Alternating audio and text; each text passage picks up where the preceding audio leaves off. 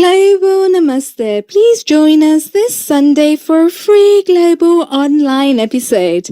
Indian Knowledge System. Timeless wisdom from the Bhagavad Gita.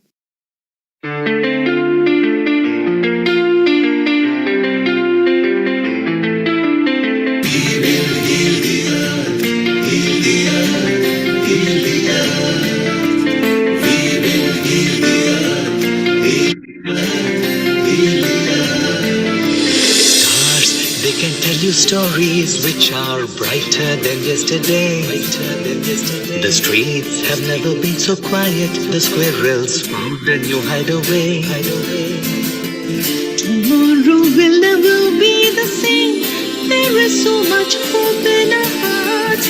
Brick by brick we shall overcome and walk right into a new start. Welcome to the brand new world. We're the children of a Mother Earth. Reach out your hands. Let us heal our earth together.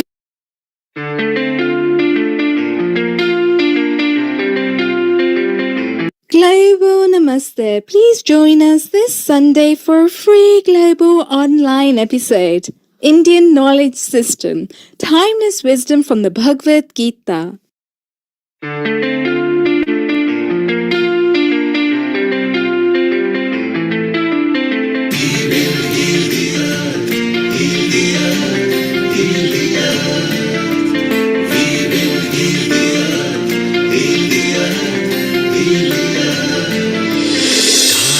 They can tell you stories which are brighter than yesterday.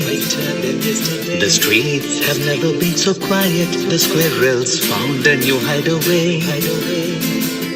Tomorrow will never be the same. There is so much hope in our hearts. Brick by brick we shall overcome and walk right into a new start. Welcome to the brand new world. We're the children of a Mother Earth. Reach out your hands. Let us heal our earth together.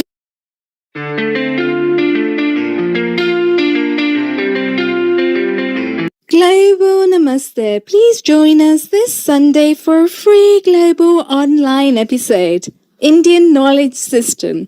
Timeless wisdom from the Bhagavad Gita.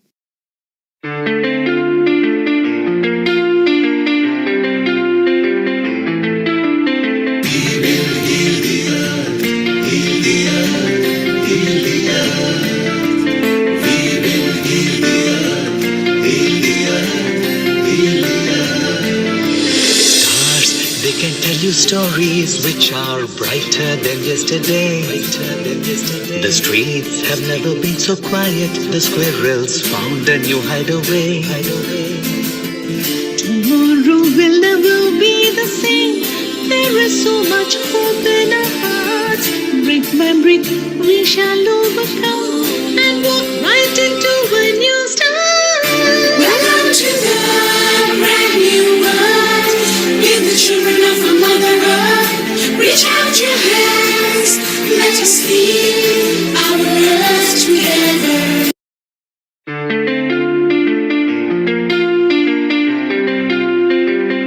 Global Namaste. Please join us this Sunday for a free global online episode. Indian Knowledge System. Timeless wisdom from the Bhagavad Gita.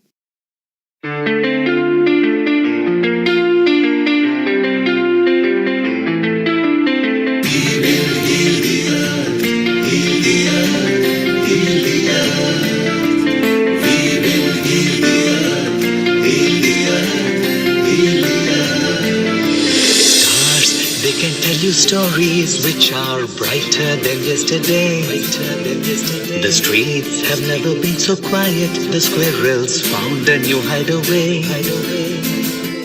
Tomorrow will never be the same. There is so much hope in our hearts. Brick by brick we shall overcome and walk right into a new start. Welcome to the brand new world. We're the children of a Mother Earth. Reach out your hands. Let us heal our earth together.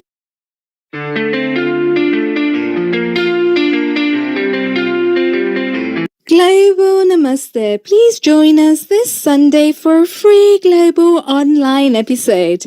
Indian Knowledge System. Timeless Wisdom from the Bhagavad Gita.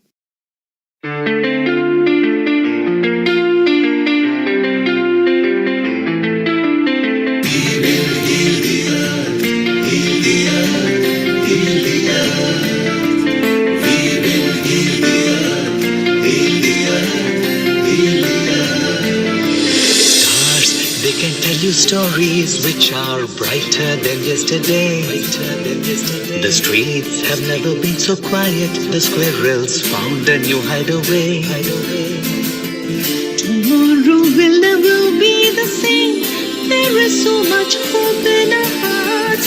Brick by brick, we shall overcome and walk right into a new start. Welcome to the brand new world. We're the children of a mother earth. Reach out your hands. Let us heal our earth together.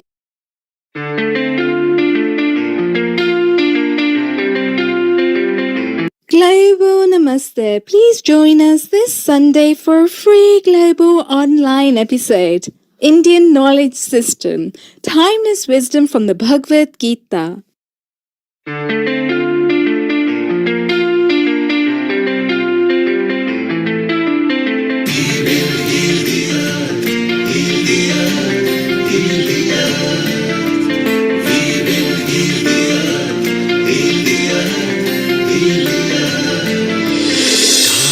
They can tell you stories which are brighter than yesterday. The streets have never been so quiet. The squirrels found a new hideaway. Tomorrow will never be the same. There is so much hope in our hearts. Brick by brick, we shall overcome and walk right into a new start. Welcome to the brand new world.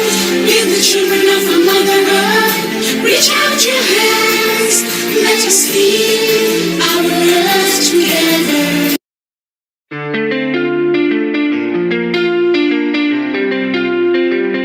Global Namaste. Please join us this Sunday for a free global online episode.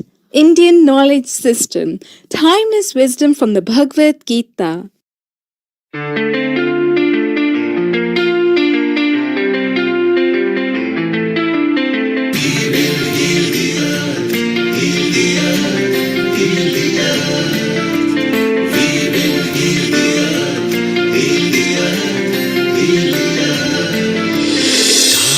They can tell you stories which are brighter than yesterday.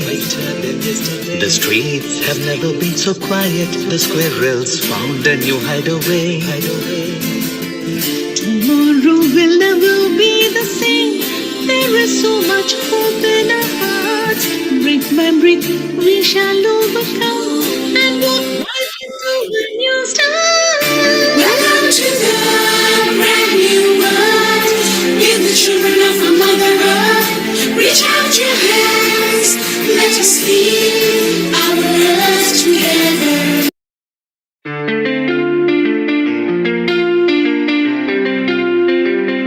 Global Namaste. Please join us this Sunday for a free global online episode.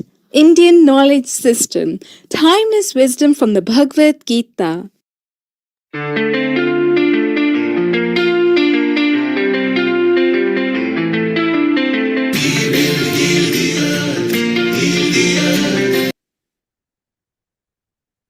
Ten, 9, 8, 7, 6, 5, 4, 3, 2, 1.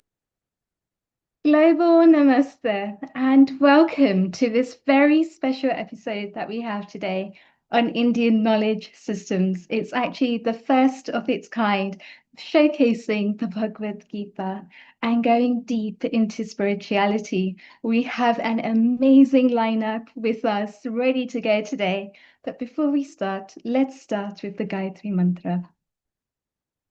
Om Bhurbhuvah Swaha Tatsavidurvarenyam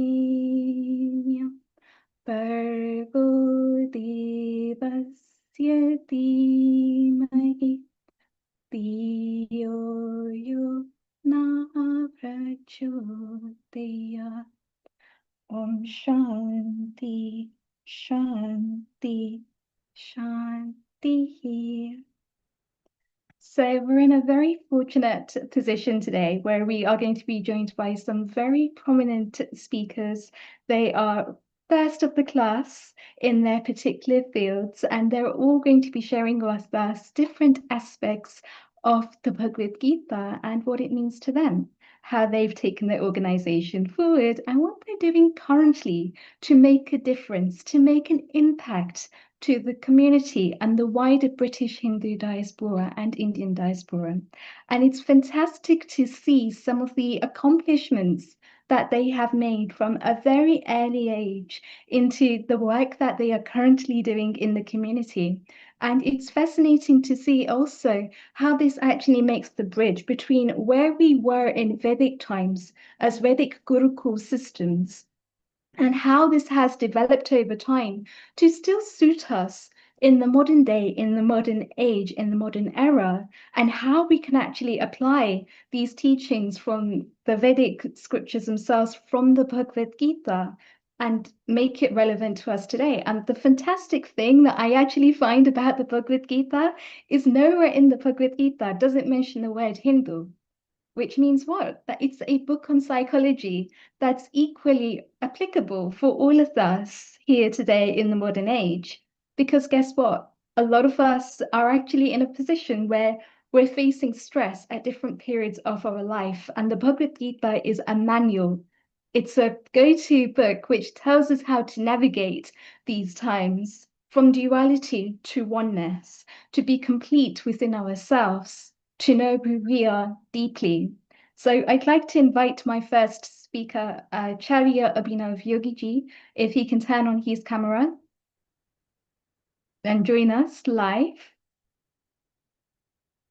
Global Namaste, Acharyaji. It's a privilege to be here talking to you today from seeing the work that you've done a few years ago on Sanatan Sanstha UK and how this has now become Sanatan spirituality. Just seeing the legs that you've been able to walk people through from having a Vedic yoga Gurukul kind of system for kids and to enable them to go deeper into the scriptures, to enable them to be leaders of the Samaj, to enable them to have a deeper sense of who they are and how they can just be present in the community. And it's wonderful to see how you've done so many things internationally. You've been invited to speak on so many platforms, and we are so excited to have you here today. So tell us a little bit more about your journey with the Bhagavad Gita and how you've moved from Sanatan Sanstha to Sanatan spirituality. So my humble pranams to all the seeker who are here listening and everybody who is trying to listen worldwide on this platform of Healing Our Earth, which is creating a knowledge-based system where the knowledge of the Dharma and the Gyan of the Dharma is reaching to millions worldwide. So my humble pranams to all of you, first of all, and all the people who are listening.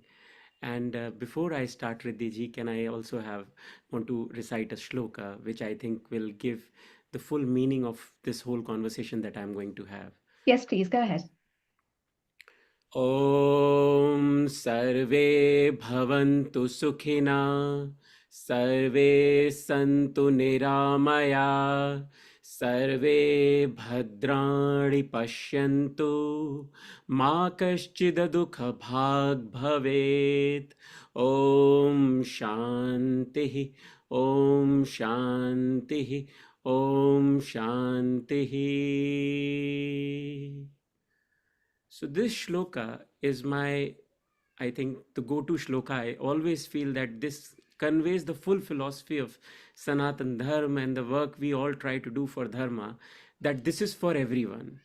And it is for everybody's wellness. It is for everybody's peace. This is all this shloka is all about. We pray for the well-being, peace, happiness, and the knowledge of the dharma to reach to everybody, and we make it a universal conduct, a universal way of living. And that is what I feel Sanatan Dharma is. So in a world obsessed, which is where something is new, trending, we gather today to explore something which predates the human civilization, a truth which is so profound that it has survived the rise and fall of empires, the birth and death of countless philosophies, and continues to guide us towards liberation. So question is not whether Sanatan Dharma is real or not.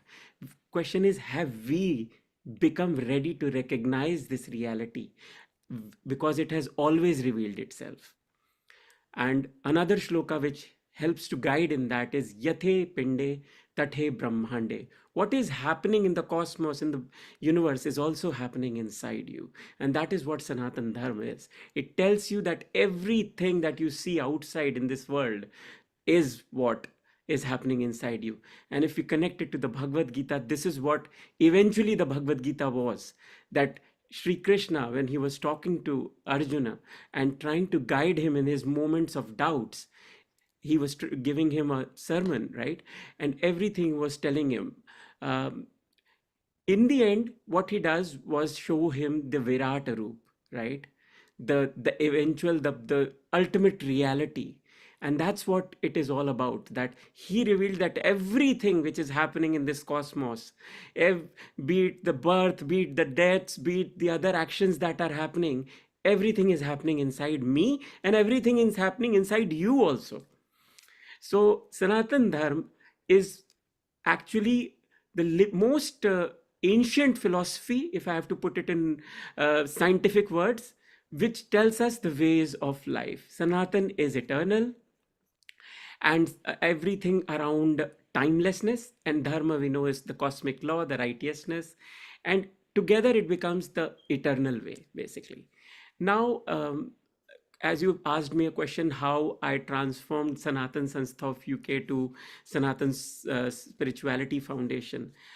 As I mentioned, I run a series of podcasts. I'm a content creator as well. I try to spread the knowledge through various platforms. You can connect to me on Abhi Yogi Show. That's my handle everywhere.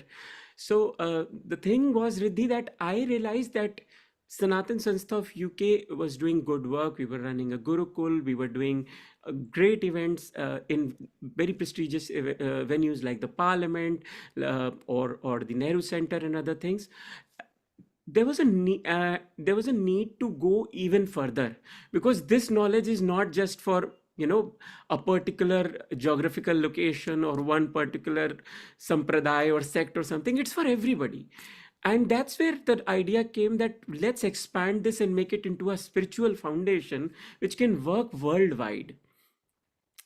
And the idea came because we were getting some good interest from doing some seminars and webinars in the US. In Bharat, I'm co-creator of Sumarti Ashram. We are building an ashram.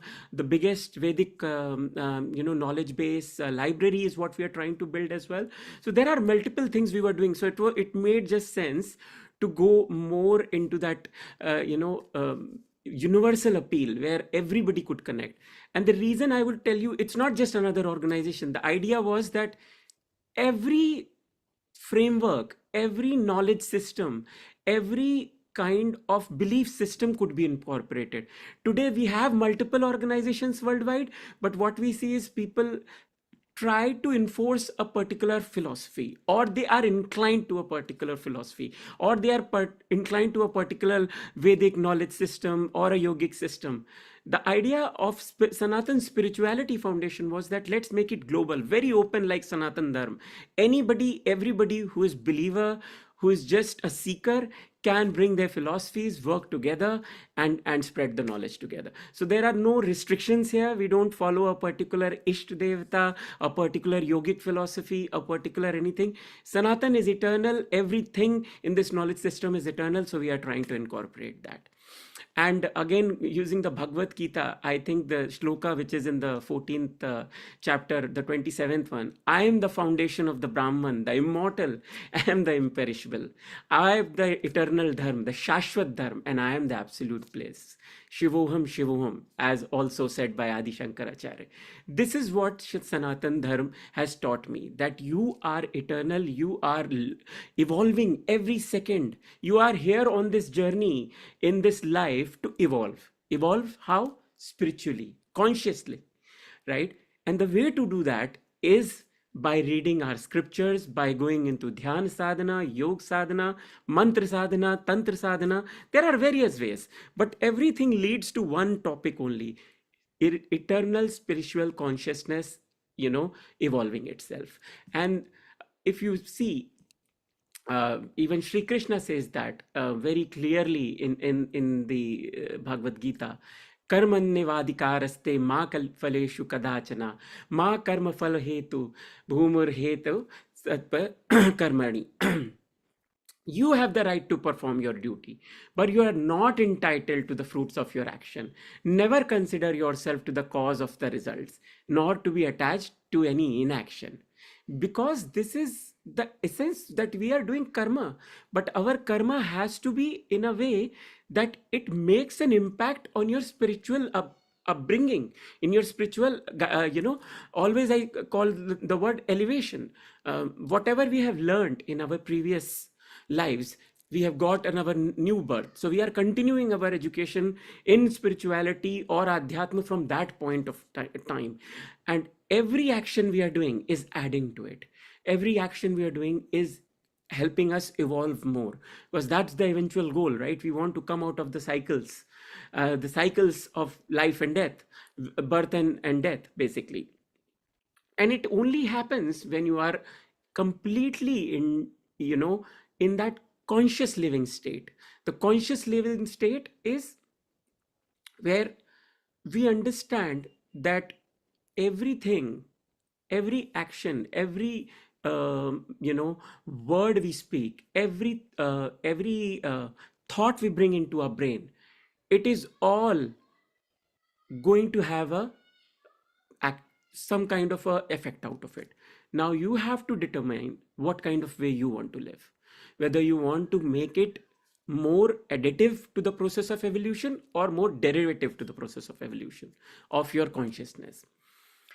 I'll give you a very simple example. Imagine thousands of years ago, because the modern timelines are, Vedas are 1500 to 500 BC, Upanishads are 800 200 BC, Bhagavad Gita, but I don't believe in that. I don't think so the dating has been done correctly.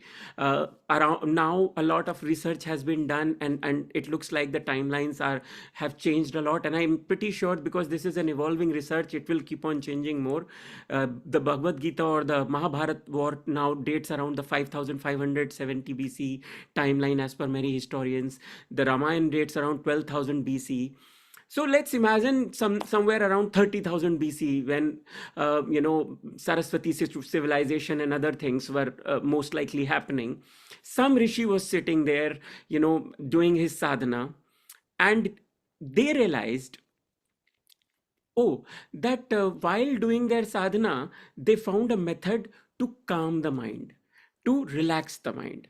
And this is what became our dhyan sadhana, our meditation techniques and other things around that, right? And that's why we have so many versions of it, and it has evolved over generations of generations. New philosophies added and added and added. Somebody found a better way, somebody found an alternate way, and all that kept getting added. And that's how the Vedic knowledge system, or the Indian knowledge system, which is your topic today, started to build, basically. Not through any written scriptures or something. At that point of time, it was mostly experiences. It was all whatever they were feeling in that higher state of elevation or their consciousness, they were understanding it, passing it on through the Guru Shishya Parampara, through their disciples, to other rishis, maharishis, rajrishis, and then they were being slowly as the evolution of paper and other things happened, many things were written down in different formats. But this is the essence of what Sanatan Dharma is. It is set of practices. It is set of experiences. It is set of learnings, which you can only achieve when you are connected to that divine consciousness. Now, I am a practitioner of Kundalini Yoga. I teach Kundalini Yoga for the past 10 years, free of cost. And the best example I can give you is that when your chakras or your nadis are activated or opened, right, as we call them, your conscious mind, which is very powerful, expands and it starts to absorb things which are in the metaphysical world. I can give you a very good example that you start to hear sounds of the cosmos also. Sometimes you will hear, you will start to see depth into things which probably others cannot see. You can start to feel vibrations on a level which are very hard to perceive. So, for example, if I go as a Kundalini practitioner to a place where I know that this place is a temple, right? I can go and just put my hands, I'll start perceiving the vibrations, and I will get to know if this mandir or place has been made with a lot of purity or not. A place where a god has come out on its own, which we call Swayambhu, you will feel immense vibrations because that's the divine that has manifested. But a place where a thing has been made by man-made efforts, or if there has been some kind of, say, wrong kind of money used or something, you will start to feel some kind of negativity also. So our body is an instrument which can be tuned like an instrument to understand everything in this cosmos. This is possible still in Kali Yuga right now, and Sri Krishna also talks about it in the Bhagavad Gita that this whole philosophy of yoga, Sankhya Yoga and other things will continue for generations and generations. People who want to learn and perceive can always learn and perceive. It's just that the format might change. So 30,000 years ago, it would have been in a very different format, but today it's in a slightly, I would say, lost format because most of the knowledge is getting lost. People are not practicing and other things. But still, I'm giving you a very practical example. Even in today's time, you can go and experience such things if you are in the practices of, yogic practices like Kundalini and other things. Similarly, I found books like we've learned about what weapons Arjuna used in the Mahabharata war, which is what Sri Krishna himself, being his guide, tells him, prepares him. So even when you have a Krishna-like figure guiding you, you have to go through the cycles of karma, right? So Arjuna, who is now in his going into his penance, into his vanvas, as we call it, he has to prepare himself. So what does Sri Krishna says? You have to go first of all, please Mahadev, get all the weapons which will be useful for you later. He does not understand at that point of time why he needs it, but Sri Krishna guides him. So he goes into his penance and worships Mahadev for some time and gets the Pashupatitastra and other weapons, Pashupatastra and other weapons. And he also gets, he also trains himself to be like a transgender dancer. We all know about that, that role he plays later on in his Agyatwas. So the point I'm trying to make is that nobody is out of the karmic cycle. Everybody has to go through their karmic cycle. It's just that if you have a guide like Sri Krishna, if you have a guide like the Bhagavad Gita in the modern world, you are still guided in the right way. You know what you have to do and where you have to put your energies into. And that's very important because everybody, if they are preparing themselves for that higher evolution state, need to be better prepared. So Arjuna, when he goes into this, this preparation mode, he realizes all those things he has learned is going to be utilized later on in the Mahabharata war. Similarly, we as humans have to be in that constant learning mode. We have to learn and evolve. We have to learn and change our format in every life. You will not be born as the same person in every life. You will be born as a different person. But the knowledge never is lost, especially the spiritual knowledge, the Adhyatmic knowledge. It always builds on that. And I try to teach this philosophical vigor that, that the different darshanas, the Yoga, Vedanta, Sankhya, all those are only talking about this preparation. It is also about the psychological and I would say the validity of these things. How do you validate that you're learning? Every experience in meditation, yoga, and self-inquiry gives you something new, and you start to see the benefit out of it. And then there is the universal applicability, that these core teachings are like, as you rightly started when you said that I treat it like a manual of life.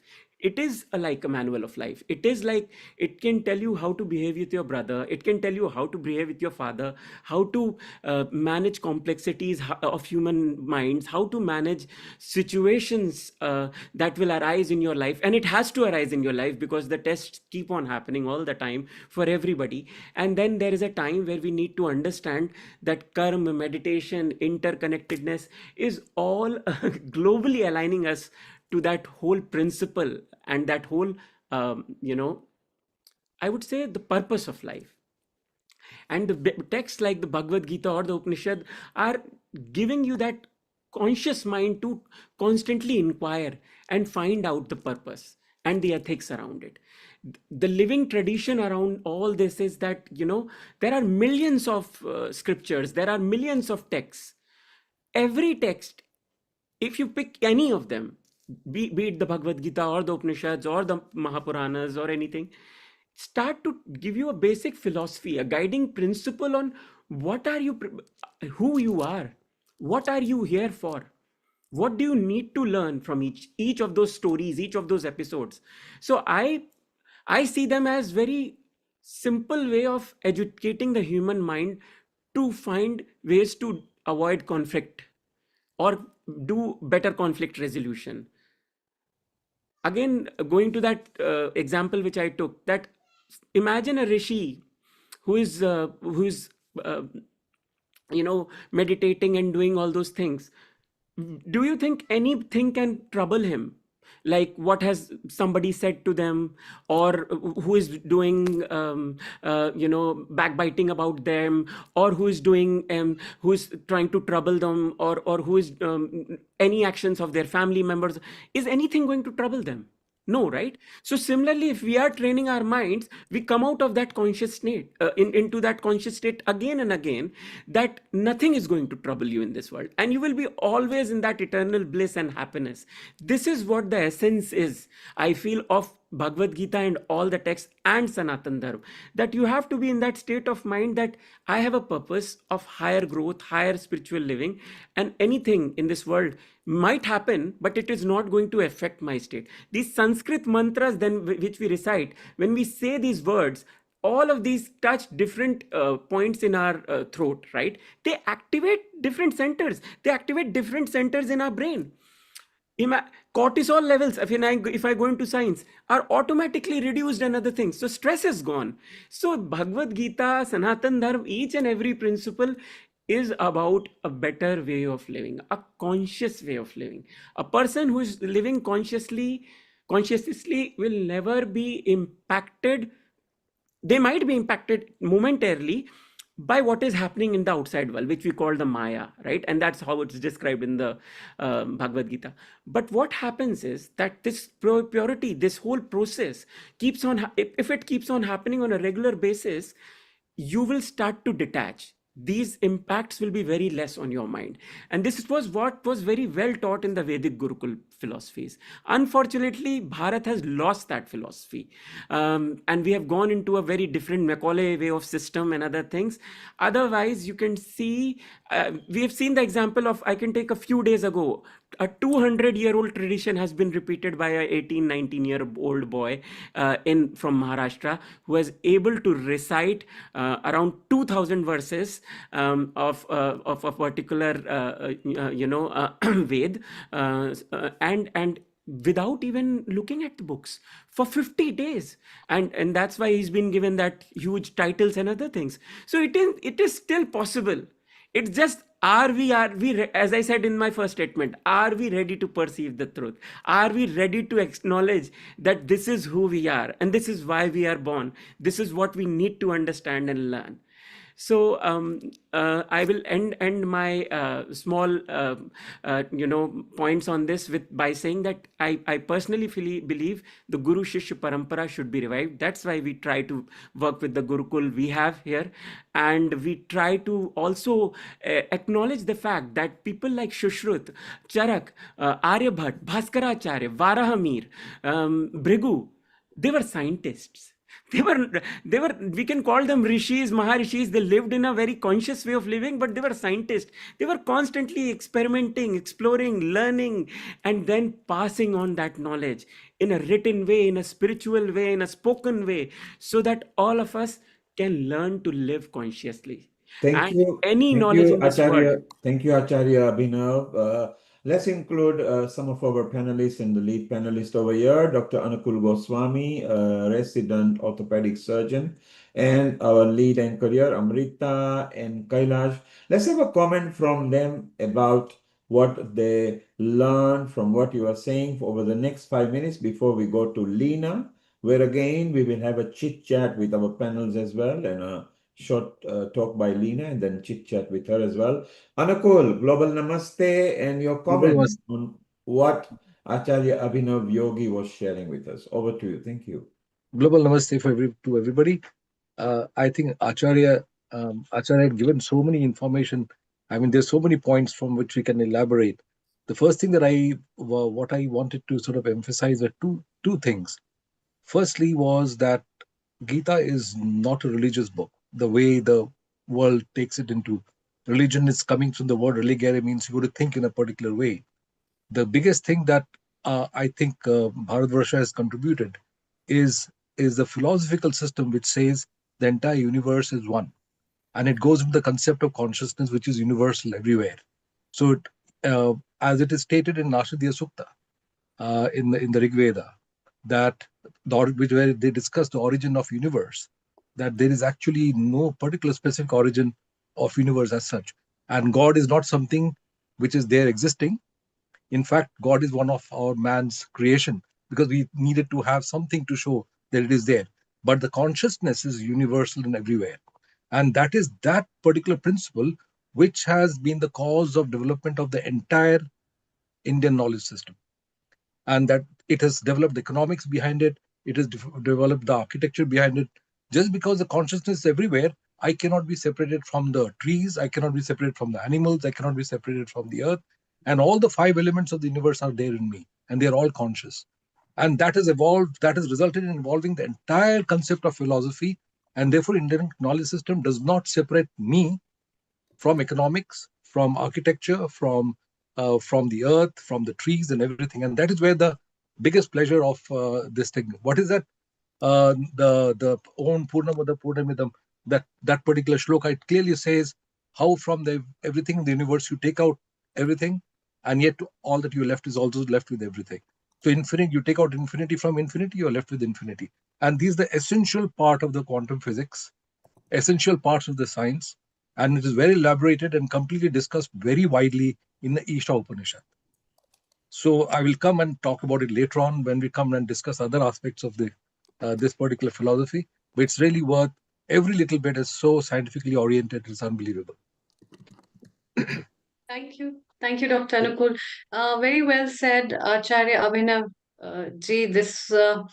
I think the whole concept and whatever Dr. Anukul has been also adding up with this whole thing is the ideology of right living and the ideology of right idea as a human being and the purpose of being a human being.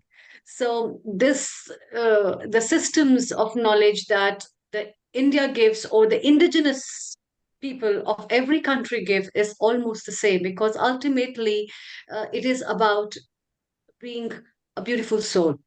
And when it is a journey of a soul, whether I call it as through its Atma, through Paramatma, or I call it as an energy, or I call it as a spirit or a soul, in any forms, the words might differ, but the essence is the same. And so, very well said about the concepts. I also like the idea about what you emphasized on the Gurukul system of studying, and especially in times of today when children are completely going in the turmoil of an AI being the reality of life.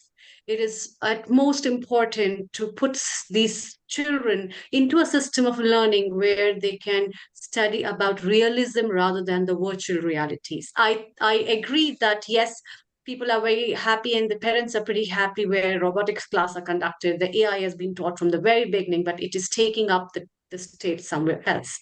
I'd like to also welcome Kailash Ji, Global Namaste, and a very warm welcome. Your comments as well before we move further. Thank you very much. And over to you, Riddhi. Thanks. Global Namaste, Acharya Abhinav. I've really enjoyed your short presentation, and I really wanted to listen more because this is like food for my soul. This is what I'm thirsty for. I really want to learn more, and I think you put in so much effort into this. Your work. I'd really like to see this expanding. On a even if we can deliver online sessions or whatever, we can all benefit from this. And I made a few notes which I just love because I'm into all this. I just love to learn more about the Vedas, the Upanishads. I think it's got that life answers to everything. Like you said, it's our manual, our life manual. So like you were saying, it's a cosmic energy, and what's there is inside us. And we are the instrument. And you're absolutely right. There is this saying, that gut feeling you get. And really, that gut feeling is that cosmic energy that when you connect with the universe, you begin to open up those channels and you begin to, be one with the nature as well. So I love the way that you talked about the Kundalini yoga, the sounds of the cosmics and the vibration. And, I've studied a little bit, it's just out of interest, Vastu. And Vastu is the body of the body. And, often you're right, when you go into some places, especially when I was doing, when I was looking for a new house, and some properties I went into, no, you just get that feeling. Exactly. But when the right property came along the house and I stepped in, right, this is it, I can see myself and you can feel those vibrations. So absolutely. And like I said, I just, in this consciousness is opening up. And I think, this is so beautiful. Vedic, our Vedic Shastra, the Vedic knowledge is universal. There is no tag to it, and everybody should benefit from that. So thank you so much. And I like to connect with you and learn more from you. Thank you. I've Namaste. shared the details. Then it's my honor and pleasure. Thank you so much. Thank you. So, Acharyaji, once again, very well done. I think just from actually listening to the feedback from our panelists today, we can actually see the impact that these conversations are having on people.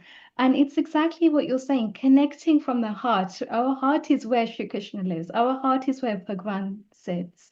And by connecting with those qualities, not only are we connecting within ourselves, but we're connecting with the cosmos around us as well.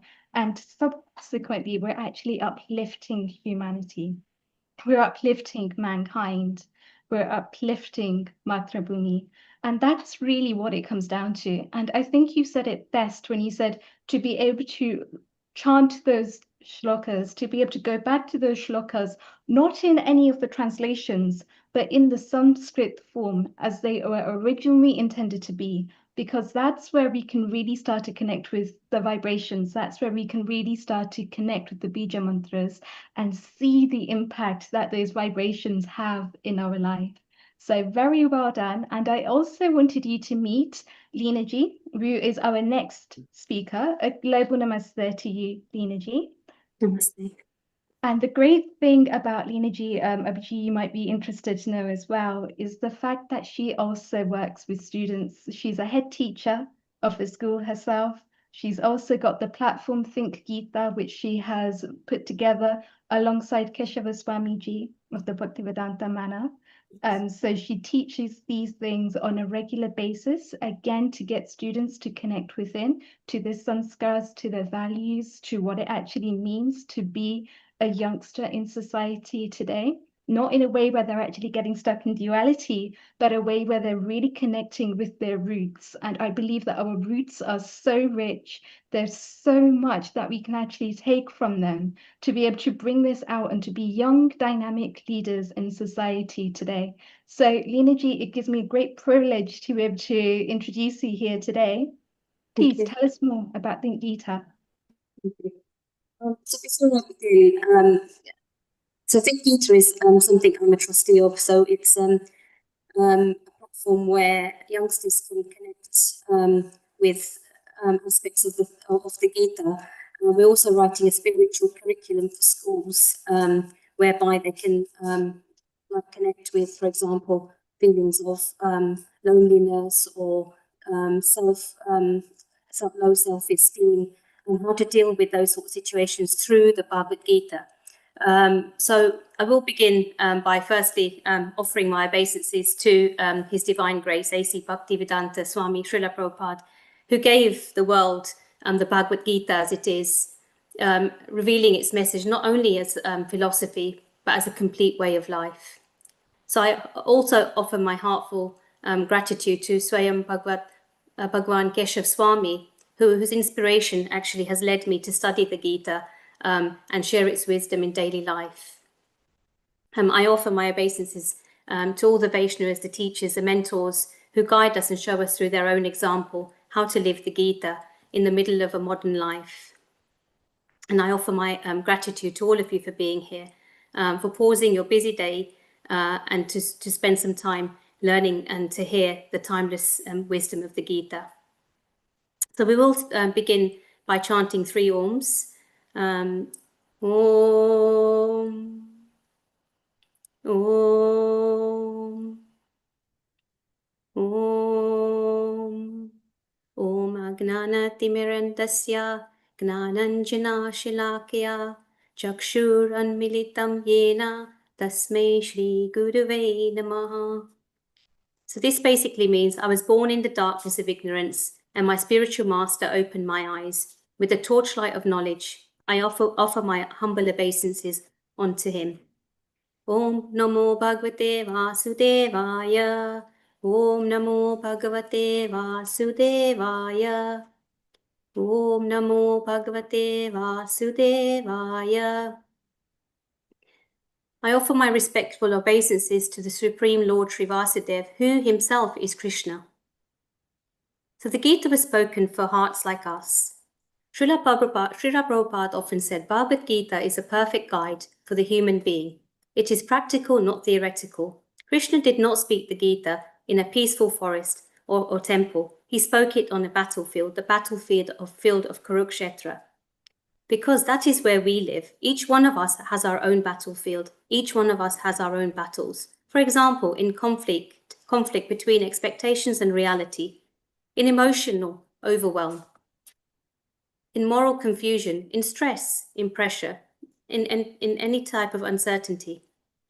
So Keshav Swami, in his thought, says, if your life feels like Kurukshetra, then the perfect Gita was spoken exactly for you. The Gita is not an escape from life, it is a map through life. So let us look at spiritual life in a busy world, in a world of technology. So one of the most common questions that people ask us is, how can I be spiritual when my life is so busy? We have work deadlines, we have family responsibilities, we have WhatsApp messages to deal with, so many emails, so many notifications, bills to pay, people to care for, endless to-do lists. So many people feel that you need to put a hold on to all of this and go straight to the Himalayas, or to run from life, or to run away from their inbox, or to just shut down, or even just become a sadhu. But this is not the correct way. So let us see how the Bhagavad Gita unfolds this in the few chapters, the first 3 chapters of the Bhagavad Gita. So in the Bhagavad Gita as it is, when Arjuna sees his teachers, cousins, uncles, and loved ones all standing opposite him in the battlefield, his heart breaks, he trembles, he loses strength, he drops his bows and says, I will not fight. This moment represents every human being facing a moral confusion, an emotional overwhelm and fear. The guidance Krishna gives Arjuna is not harsh or dismissive, it is compassionate, deep and transformational.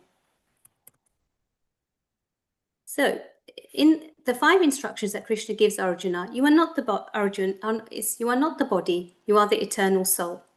Krishna begins with spiritual reality. The soul is eternal. It cannot be killed, nor can it kill. Arjuna was grieving for human bodies, but Krishna reminds him, the body dies, but the soul continues. Relationships of the soul are never broken. This understanding frees Arjuna from fear of physical death. It is important for Arjuna to understand this, as he is duty-bound, and thus Krishna shifts Arjuna's mindset from emotion to truth and from confusion to clarity. He says it is your dharma, which is your sacred duty, to protect righteousness. Arjuna is a Kshatriya, a warrior meant to uphold justice, so Krishna explains there is no better duty for a warrior than to fight for dharma. Not for anger, not for ego, but for the protection of society and virtue. Here, Krishna teaches that our duty is not based on comfort, but on responsibility. Act, but do not be attached to the results. Krishna teaches us you have a right to perform. Krishna teaches us you have a right to perform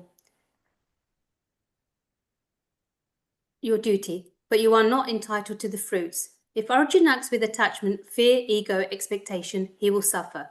But if he acts as a service to Krishna, he becomes free from this attachment. Here, Krishna is teaching karma yoga. Do what is right, surrender the outcome. I am guiding you from within your heart. Krishna reminds Arjuna that he is not a distant God. He is the Paramatma, the divine guide within. I dwell in the heart of all beings. Arjuna, you are not alone. I reside within you. You are leading. You leading, and I am guiding, and being your very strength. Just as Krishna guides Arjuna, he guides us through intuition, consciousness, aspiration, inspiration, and inner strength. Surrender your actions onto me, and I will carry you. At the end, Krishna gives Arjuna the most loving instruction in the entire Gita. Abandon all varieties of duty, and just surrender unto me. I will protect you from all fears. Do not worry. Krishna promises Arjuna spiritual protection, inner peace, guidance, and freedom from all fears. Do not worry. Krishna promises Arjuna spiritual protection, inner peace, guidance, and freedom from anxiety. When Arjuna surrenders, he regains clarity and he says, my illusion is now gone. I am prepared to act according to your word.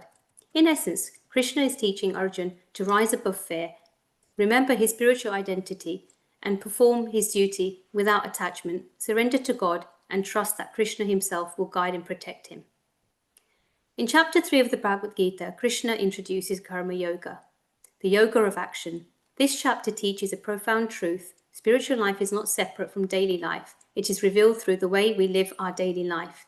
It addresses 3 very practical questions that every seeker eventually asks. Do I have to go to work? Can't I just renounce everything and be spiritual? What is the difference between ordinary work and spiritual work? How can I transform my everyday activities into a spiritual practice? Krishna makes a powerful point early in the chapter. No one can escape action, even for a moment. Srila Prabhupada comments on this. Renunciation does not mean to stop working. Renunciation means to stop working for oneself.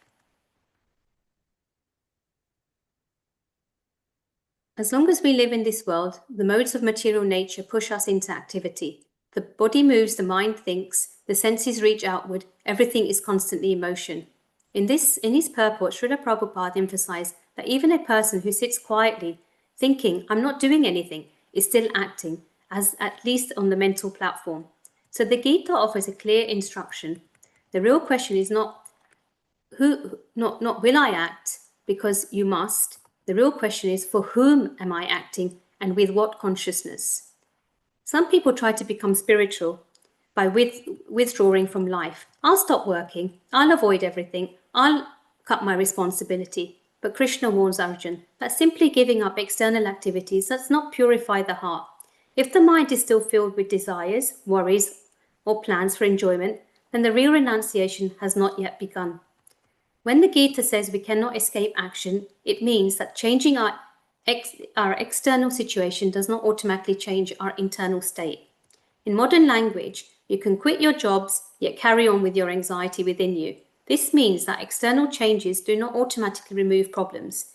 If your stress comes from fear of failure, comparing yourself to others, lack of confidence, attachment to results, worry about what other people think, then simply leaving the job does not solve the inner issue. The environment changes, but the inner turbulence still remains. So you can switch off your mobile phones, for example, but still you can scroll endlessly inside your mind. You may continue replaying old conversation, imagining what's going to happen in the future, comparing yourself to others, worrying about what's going to happen, and overthinking everything. The mind is still very busy, distracted and restless, even without external stimulation. This shows that real peace does not come from shutting out the world. It comes from calming the mind. This is why the Gita gives such compassionate but firm guidance. Don't run away from life. Transform your relationships with it. Krishna is telling Arjun and all of us, you don't become spiritual by avoiding responsibilities. You don't become peaceful by hiding from challenges. You don't grow by escaping situations. Instead of running away from the world, learn how to move through the world with wisdom. The transformation has to happen inside, in your attitude, in your intentions, and in your consciousness. True spirituality does not come from escaping your duties, but from elevating the consciousness within which you perform them. This is the heart of karma yoga. The same action done with selfishness binds. The same action done with devotion liberates. It is not what you do, it is why you do it, how you do it, and for whom you are doing it. You can cook, for example, as a chore, or you can cook as a service to Krishna. You can work for ego, or you can work as an offering.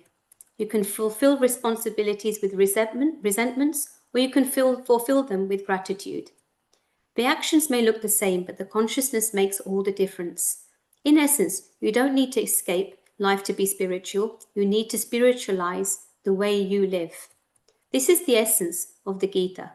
The Gita's wisdom is practical, compassionate, and transformational. At the heart of karma yoga, work should be done as a sacrifice for Krishna. Otherwise, work binds us. Srila Prabhupada explains, very simply, when we work for our own selfish enjoyment, we become bound by karma. When we work for Krishna in a spirit of offering, that same work becomes purifying. The same action can be karma if it is done for a selfish motive, or karma yoga if it is done as an offering, without attachment to a personal gain. Krishna's teaching is not stop working, stop caring, or stop trying. His teaching is work with devotion, not obsession, work with offering, not exploitation. For example, a simple inner prayer during the day could be, Krishna, this is for you. Please accept my effort. So let's look at this practically. A kind of spiritual training program that we can all live every single day. So what do I get? So rather than say, what do I get? You could say, how can I serve? Krishna explains that most people act for personal enjoyment. This is ordinary karma. But karma yoga means shifting the center from I am the enjoyer to Krishna is the enjoyer and I am the servant. Srila Prabhupada often emphasized that the real happiness comes from when we reconnect with our soul as servants of Krishna and servants of each other. So in daily life, at work, how can I be helpful here? How can I bring Krishna into this? How can I bring such qualities into this? Such as honesty, compassion, patience, all into this meeting would make my life much nicer and will be pleasing to Krishna. At home, how can I serve my family as part of serving Krishna, not as my personal empire? In traffic, shops, queues, how can I respond as a devotee, not as a frustrated consumer? When we shift, what do I get, to how can I serve, our inner atmosphere changes. Arjun once. So let us look at the duty of Swadharma as love in action. Our Swadharma are particular roles and responsibilities. Arjun wants to avoid his duty because it is hard and painful. Krishna tells him that avoiding one's duty out of fear is not real spirituality. In modern life, our duties might be being a parent, a colleague, a caretaker, a friend, or community member. Srila Prabhupada explains that real duty means to act according to one's position in a spirit of responsible service, not out of laziness or escapism. In everyday life, let's reflect. Where has Krishna placed me right now? What are the responsibilities he's entrusted on me? How can I perform them nicely as my offering to him? We may not like every task, but when we see duty as a gifted opportunity to serve it, it becomes an expression of love, not just an obligation. So, in leadership, for example, we must lead by example. We all influence someone in some way or the other. One of the profound values Krishna teaches in the Bhagavad Gita is a principle of leadership by example. In the Bhagavad Gita 3.21, Krishna says, whatever great people do, others follow. Whatever standards they set, the world pursues. We might think I'm not a leader, but in reality, parents Parents lead children. Older siblings lead their younger ones. Senior colleagues lead juniors. Friends influence each other. Even on social media, we influence people who we don't even know. Whether we intend to or not, we are always teaching through our behavior. And Srila Prabhupada embodied Gita leadership. He didn't expect from others what he didn't first expect from himself. His leadership qualities were And I not think there. actually that's the key message here as well is yogic leadership, being able to empower ourselves first and then to empower those that are in our circles on different levels, to be able to just be that shining beacon of light for other people to look at and other people to be inspired by. And isn't that a great message in itself, where we're filling ourselves first, we're filling ourselves up first, we're filling up those cups with self-love, with gratitude, with leadership, so that then we can actually inspire the next generation. And this leadership can keep continuing throughout the levels. And even it might even just be as simple as actually having a conversation with a friend in need. And that friend actually gains something from that conversation, which changes their perspective on life, because we've actually had a little bit more experience in a particular situation which they may not have, and vice versa as well. So we have the ability there to lead and to influence each other. I think that's just so great in itself. Anukulji, what are your views on this? Absolutely right. I mean, I was just listening to the whole thing. Something that struck me both for Lina, from Lina ji's talk as well as Acharya ji's, was karmane adhikaraste. Now, it's very interesting to understand this because in our entire philosophical system, we don't have any adhikars. That's interesting. Adhikar is never given to anybody. It is a very special adhikar that you are born. The only adhikar you have is to work. And I often try to explain to others, it's just like when you get a job and employment in a particular, say, for me, it's a hospital or going to a place to work. Now that you have got an ID card, you can get inside and do various things that you need to do. Otherwise, don't have an entry into it. Once we have been born on this earth, we have the only one thing to do, and that is to do our karma properly. And that karma is what constitutes our fundamental traits, that we just cannot be sitting idle. That's number one. I still remember there was a very interesting story that Gandhiji's mother, who was so-called uneducated, but in reality a very knowledgeable lady, she was asked after the Second World War, Gandhiji was asked that, what do you think should be done after the Germans, where so many of them were killed, so many killed the Jews? What do you think should be the adhikar of the people? What should be the normal rights, human rights? And she commented something very, very interesting. She said, I don't think anybody has any rights. If you take care of the others, then others will take care of you. And that is so very subtle and so very important message, that we can only do the duty to make sure that we do our dharma. That is to hold on and uphold the entire universe. And that is from where we got all our karmic results. So I think our main issue is not to consider rights, but our duties all the time. Fantastic, very well said. And yes, we can only actually influence those actions which are in our sphere. We can't actually move outside of that sphere. And so by actually influencing the actions which we can, that's where we're actually just got the right to act. Even in the Bhagavad Gita, Sri Krishna clearly says, don't look at the fruits of your actions, but do your duties, and do your duties wholeheartedly. Fantastically said, Ankuji. Amritaji, what are your perspectives on this?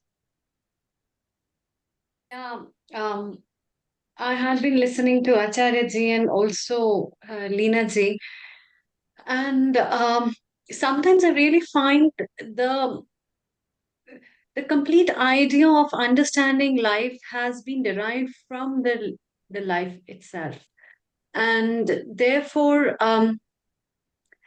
as is been said, like yatha pinde tata brahmande and tata brahmande yatha pinde. So that concept is very well versed, I think, more than us in the plants and animals.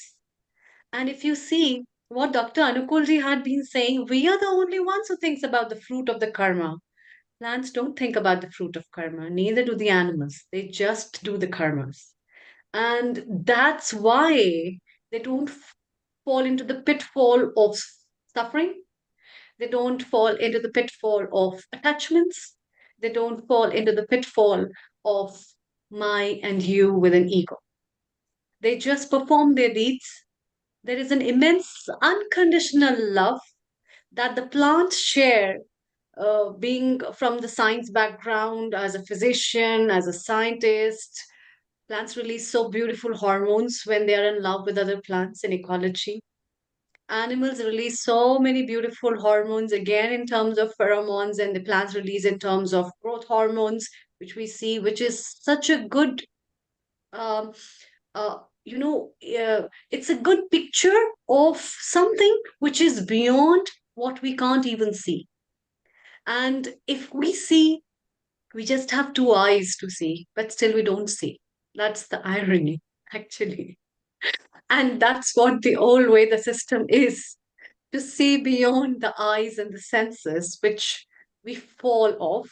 But the nature has gifted plants and animals beautiful senses that are beyond the vision. And so without the eyes, they can see so much. And I think it's very important to learn from them. Thank you very much, Leena ji. There's one small thing I want to add to Amrita Yeah. ji's Yeah. notation.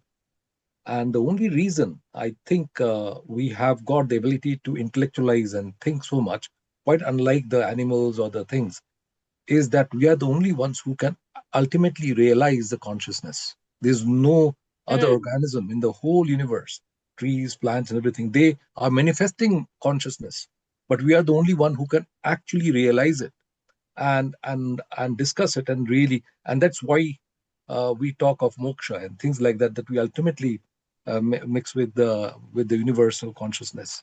So I think we have the intellect to understand it and feel it. Yes, definitely. Among all the yonis, that is why Manushya yoni is considered to be the most superior, Yes. because they are blessed with that. But we don't use the blessings, we use the other side of it. And if we start using it, I think where the life has come from, it might go for a very beautiful journey. Acharya ji, what are your comments on what Leena ji has said? And then we'll have a comment from Kailashi as well. Over to you. First of all, I'm, bowing my head on the work that the foundation and Leena ji and Prabhupada ji has done, and Keshav Swami ji is expanding. I know personally Keshav Swami ji as well, so he's been part of some of my programs. It's always so amazing to connect and understand the knowledge that they are sharing. Picking up on some of the key points, I would say that, yada yada hi dharmasya glanir bharata abhyuthanam adharmasya tadatmanam srijanyam परित्राणाय साधूनाम विनाशाय च दिश्यकाम dharma संस्थापनार्थाय sambhavani yuge yuge. In every yuga, there is somebody who is there to spread that righteousness, the path of the complete way of living. And I think the ISKCON and the others who are doing that are doing it in an amazing way, because it's universal and we all can connect to it. And even my personal Bhagavad Gita is the ISKCON one, so I read that a lot, and because it goes into the depth of things, there is much more to understand. And as Dr. Anukul said, and Leela ji, you also pointed out that the human body and the human mind are the only ones who are capable of understanding this knowledge in a very subtle way. As we were discussing about the plants, I mean, even plants have Kundalini energy. It is known that plants grow because of that energy only. But they cannot perceive the knowledge the way human mind can. And hence we are blessed to have that life and that living consciousness brain that is inside us, that can perceive all that knowledge. That is why we are able to always constantly evolve. And the work you are doing with children, I think that is the foundation we need to lay now in many ways, because this knowledge has been passed to us by our grandparents. Maybe some of us were born in India and had that things coming to us in a natural way. What is very important, the way I see it in US, UK, and other places where our diaspora is now, that how do we connect our children to to these things? How do we make them practice and ask them to read the Gita or ask them to read the Ramayana on a day-to-day basis, and not just read it, understand it from that point that it is not a religious text. It is not even a thing that you have to do as a ritual and your mom and dad will be happy. It is something that you need to start doing so that you can avoid all the other conflicts that you're going to face as a teenager, be it the bad things in the society like drugs and other things. These texts are what will drive you towards the righteous way of living and stop you from having that conflict that the human brain starts to have at that young age, that what is right, what is wrong, my parents are not good, the world is unfair. This is what I keep hearing from so many children now, that they feel so privileged that they feel the world is unfair to them. Imagine you feeling like that 40 years ago. You wouldn't have felt that. So the world is also changing, the thought process is changing. I think these texts and the work that is foundations like ISKCON and so many other religious foundations are doing is crucial to bring back that grounding that is needed to connect everyone. That's all I will say. Dhanyavad. Thank you. Thank you. Kailashi, your comments. Global Namaste, Rinaji, again, very inspirational. You know, what you just read out resonates with so many things in my life as an educator. And actually just mentioned that the children, the youths, I think that's very important to impart that knowledge. You know, as educators, if we can bring that into our curriculum, into our schools, that is the way forward. I think, you know, this is absolutely fundamental, you know, that we all kind of work towards that goal, basically, because it's our next generation, our young youths and children that need this now, as well as us. Because I came to this country very young, so I never went to any Hindu schools, but what I learned was from my home, from my parents, and then the mandis were all then obviously we started building mandis where I am, so we were able to impart this knowledge. But I think it's absolutely crucial now that we have all this medium, you know, about online and all the social media, that we can spread this wonderful message to everyone, especially the youths. The other thing you mentioned about was ourself. You know, it's not about the environment, it's about our thought process, how we deal with situation. I thought it was very powerful, actually, because you can go anywhere, but if we don't change within ourselves, then that problem is always going to be there. So it's by introspecting, you know, yourself, where we are, you know, and I thought that's so beautiful. I'm going to take that away with me and keep practicing. I know I've been told many times, but I think we need to do that. So it's not about others, it's about Thank us you. reflecting on ourselves. Thank you Thank so you so much much. again. Thank you. Thank you. Riddhi, it's time to welcome our next guest from USA. And so, Global Amrita, Namaste I and just good want to morning. say, just to go back to our two speakers that we just had, Lena G and Ko, go and check them out on thinkgita.com. They are doing some amazing work there to be able to promote the Gita, to be able to promote the teachings, to really take Sanatana Dharma to the next level. So go and check this out, and also go and check out Acharya Abhinav Yogi's work as well.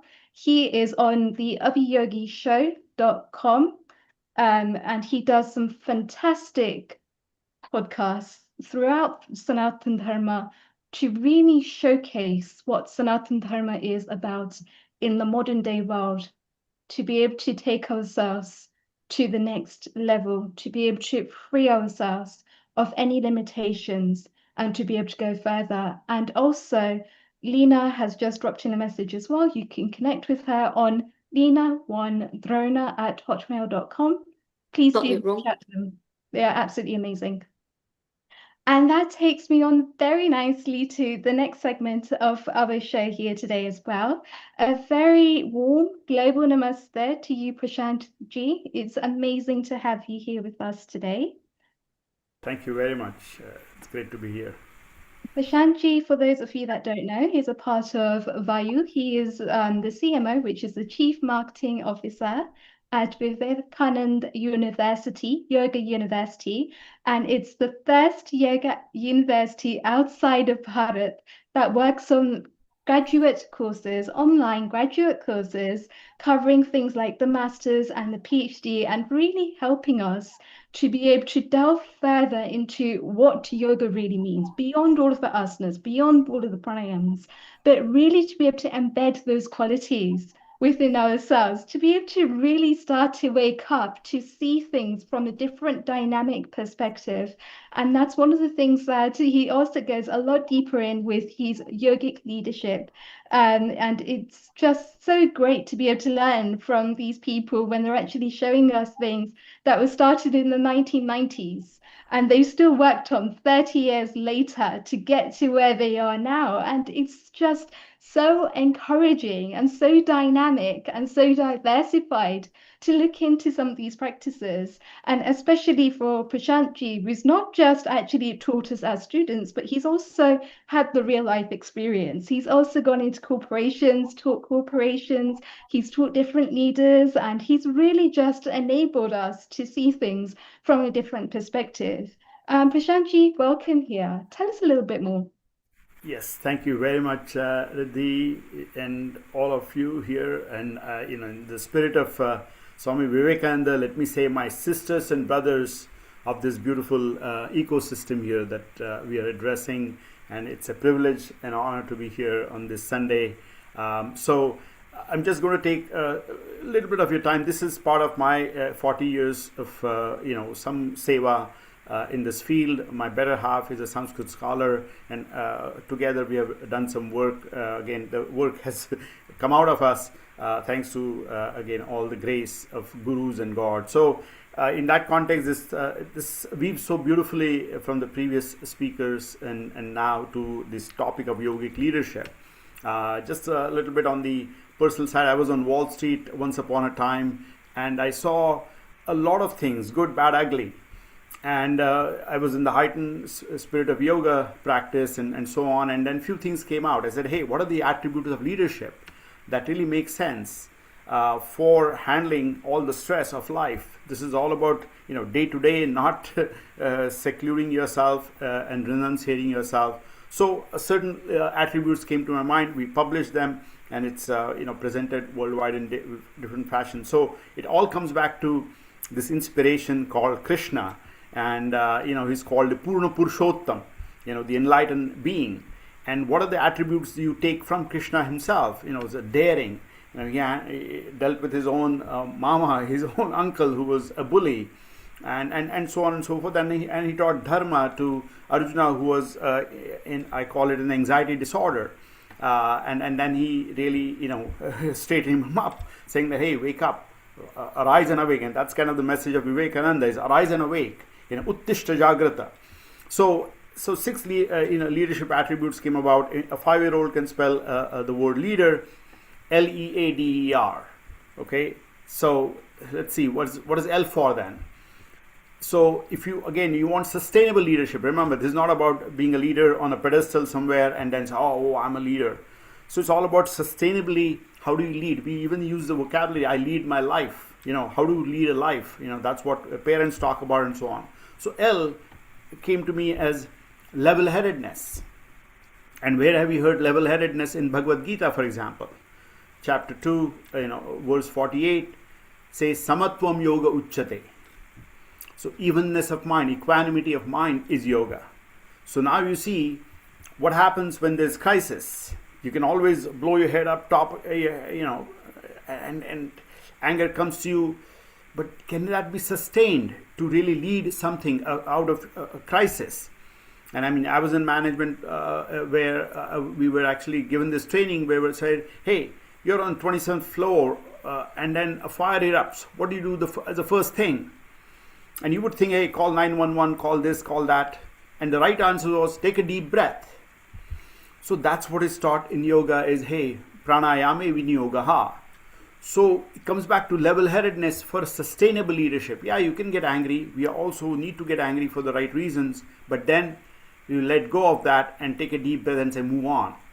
So it comes back to a very practical tool to become level-headed. We have a story in Ramayana from Valya becoming Valmiki, Rishi Valmiki. So there is a transformation possible We always try to change the world, and the first thing is to change yourself. So self-management becomes self-transformation, and the word self-realization, if that's too heavy for you, forget about it. Just focus on transforming. So one breath at a time, we transform. So that becomes L for level-headedness as a long-term strategy for leadership. Hope that resonates. Again, it's okay, you don't have to agree with every attribute here, but these are universal attributes. We just heard about universal focus, and that's what Vivekananda talked about, is universal welfare. We really care. Vasudhaiva Kutumbakam. Then comes E. What is E all about? Efficiency. And again, Bhagavad Gita teaches us, chapter 2, verse 50, Yoga Karmasu Kaushalam. Kushalta, dexterity in action, is yoga. So you see, if you really want to do something, we don't have unlimited resources. We already are seeing the scarcity of resources because of the distribution issue and so on. So there's disparity in the world. And all that can happen with an efficiency in the mindset of a leader who can then execute things accordingly. So efficiency in action is yoga. Again, directly from the Bhagavad Gita, that becomes very relevant for day-to-day leadership, no matter you're driving a $5 billion business, or you're a 5-year-old trying to go to your school and do your daily routine and so on. So then becomes very important A for aware. See, if a leader is not aware, you're in trouble. If he's only self-aware for gratification, you're in further trouble. Narcissistic leadership can really be a thorn in the neck. So aware. And what's the first awareness you can have? So this is the beauty, where there's a practice component built in here. This is not just about talking for the sake of talking. It's about living that awareness. So if I'm a leader leading a team, I need to be aware of my team's problems. So compassion becomes a very awesome tool of first becoming aware. There's empathy, and then taking an action on that awareness. So awareness is a quality that you can develop. Again, if you just put your hand under your nose, again, talk about practicality. Are you aware of your breath? Which nostril is active? Right, left, both.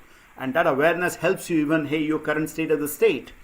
So this is the beauty, that you have all the tools within you to manage yourself, to transform yourself. And all the wisdom, of course, of the Bhagavad Gita is there, and beyond that as well. So that's the beauty here, that L for level-headedness, E for efficiency. So efficient leader, level-headed leader for long-term, remember.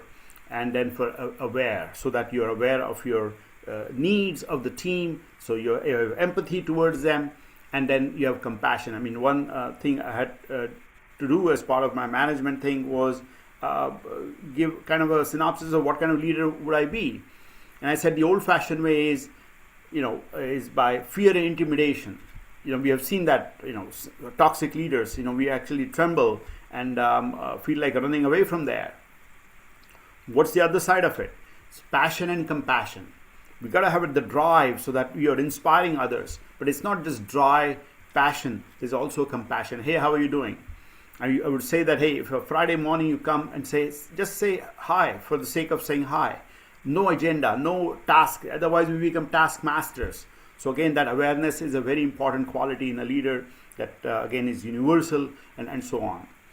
Then comes D. This is very important, that daring, D for daring. So bold leadership. Remember, you can try to be a popular leader, you cannot go too far. Then again, the ego just kicks in, and then it becomes that self-gratifying thing, versus really you're trying to do the right thing. So D for daring. And dhairya. How do you build a dhairya? One of the emotions that really plagues us on a day-to-day basis is anxiety. You cannot take it lightly.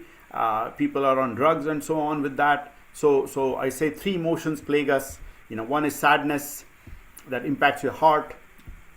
Other is fear, that impacts your gut, and of course anger, that impacts your liver. So 3 things. And again, here you can see in the leadership attributes, the level-headedness, can really know how to calm down and take the action that is needed in a level-headed way, so that it's sustainable. So D for daring. So how do you really build that courage? If you're in front of a bully, what do? a smile actually can be really good intimidation for that bully. So these are the simple tricks of the trade. But your pranayama, prana is your basic tool, and then with that you can see when you take a deep breath, anxiety cannot touch you, anger cannot touch you, sadness cannot touch you. Really, you're energizing yourself, and then you're learning to let go. So again, simple but effective and very practical of how to become a daring leader, to just take charge of the situation with a deep breath, and then move on, and so on and so forth. Then comes E, another E. Again, we heard about exemplary leadership. That's the only way to lead. We can again talk about it forever, but if you're not acting, you're not leading by example, why bother, right? If I'm eating bhajia and say eat fruits, well, I'm not authentic anymore of that my leadership conversation. So it comes back to exemplary leadership, lead by example. And then the punchline becomes R for righteousness, dharmam chara, satyam vada. So we have all the ethical principles of yoga there, in the Ashtanga yoga, and of course the Bhagavad Gita talks about it. So righteousness becomes your punchline to do the right thing. Not again try to be a popular leader, but to be a righteous leader, so that you can handle a situation and then take people out of crisis, and then create that beautiful ecosystem that is sustainable over the long term. So in a very simplistic way, these are the 6 leadership attributes that you've taken from Bhagavad Gita and from ancient wisdom, which is applicable today in 2025, in 2026, and so on and so forth. So this is very universal, and again there are practical tools. Remember, this is not just having these 6 6 letters and then their corresponding attributes, but something you can practice. So level-headedness you can practice, efficiency you can practice, and so on and so forth. So that's kind of the big picture I want to share here. This is all written up. It's published in a Hindu book of economics and business back in 2010, 2011, and it's also there.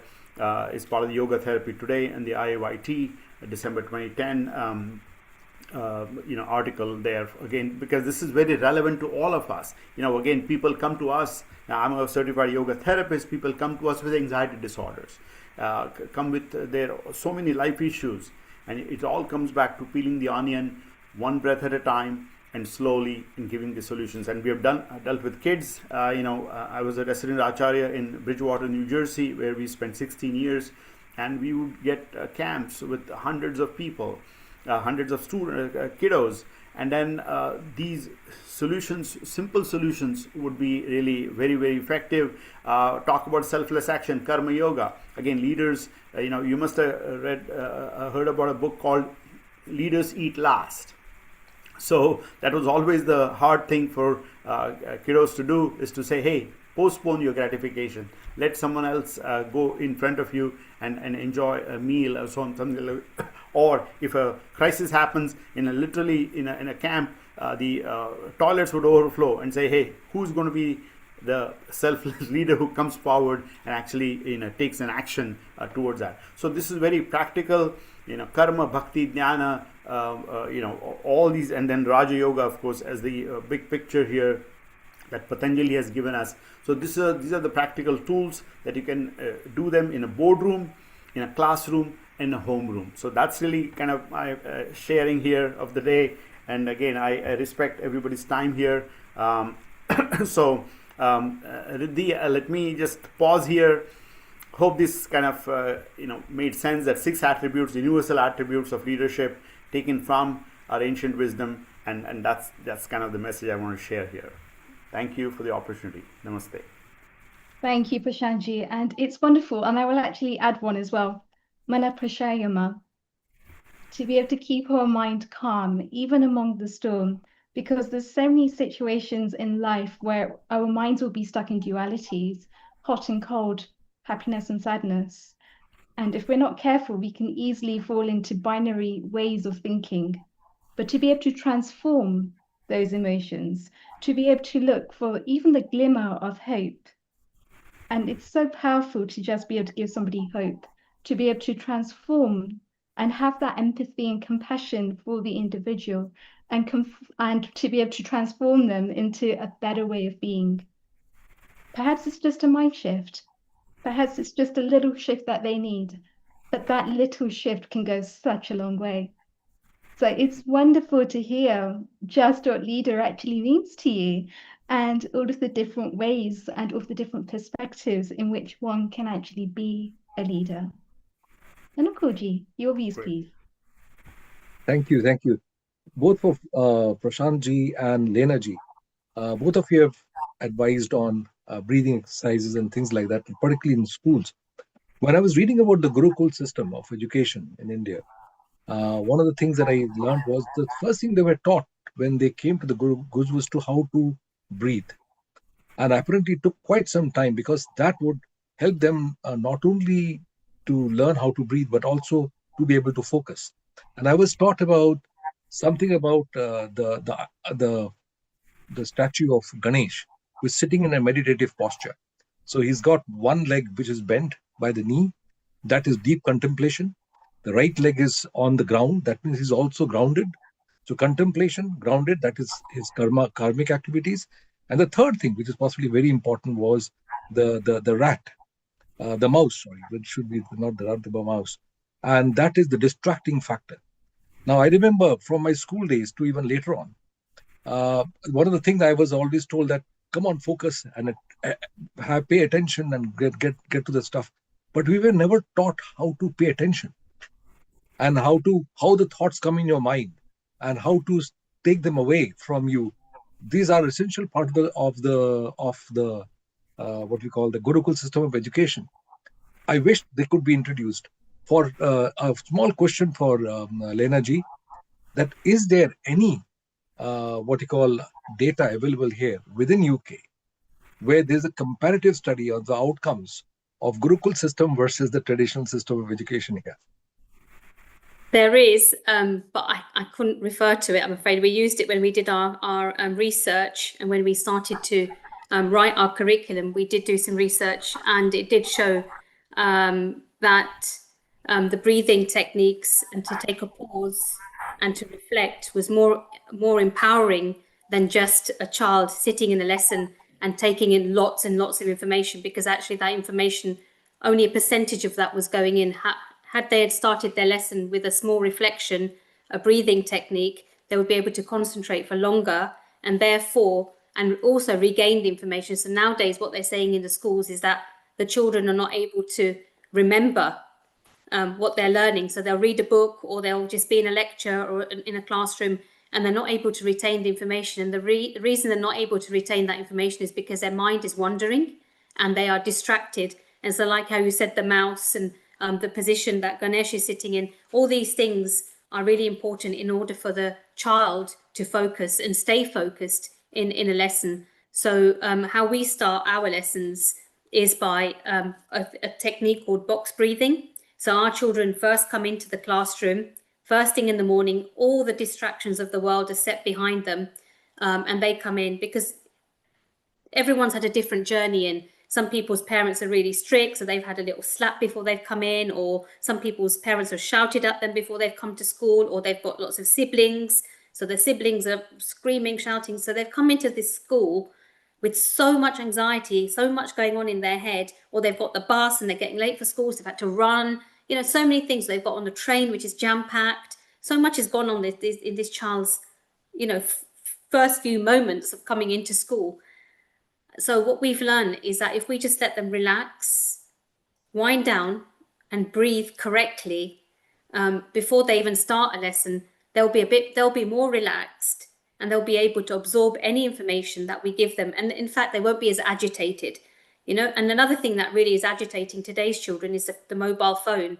So, they walk into the school with the phone, they're with the phone all the time, and suddenly it's in their bag, it goes, So we've also, gone away from having a mobile phone at school as well. So the idea is, when they are with us, they're totally focused. So we have two sets of breathing techniques, and that's first thing in the morning when they arrive, and then straight after lunch, because after lunch you're feeling a little bit bloated, you're feeling a little bit heavy, and it's been a long day, and you've eaten on top of that. So you're either lethargic when you get back to the lessons, or you can again reconnect. And the way we again realign them is by having that breathing technique. So what we do in our spiritual curriculum as well is we teach them to pause, to breathe, and to reflect. So we have written some books as well. I mean, some of them are here that we are using in the curriculum. So they're called My Amazing Journal. So we have three series of these books, and these kind of walk the child through any anxieties, anything that they could come across. So, for example, who are your heroes in your life? They could talk about those. We talk about meditation. How heroes meditate. How you've got role models who meditate as well. We talk about the moment of truth. Thinking deeper, we look into the soul, we talk about the soul.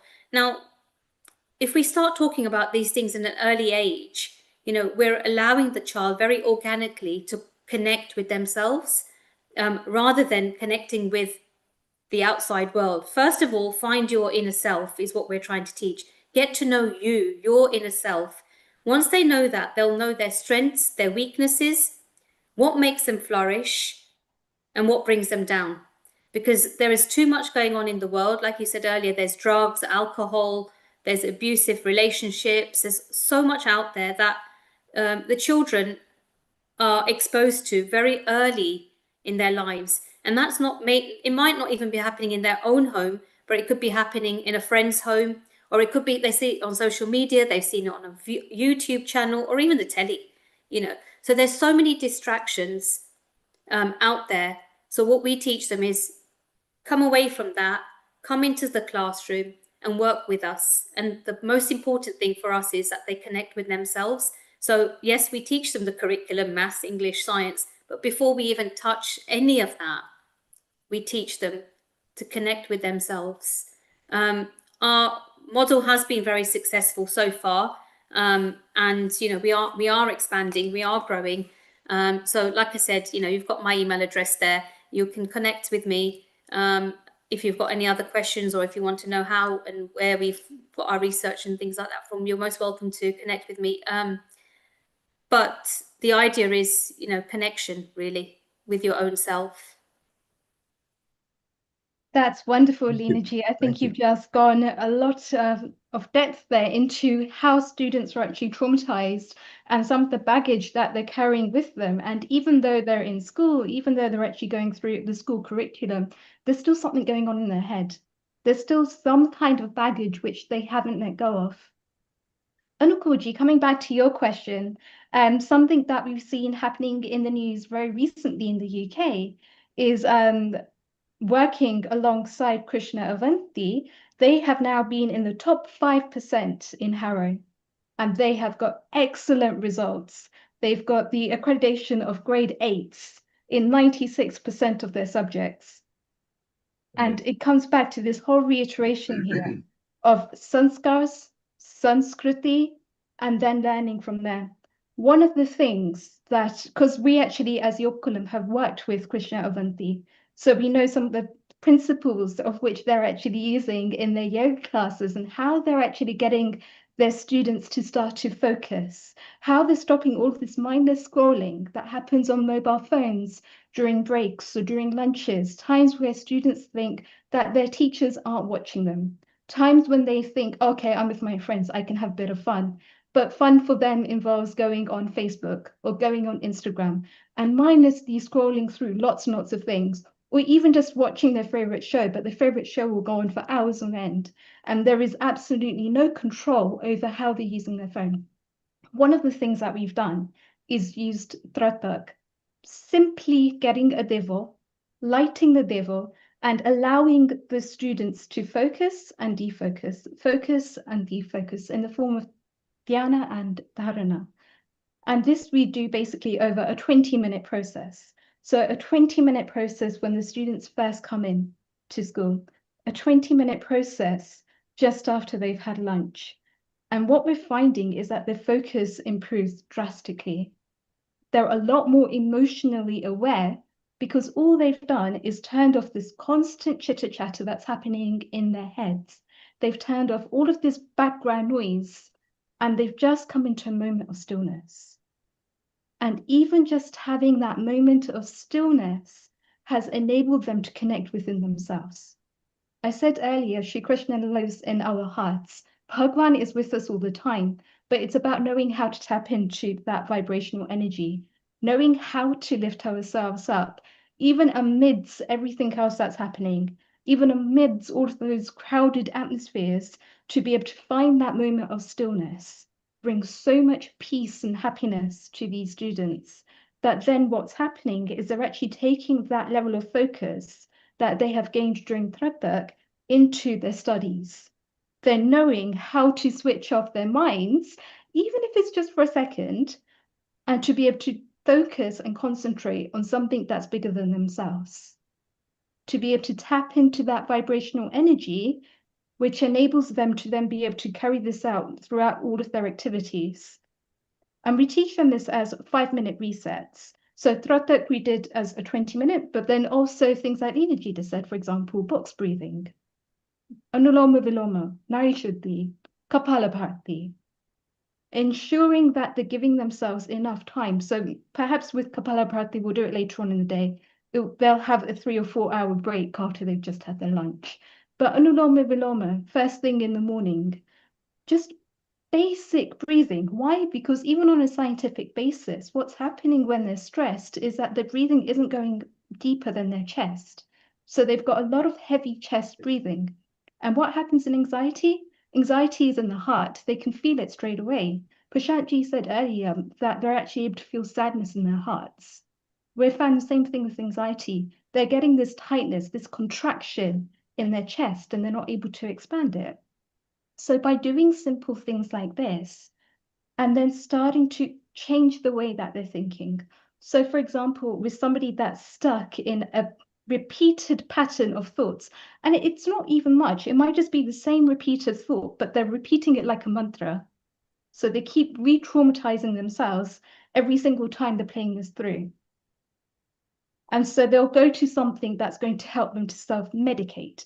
And that self-medicate may well be scrolling through their phones. But instead of doing that, when they're actually scrolling through their phones, that's when they're feeling pleasure. So they're having that instant dopamine hit. They're having that instant moment of relief. And so what happens is this cycle is a perpetual cycle that keeps happening, going around and around, because it happens, I feel shit, I'm going to self-medicate. The way that I'm going to self-medicate may well be through mindless scrolling. Mindless scrolling makes me feel better. Therefore, I'll keep doing that so that I don't actually have to sit with my own thoughts. I don't have to sit with my own emotions. I don't have to process what's really going on here on a deeper level. All this is doing is teaching them how to basically self-medicate. But, and this is crucial, by doing something like Tratak, where they're meditating, where they're going within themselves, where they're actually just checking, maybe even just something as simple as, how am I feeling today?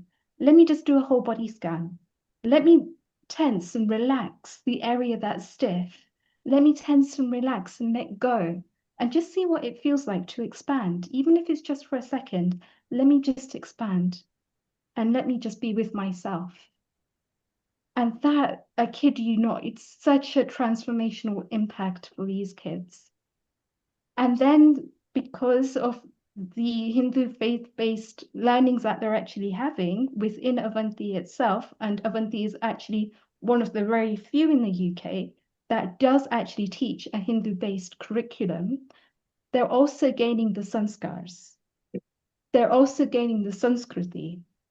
And those sanskars and that Sanskriti is helping them to think deeper. It's helping them to not ask the mundane questions that everybody else is asking, but start to really sit with themselves and start to work out what their passions are. What is their swadharma? What lights them up? What brings them energy? We spoke earlier about going into a room, and in one room you may well feel that negative, that lower energy. Then we go into another room and we feel that higher vibration. And we start to be ourselves in that higher vibration by being surrounded by other people that are also bringing us up. Well, what if that can actually happen as an internal process? instead of actually feeling all of that shitty emotion, which is what was going on before in terms of anxiety or that contraction, expanding. And when they're expanding, just being, they don't even have to do anything, just actively being in that moment and allowing whatever comes up to come up and just sitting with it and just being okay with it, not judging it in any way, just observing, being a silent observer to whatever is happening and then letting it go and letting that thought come in and letting it go, letting that emotion come in and letting it go. And then anything that lingers is there where we can actually work on that, actively working on it through doing things like box breathing, through doing things like Anuloma Viloma, through doing things like Kapalabhati, through doing things like yogic counseling, if it really goes deep. Thank you, Riddhi. I would like to also ask some questions from Prashant ji about what kind of research and development programs are running in the university.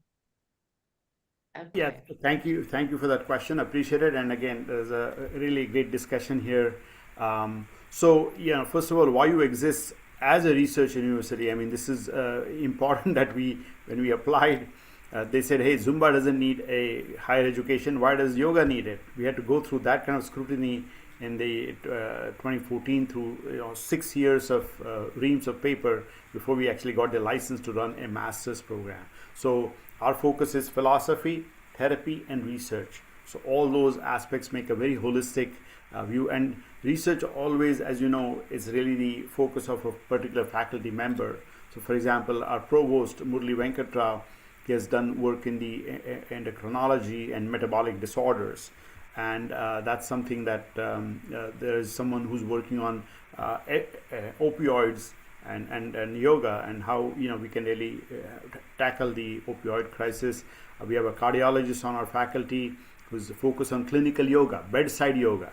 So you can imagine that it's about bringing the healthcare costs down, sedation costs down. So there are many aspects of, and someone actually wants to do research in Sikhism and yoga, the comparison of that.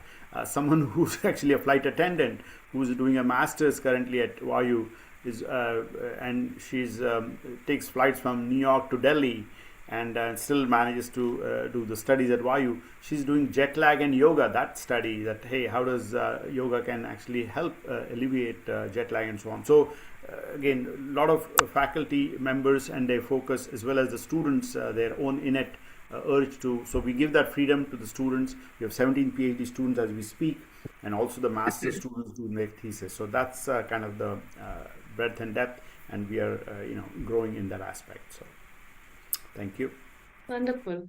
In fact, so are there certain researches that are going on for, are you studying particular style of yoga, or there are some works just on some particular asanas, or you're focused more on the pranayama and the meditation aspects? What is like the key focuses on that? Yeah, so why you really even right in our vision statement we talk about holistic yoga. So we are not focused on a style and on at the end of the day it's classical yoga that we are going from Patanjali to Hatha Yoga Pradipika to Ghiranda Samhita and all those aspects. So we are talking about classical yoga here. Styles have become really an aberration, if I may. I mean, I've spent 40 years. Yeah, actually, I wanted to ask you, what is your take on the styles? There's some beer No, yoga, there's a goat yoga, there's a air yoga, yeah. there's so many yogas. No, trust me, I mean, that has really, again, it's always, science gets twisted, every thought has its own,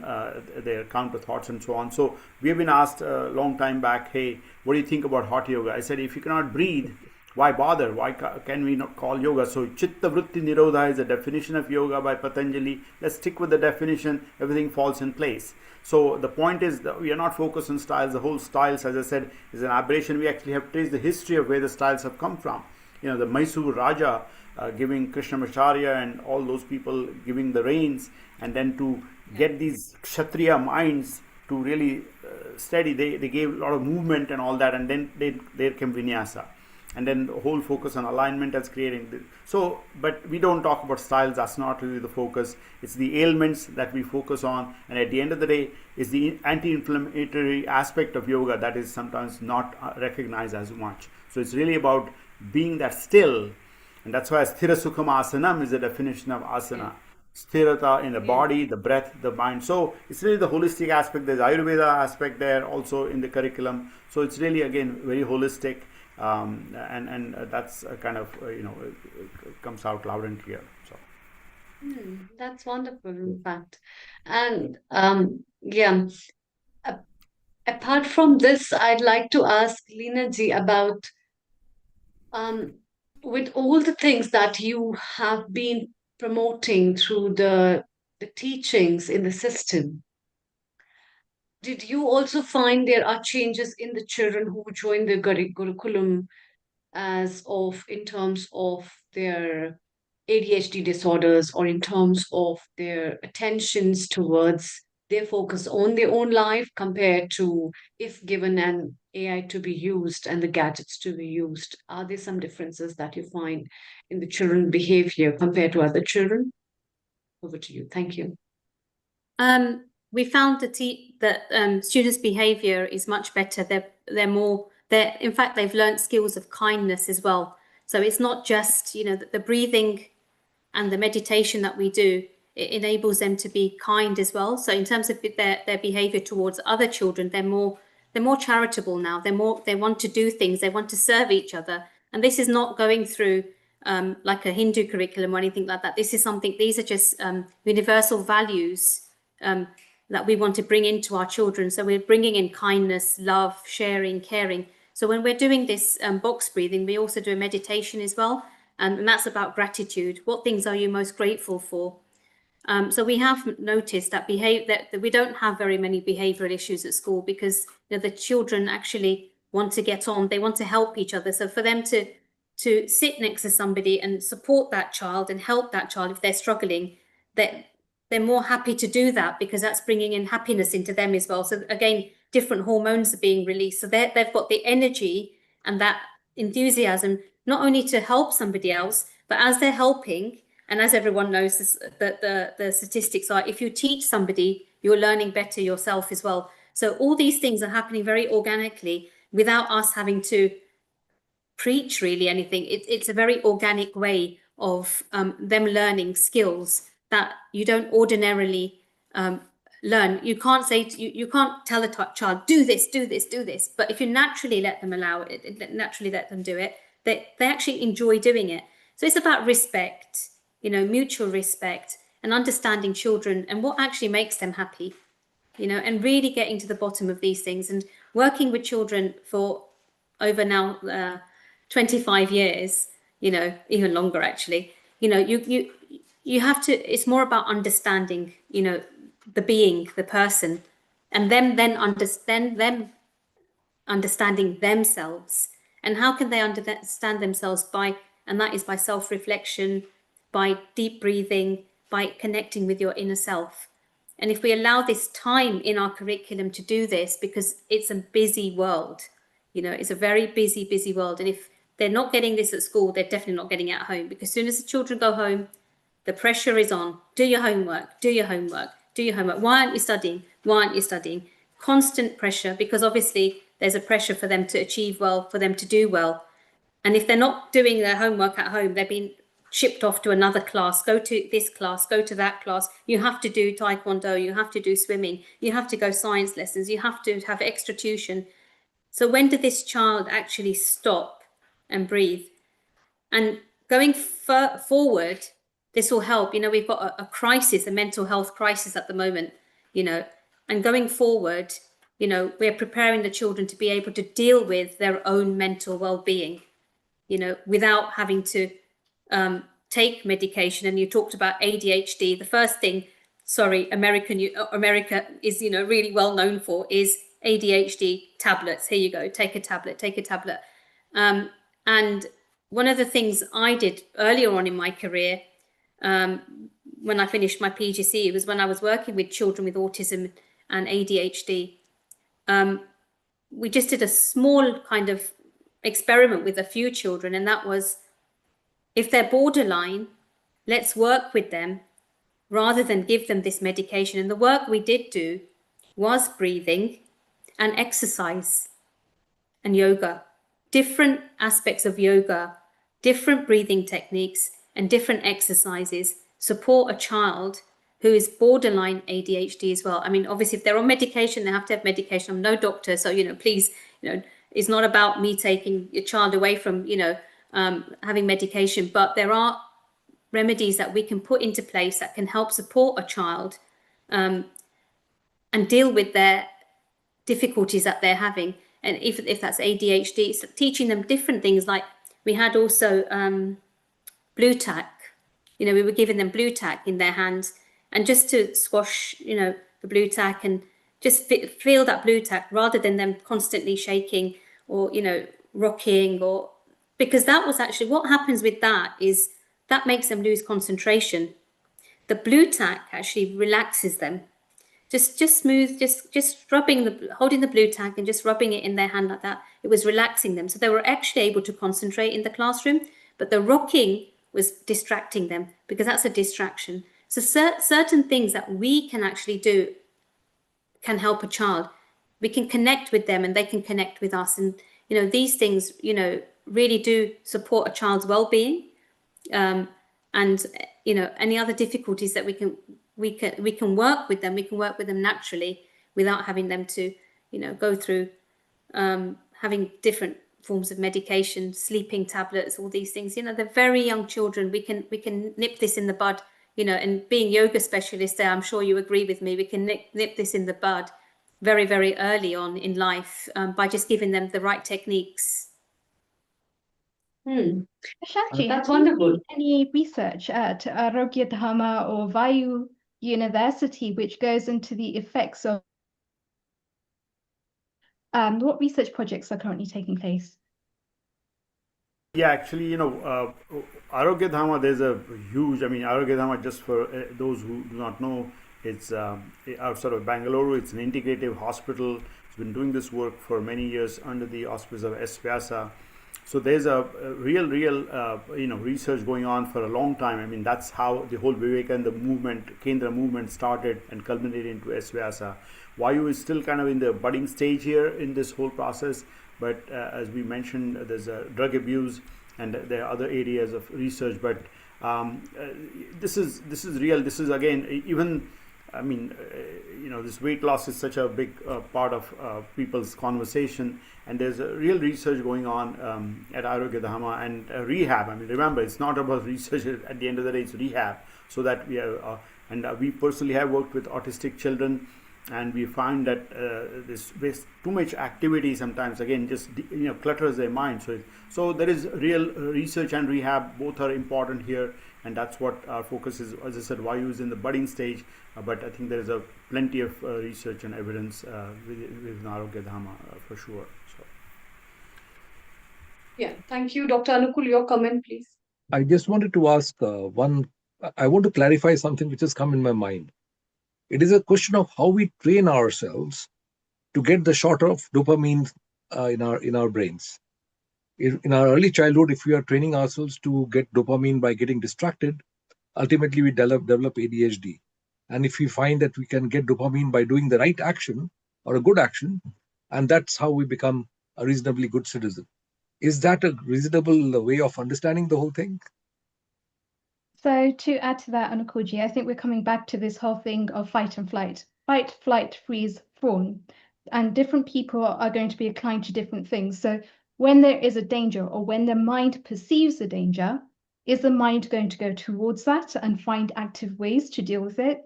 Is the mind going to retract, in which case the prefrontal cortex will be closed? The person's going to retract, so they're not going to have any decision-making abilities.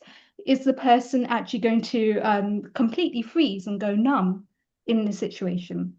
They're going to dissociate themselves completely. They're going to turn off their emotionals. And this is what Prashantji is talking about when he's saying it comes to drug substances, drug abusers, is usually, broadly speaking here, usually people are actually stuck in this fawn cycle. And what this actually involves is people going numb or people emotionally disassociating themselves. So the only way that they're actually getting around it is to completely go 360 degrees on their circle, because as I was saying earlier, they're starting off feeling shitty, they're finding a way to self-medicate. That self-medicate is turning into something completely mindless. Now that's the key. They're not using their intuition here. They're not thinking about other things that they could be doing. They're thinking, okay, I've got this problem and I don't know how to deal with it. And if I don't know how to deal with it, let me dissociate. Let me go completely loose and limp and not be able to do anything about it. Yeah. So that's why Yeah. this whole cycle keeps repeating itself. Yeah, Now, Riddhi, that also. yoga students at my university, what we're actually doing as yoga students is saying, hang on a second. Yes, you're going loose and limp. Now, what's actually happening in this situation? So there's different meditation techniques that are involved. And one of these techniques is something called IRT, instant relaxation technique. Instant relaxation technique involves this whole contraction and relaxation. So from the tips of your toes up to the crown of your head, completely contracting and then completely relaxing. When they're relaxing, automatically what they're doing is going from the sympathetic nervous system to the parasympathetic nervous system.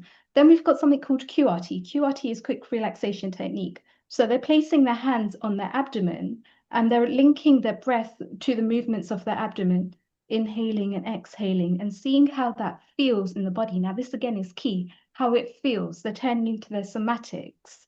When they're in their somatics, they're linking how the body is moving to their breath and breathing with feeling.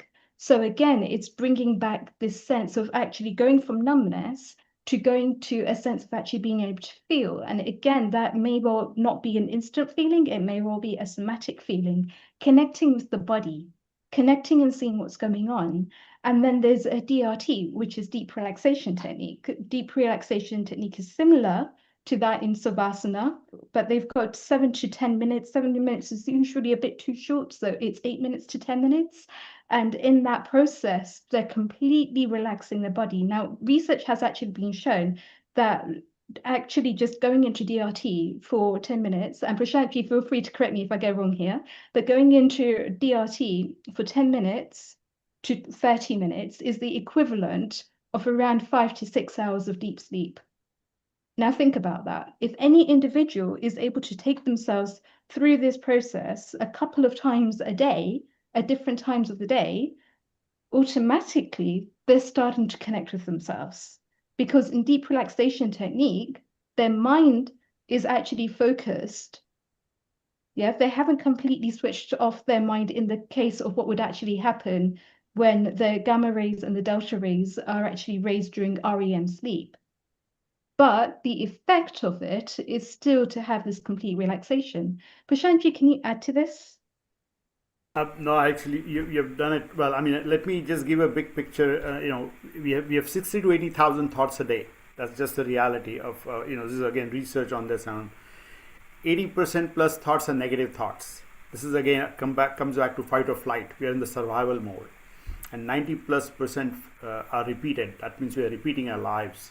So when this is our baseline, now you see all these techniques are necessary to come out of that clutter and declutter yourself. So we actually use in our own practice called ABCs of yoga. A for aware, so just first awareness of the entire body, breath and thoughts.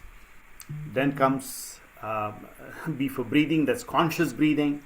That's where you declutter. And then the outcome being C for calm. So this is something that again, all this what you mentioned, again, it culminates into decluttering and being in that single pointedness and coming from dharana to dhyana to samadhi and all that. So this is the reality, and this again through research all these techniques have come about. At the end of the day, keep it simple is my goal here, is that don't clutter yourself with too many on the technique side, but just take that pause. We have had an ADHD student come to us and when we ran a center in New Jersey, and that was a Christmas gift the mother gave to the child, and we taught him Kapalbhati to create a pause. Even for exhalations creates a pause that you don't need to breathe for some time. few seconds, and that pause is what we are lacking, all of us. So taking a pause is what we at the end of the day is what is needed. And then Brahmari, I mean, all these are real techniques to really just slow down and calm down and so on. So anyway, that's my sharing. Thank you. Yeah. One, Yeah, one Dr. Anukul, to your comment I before I just wanted ask. to ask Prashantji, is that particular line of management for people who have established ADHD be carried out at any age, or it is tailored based on the age and other issues? No, I would say this is really, again, we all go through that phase. So we are all on the spectrum somewhere, I think is how I would put it. So absolutely, this is applicable to all for sure. And then again, you'll be doing this with the, on consultation with your personal care physician and so on. But no, this is absolutely applicable to all. And then that's why this whole clinical yoga is so important, that we are reducing the medications. I mean, it's funny, the word medication and meditation has the same medi. It's all about healing. But we can go to literally two different spectrums here on that. So we build a habit. Let's build a habit of taking a deep breath and taking a pause versus numbing yourself. And then we have real stories here of people 8-year-olds on 6-7 different medications because one has the other side effect of the other, and so on and so forth. So again, this is integrative, mind you. We are not bashing one thing, but it's the right thing to do, so that there's a acute part of it and there's a chronic part of it. And chronic is where all these the yogic techniques really come into bear. So thank you. Thank you. Yeah, that reminds me of telling a lot of people that meditation is the best medication. And that's why I think it's the best self-medication one can do for oneself. I'd like to put this question in an open panel. Actually, in today's time, we see a lot of people are dependent on AI, as AI has become a very close friend of people. And that is why trusting the AI is one of a very faithful friends that people have, where they believe that this will not leave them, where people believe that this is absolutely trustworthy, this will stay honest, this will like me, this will tell me a lot of things that I want to hear about myself and other things, and will also give me a wise advice despite and not ditching me. What is your take that the dependency of the brain on an AI is declining the cognitive skills of an individual, as well as also declining the the real aspect of the principal working of the brain in terms, if we see the cerebrum and the cerebral part, and uh, the real work of not using what is given and using something that is just a blessing. Or over to you, Dr. Anukulji, before we take up comments from Yes, Prashantji yes. and Leenaji and Riddhi. Yes, I please. think I was just telling you a few days ago that next week I'm holding a 3 sessions, 3 hours, 3 different sessions on meeting on AI and how we should be guiding it and not the other way around. And I asked this specific question to Chat GPT as well, that how much can I depend on you to make logical and proper decisions, particularly if it's ethically concerned.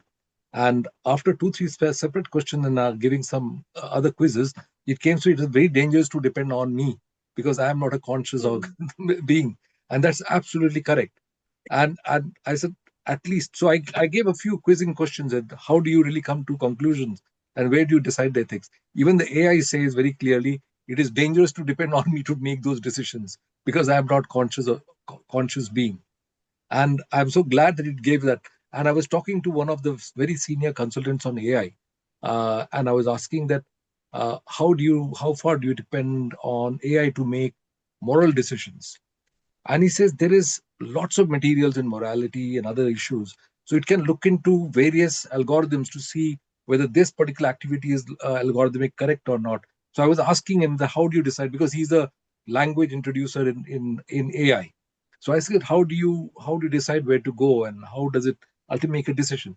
And he gave answers which were almost correct, but he says AI can be almost close to make the correct answer, but it will also depend upon how you can contextualize the issue. And it does not take into account what your viewpoint in that is. So therefore, it's a relationship between how it contextualizes the issue and how you're trying to interpret it. So that's where the consciousness conflict occurs. So I've been thinking about it in different ways. So we have got the 3 sessions in our metaphysical society on this issue, and there are interesting numerous what they call paragraphs from various Upanishads, which takes into account as to how to go through the moral aspects of for example, we learn our things in schools and colleges that if you do this, for example, in orthopedics or say medicine, we have got, you see this, you go to do this test. If you see that, you do that test, and if that test is positive, then you give. So medicine wise, it becomes easier. But ultimately, when it comes to treatment, it will much depend upon you to understand the person holistically. Unfortunately, Yeah. for the current day's system of medicine, people are all going for, let us do a CT scan, let us do an MRI scan, let us do this blood test, but you're not coming in contact with the patient in reality. That is a very dangerous situation that's going to cause a failure of medicine. But that's what is happening now. The patients are getting blood tests straight away. The blood results give you a certain idea and then says, well, you might be having this or you might be having that as a differential testing. But it is a far different story when it comes to Yes. conscious thinking. I agree. Yes, Leena ji, your comment, please. How much do you depend on AI, That and was is very AI your powerful. close friend? No.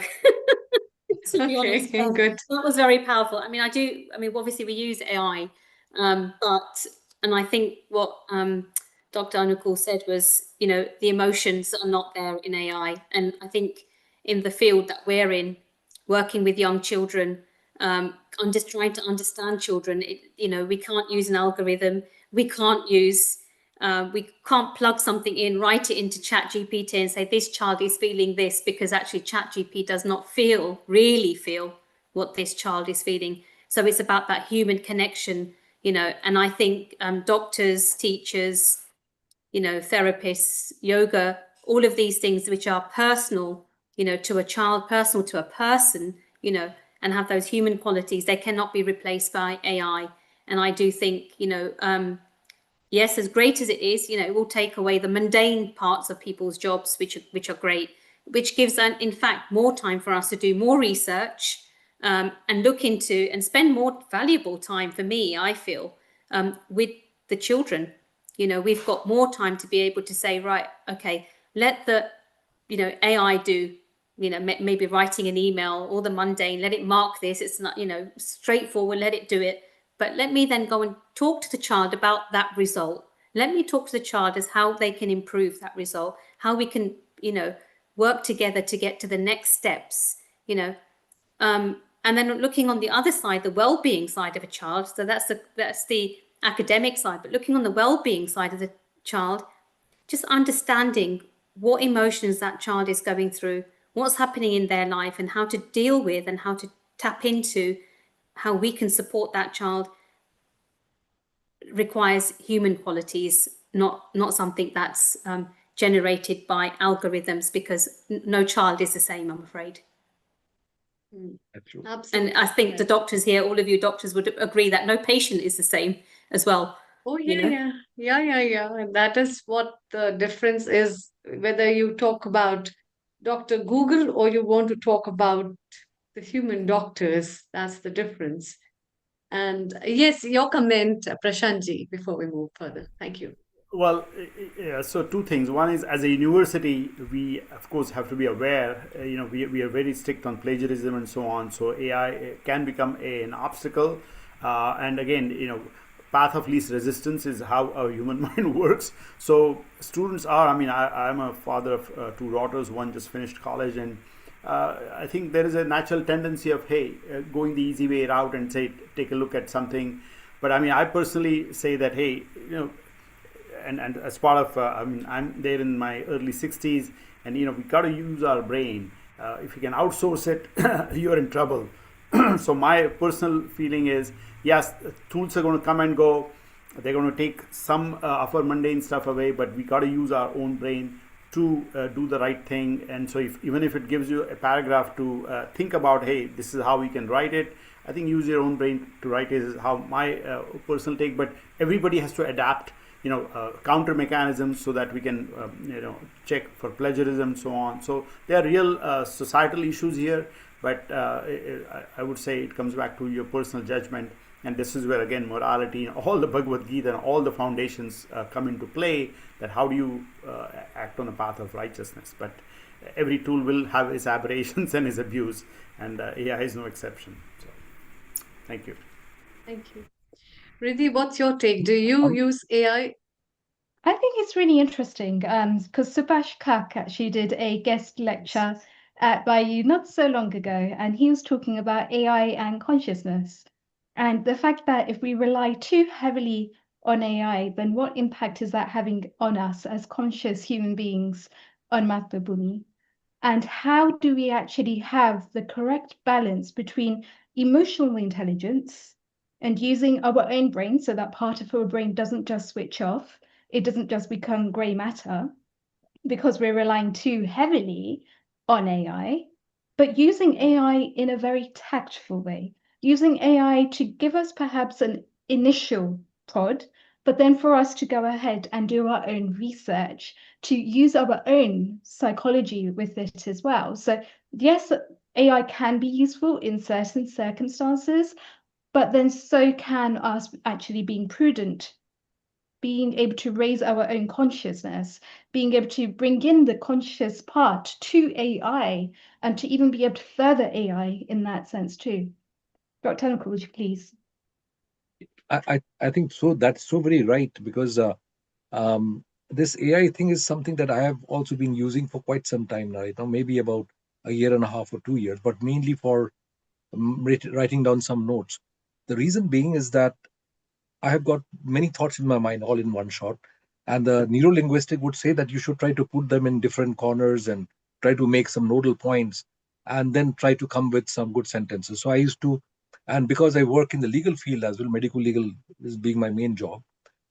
So what happens is I've got to construct my sentences properly in such a way that they can stand the scrutiny of the court, and so that I can put the right evidences and things like that. So sometime I would make a paragraph, then I would say, no, that doesn't sound right. I will cut it off and cut it off.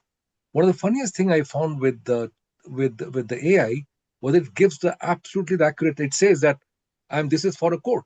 So I just give the points and it makes out the paragraphs very well.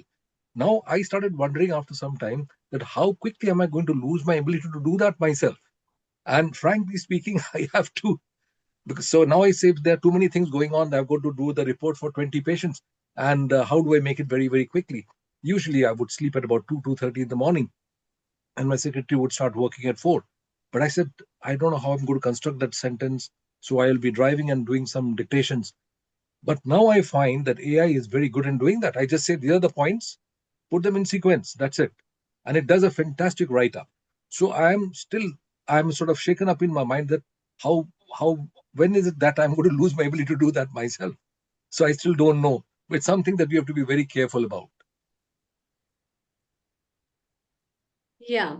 And I also find people relying on AI on many small bases, like people asking, oh, my boss scolded me today and my mood is off.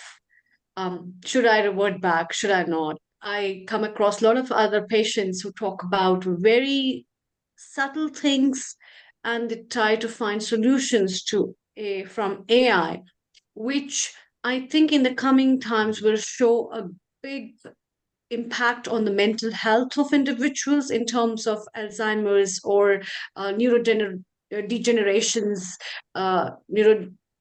neurological issues, and these kind of disorders, which I think will raise up a big question on what has been the role of AI and what it has been taken. And that's why these traditions of what has been told in the ancient text, what tools we are using, what kind of methodologies we are using, what our lifestyle has been designed by our ancient people, has its core on the basis of very versatile experience which is derived on natural things rather than artificial things. And that's why holding to the roots of nature, I think, is one of the important impacts that the IKES brings forward. What's your take, Lena Ji? Thank you.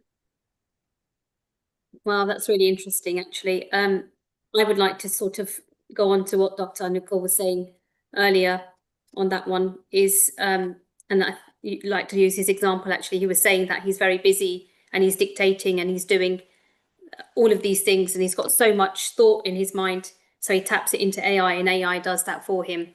And then when will he lose that ability to do it himself? I tap into that and say,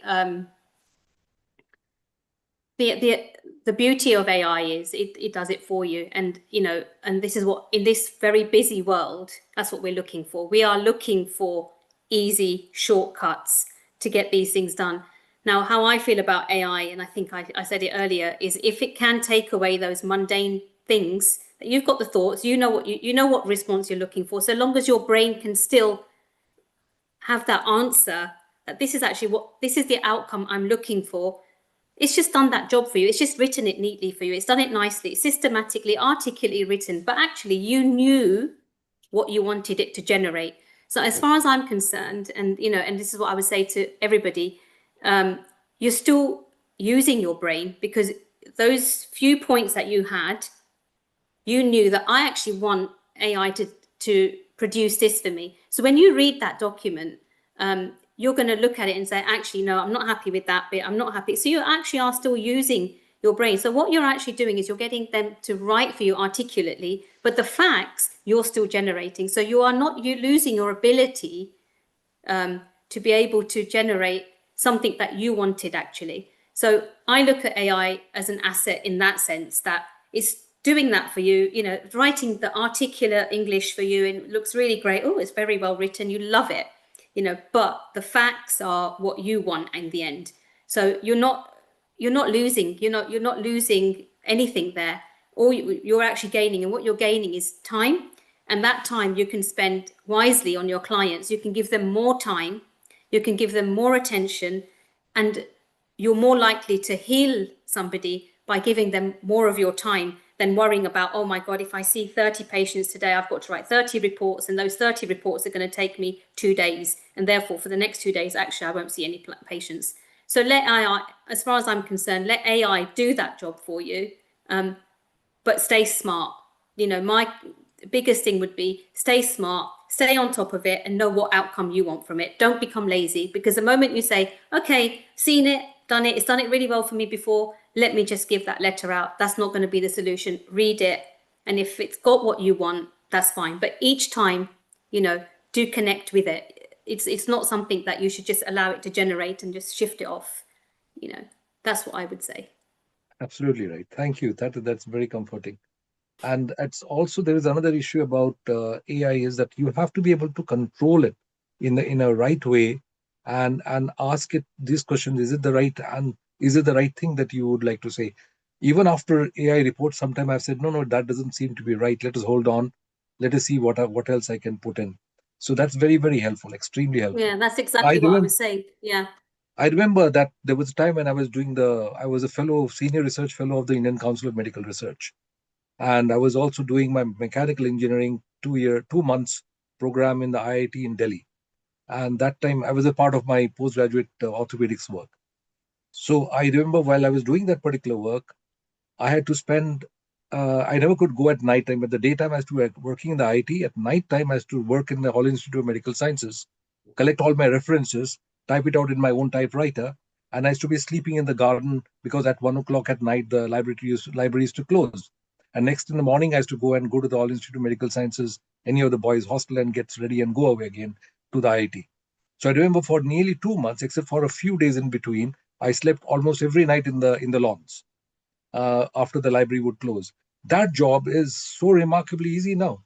You can just go to the computer and go to AI and gives all the references. So I'm just wondering, what a change in life.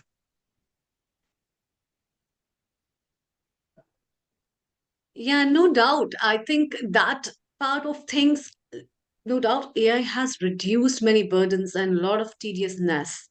But then the kind of dependency people are having on AI for their mind to make them a very close friend is a pretty dangerous thing where the cognitive skills are lacking. And what IKS has been emphasizing, because that was not part of the system, therefore, the emphasis on self reliance, the emphasis on self belief, trusting yourself, your abilities, as well as having confidence on yourself to what you are and your identity is getting missed out, I think, with the role of the AI because you trust some other virtual thing of yours, which you think is a part of your entity, but it isn't. And Absolutely. therefore, that trust on something else rather than trusting your own decisions, rather than trusting what you believe in and what your principles are in life, may also get a big setback in terms of a lot of things, in terms of your behavior, in terms of your decision making, in terms of your interpersonal skills, and a lot about in your own self. And I think that personally, in the coming times, these kind of issues in terms of human behavioral sciences will have an impact in terms of what we see and people from the around going to seclusions with a close friend, which can be ultimately very dangerous. And in fact, if you remember, Dr. Anukulji, a few days back, Sharon Rose, who is our regular guest contributor, mentioned about how AI is playing a big role in suicidal tendencies in a lot of children in USA. Yes, yes. And these kind of tendencies are the inert things that are coming close to your contact in terms of giving you a false support system that you think is a reality, but it isn't actually. And that's why the role of yoga, the role of lifestyle, the role of Gurukulam, the role of the building up the societies in terms of our principles, what our scriptures talk about, in where whether it can whether it is from any indigenous system, all these scriptures have been talking about your resilience to the realities of our life rather than just clinging to what is now the reality, which isn't. And that kind of resilience helps you in fighting up on a lot of things. And as a clinician, I also know you must also be very well aware, and you'll align with my thoughts, Dr. Anukulji, that the immunity of the body, where we have so many autoimmune disorders, is not just reliant on the antibodies and antigen, but that it's reliant on a lot of other factors where the antibodies will be built on lot of states of your mind on physical, mental, and spiritual and emotional basis that will be counting up for a lot of reasons of how you think, how you believe, how your life is, and what you think you are in your life in many ways. What's your take, Riddhi? Do you agree with what I've said? I think it's so important to be able to look at things on different levels, the physical, the mental, the emotional, the higher thinking, the higher logic, and to ultimately just be. And I think it's only by actually bringing in all of these different layers and all of these different facets that it enables us to be conscious in any given moment. Prashanti, what are your views? Absolutely. Well, again, I don't have a particular opinion here but I agree. Again, I use this phrase insourcing versus outsourcing. The more outsourcing mentality you have, you again taking that path of least resistance, and this is where our IKS and all these foundations work. So this is where again the job of universities and all the educational systems has to be having that, striking that balance. It comes back to that. So yeah, I mean, the good news is that the ancients have done all the work. We have to practice it and then use it wisely. And again, the modern society will always bring technology, will be ahead of the society, and how much to adapt, how much to let go is really up to us. And that's where again it's really comes back to all aspects. I mean, one thing I will say, soft skills, sometimes all this thing that you talk about, compassion, empathy, they're categorized in the soft skills, and the corporate world ignores them. I mean, say, oh yeah, domain is what you need to focus on, your skills, but the soft skills is where your overall foundation really, can withstand or crumble. And many corporations actually go haywire because of the toxic leadership and so on. So it comes back to leadership is in a big picture sense, but it's a big topic. There's no easy answer here, but yeah, I think we have to have the balance of all aspects here. So thank you. Prashantji, one more question before we take up some comments. What are your two favorite books from IKS? Oh boy, it's so, when I grew up in the US as a 20-something, I came, Vivek Chudamani was something that was introduced to me, Shankaracharya's, really, so because Viveka is such an important aspect of your day-to-day, action. So that's something I can definitely talk about it. I'm coming from Maharashtra. Ramdas Swami, I think, has a big effect on me. So we talk about book. I mean, it's his Manache Shloka and Das Bodh. I mean, those are the real, very practical teachings that have impacted my life, and I've used them. I mean, Vivekananda, I grew up reading them and so on. His all those things. So I would say that's it's a tough choice, but there is so much there of depth. And every leader comes at a different time to say things in different ways, and that's what this is all about. So yeah, I enjoy that aspect of variety from ancient to the modern here. So thank you. So Prashantji, how do you see corporations using AI, and how do you bring them back to a sense of yogic leadership? I'm sorry, I didn't get.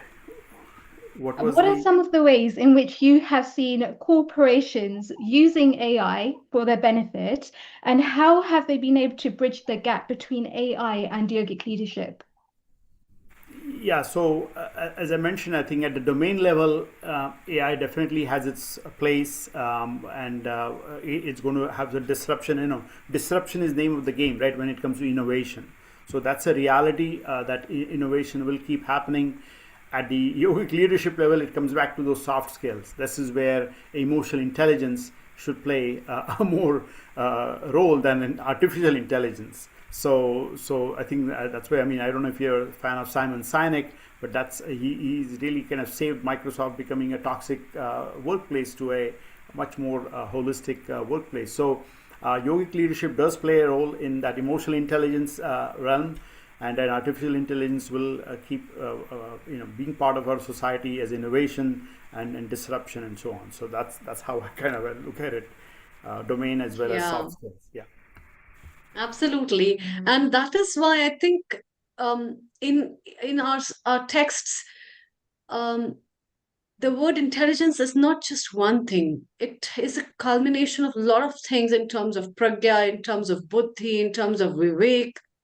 And you can't just put them in one single word of intelligentsia and you say, oh, that's what it is. That is why these aspects of pragya, these aspects of viveka and buddhi, when we use in different forms, are the different layers of intelligence that comes to one's mind before one acts. And that's why one can be very knowledgeable, but I also tell a lot of my students that it's not necessary that somebody is knowledgeable is wise as well.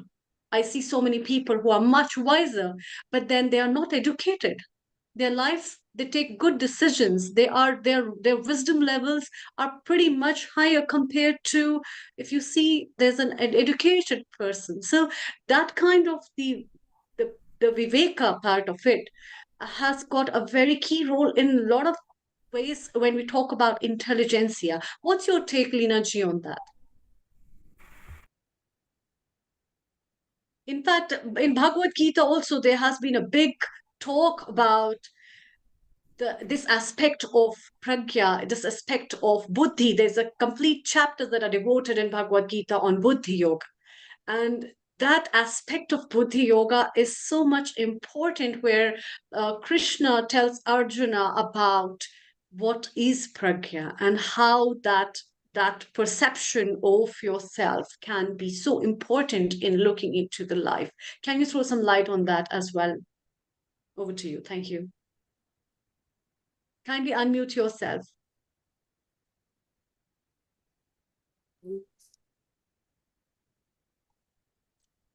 Can you please unmute? Yeah. So just giving that a thought actually.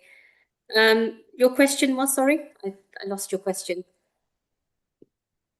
I was asking that Buddhi Yoga has been a very integral part of Bhagavad Gita, where Krishna has talked to Arjuna about the Buddhi, the essence of utilizing the Viveka in terms of understanding your perception and your perceptual spaces in life and understanding what is the reality and what's the myth. So, can you throw some light on that of what Buddhi Yoga in terms of Bhagavad Gita has been So given by it is all Krishna? about integrity, it's all about integrity. And I think going on to what we were talking about earlier is using your professional integrity when you are carrying out your work. So in terms of going back to Arjuna and the Bhagavad Gita, Krishna was saying to Arjun that you are a kshatriya, so you do your professional role really is to fight in this war, against whether your family and friends, but your duty is to do this. So in our lives as well, we have to go according to what our professional duties are, and therefore to use that. Like if we're, for example, a doctor, a teacher, these roles are there for us to convey, certain messages, and we can't use AI or any forum really to replace what we would be able to offer anybody. So I do believe that, where we're sort of drifting with this AI and it's sort of taking over our lives, I do feel still we have that duty. We have a duty to be able to give the correct information to whoever we're working with, and that's where our professional integrity comes in, and that's whether it's from the Bhagavad Gita or when we obviously qualify, we have to sign a document saying we prefer, we will go by our ethics here. So I think that's really where I would come from. Yes, what's your take, Dr. Anukulji? Kindly unmute yourself.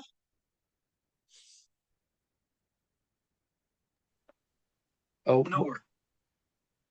Yeah. Yes, just please. one second.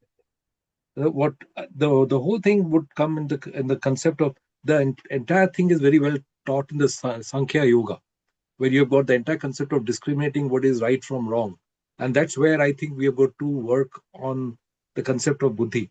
If I'm correct, is that the way you would like to think, Prashantji? So I take a view here of simple words. For example, we call the teacher acharya. We don't say vichar. We don't say vicharya. Achar and vichar. So acharana is where the buck stops with acharana, because we can analyze, and analysis can become paralysis. So this is where the righteous action is really where this comes to where the buddhi is overrated sometimes, but the intuition, the inner antar prajna, is what this is all about, and that's what yogic, and that's why we say taralta, the awareness. All those qualities are nurtured with acharana, and that's why we mention about knowledge versus wisdom. Yeah, it's really that wisdom, and that's where the taralta and the acharan comes into play. So that's kind of my view. Thank you. Yeah. Amritaji, I think you will have, I'm certain that you have got more information about how the Gita addresses the issue of the buddhi. Yeah, definitely. We would like to take up it as a separate topic, but let's have a comment from Dr. Anjali, who is our resident co-host and regular contributor, before we move to our guests that we have for our program. Global Namaste, a very warm welcome to you, Dr. Anjali. And we are delighted to welcome you to our first Indian Knowledge System episode, where we are talking about the traditions and the indigenous knowledge systems which are prevailing world over. Um, what are your comments and thoughts about it? Over to you. Thank you. Global Namaste, Dr. Amrita. Global Namaste to everyone. A very interesting, discussion on intelligence and artificial intelligence. I think what is original, God gifted, we cannot take that away. And I think we can create artificial things all the time, but what has been inborn with us, which is our God gifted brain, which is like a brain mapping, which can think, which can feel, which can, you know, do so much of decision making on its own. I think nothing can replace it. I think it's an added benefit to have an artificial intelligence, but not something which can supersede the natural intelligence which we have. Because humans are emotional beings and we think through emotions, we feel, we think, we conclude, and we decide based on our emotions, based on how we feel and think. So, which I don't think so artificial intelligence can take away from us. It can be an added extra benefit for us, but I think that's what all our, uh, you know, the scriptures and the teachings from all our lessons from all the religious discourses also teaches us. We need to be more narrowed down to our behavior, more narrowed down to our decision making. And all this comes from very childhood of how we have been brought up with our culture, with how we give, water to the plants, how we offer prayers to the sun. These are things which we cannot replace with anything which is artificial. It has to be so natural for us to think and feel and do things. I think so. Yeah. Absolutely. We'll be taking over with all these things further as well as it's time to move with our other guests who have joined us recently. Um, in this move of the IKS episode, which we have now, it's time to move to our other guests. Riddhi, over to you. Thank you very much. So thank you everyone for all of your contributions so far. It's all been amazing to see how everything comes together to form the bigger picture, and also for all of the panelists on your discussion so far as well on AI and yoga. It's been very insightful. So we're just going to take a deep breath.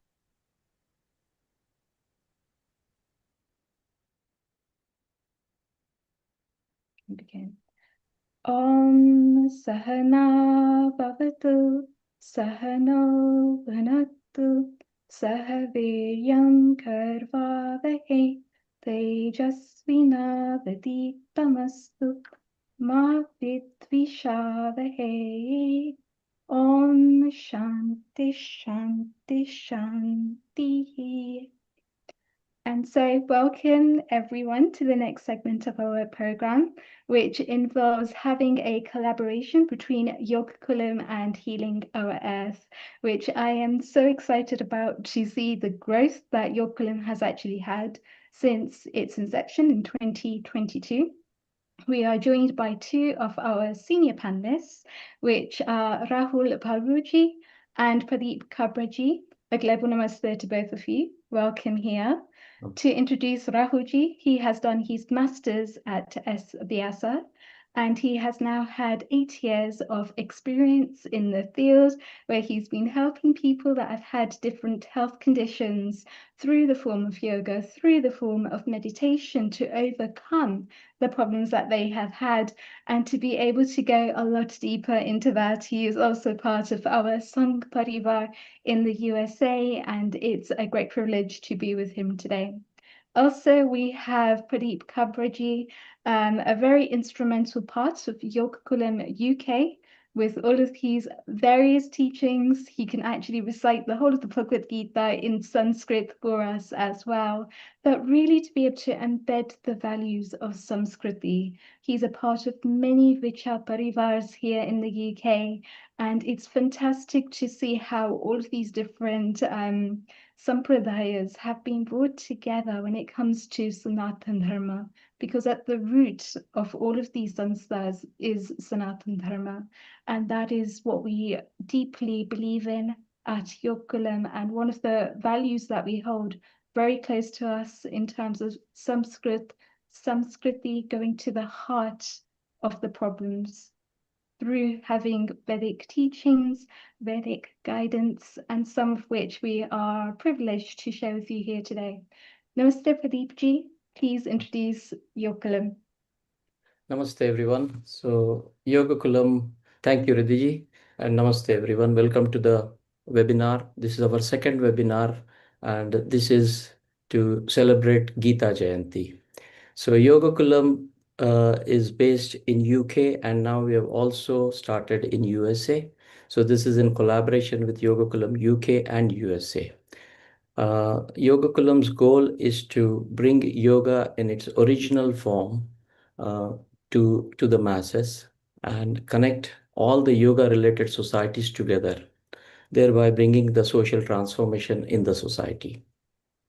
We believe yoga is for all, and yoga in its fully holistic form, not just in the physical form, basically. So yoga for all and yoga in its full form. So that includes the Karma Yoga, Jnana Yoga, and other forms of yoga. So today's webinar, we will be discussing more about the Karma Yoga section and the Jnana Yoga section. So shall we move on, Riddhiji, going forward? Yeah, as part of our activities, we conduct teachers training courses in the UK and USA. We do our annual retreats, wherein we introduce different topics of yoga, so that the masses are introduced to different forms. In 2026, our next retreat is on Yoga Sutras, and our teachers training course is due in June 2026.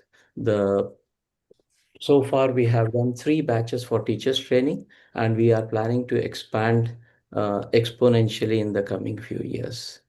That's about Yogakulam. Fantastic. And please introduce our first speaker here today as well. Sorry? Please introduce our first speaker here today as well. Yes, so let me introduce Dr. Ramji Vaidya. Ramji Vaidya, most probably many of you know. He has a PhD in integral humanism, in Jainism and Vedanta philosophy. He is a Sanskrit scholar. His current responsibility is with the as a Vishwa Vibhag Saha Samyojak. That's a global joint coordinator for Hindu Swayamsevak Sangh. As part of his role, Ramji has traveled extensively throughout the world, and he has developed a deep, insightful understanding of the global Hindus. He has been instrumental in starting and encouraging many Vichar Parivar organizations, including Yoga Kulam and Sanskrit Bharati in the UK. Over to you, Ramji. Namaste. Namaste, Ramji. Jai Shri Ram. Welcome here. Namaste. Namaste to see my friend Rahul after a long, long time, and Pradeep as well, and Riddhi of course, and very esteemed the guest and the audience today. Philosophy need not be difficult. It is quite easy to understand because it is a part of the life, and we all experience the philosophy every day. For example, today's philosophy is called as a Karma Yoga. Karma, we all know that. Karma means, anybody will say that it is an action. Action does not mean a physical action. Action can be thought action as well. Any movement is action. Whenever I am in the position A, and that A position moved to position B becomes action. This can be anywhere. Even if I'm in the same position, I am not in action. But the moment I realized that I was in A, Now I am in the B position B. This is called action. This action is in our hand? Normally not. Because in the scenario, we all are moving. Even if I feel that, oh, I'm standing in same place, but in the entire concept of the universe, the moon will say to us, no, you already moved because you may be standing, but the planet you are standing, that planet is moving. So in the entire universe, we all are in action. And these actions happen in space. And space is always there. Therefore, actions are always there. We all know that. It's a very simple concept. But when this action is added with the suffix, with the yoga word, then it becomes special. Yoga means when we want to join. Yoga means when we are close to someone. You want to join. Join what? Join to the truth. Truth means permanence. When my action joins the permanence, eternity, it becomes a karma yoga. Therefore, yoga word we need to be, it's very interesting, but we need to understand. So, if everything in the universe we realize, that will definitely are so very diverse. This diversity will one day will come into one. For example, I have a beautiful massive house and so many things are there. But my transfer happens and then realize that entire house becomes a part of one container. That one container, by somehow, if it get burnt, that entire container becomes a part of a one pot. And that one pot can become a part of a one atom. Ultimately, we it is completely one. That oneness is very important. This oneness is permanent. For example, I have so many jewelry, ornaments, bracelet, the chain, the ring, and I have a beautiful murti. Many murtis are there. Ganesh murtis, Saraswati murtis, Shankar murtis, all made of a gold. I take these murtis to the goldsmith and I say, I want to make a gold out of it. So we have so many murtis, so many varieties. Goldsmith will make it one bulk. And I say, oh, this is your gold. What happened to all those murtis, the bracelet, the ring? They became one. They became a yoga. The gold is permanent in all forms. Similarly, that oneness is a permanent in all the beings. If my actions are geared toward this oneness, it is called karma yoga. Therefore, the karma yoga needs some consciousness, certain viveka, discrimination power, certain buddhi, brain, certain thought. And whenever you give a thought to any karma, ideally we are heading towards the karma yoga. I speak and I give some consciousness, some thought in my speech. I am heading towards karma yoga. Yoga means going towards permanence.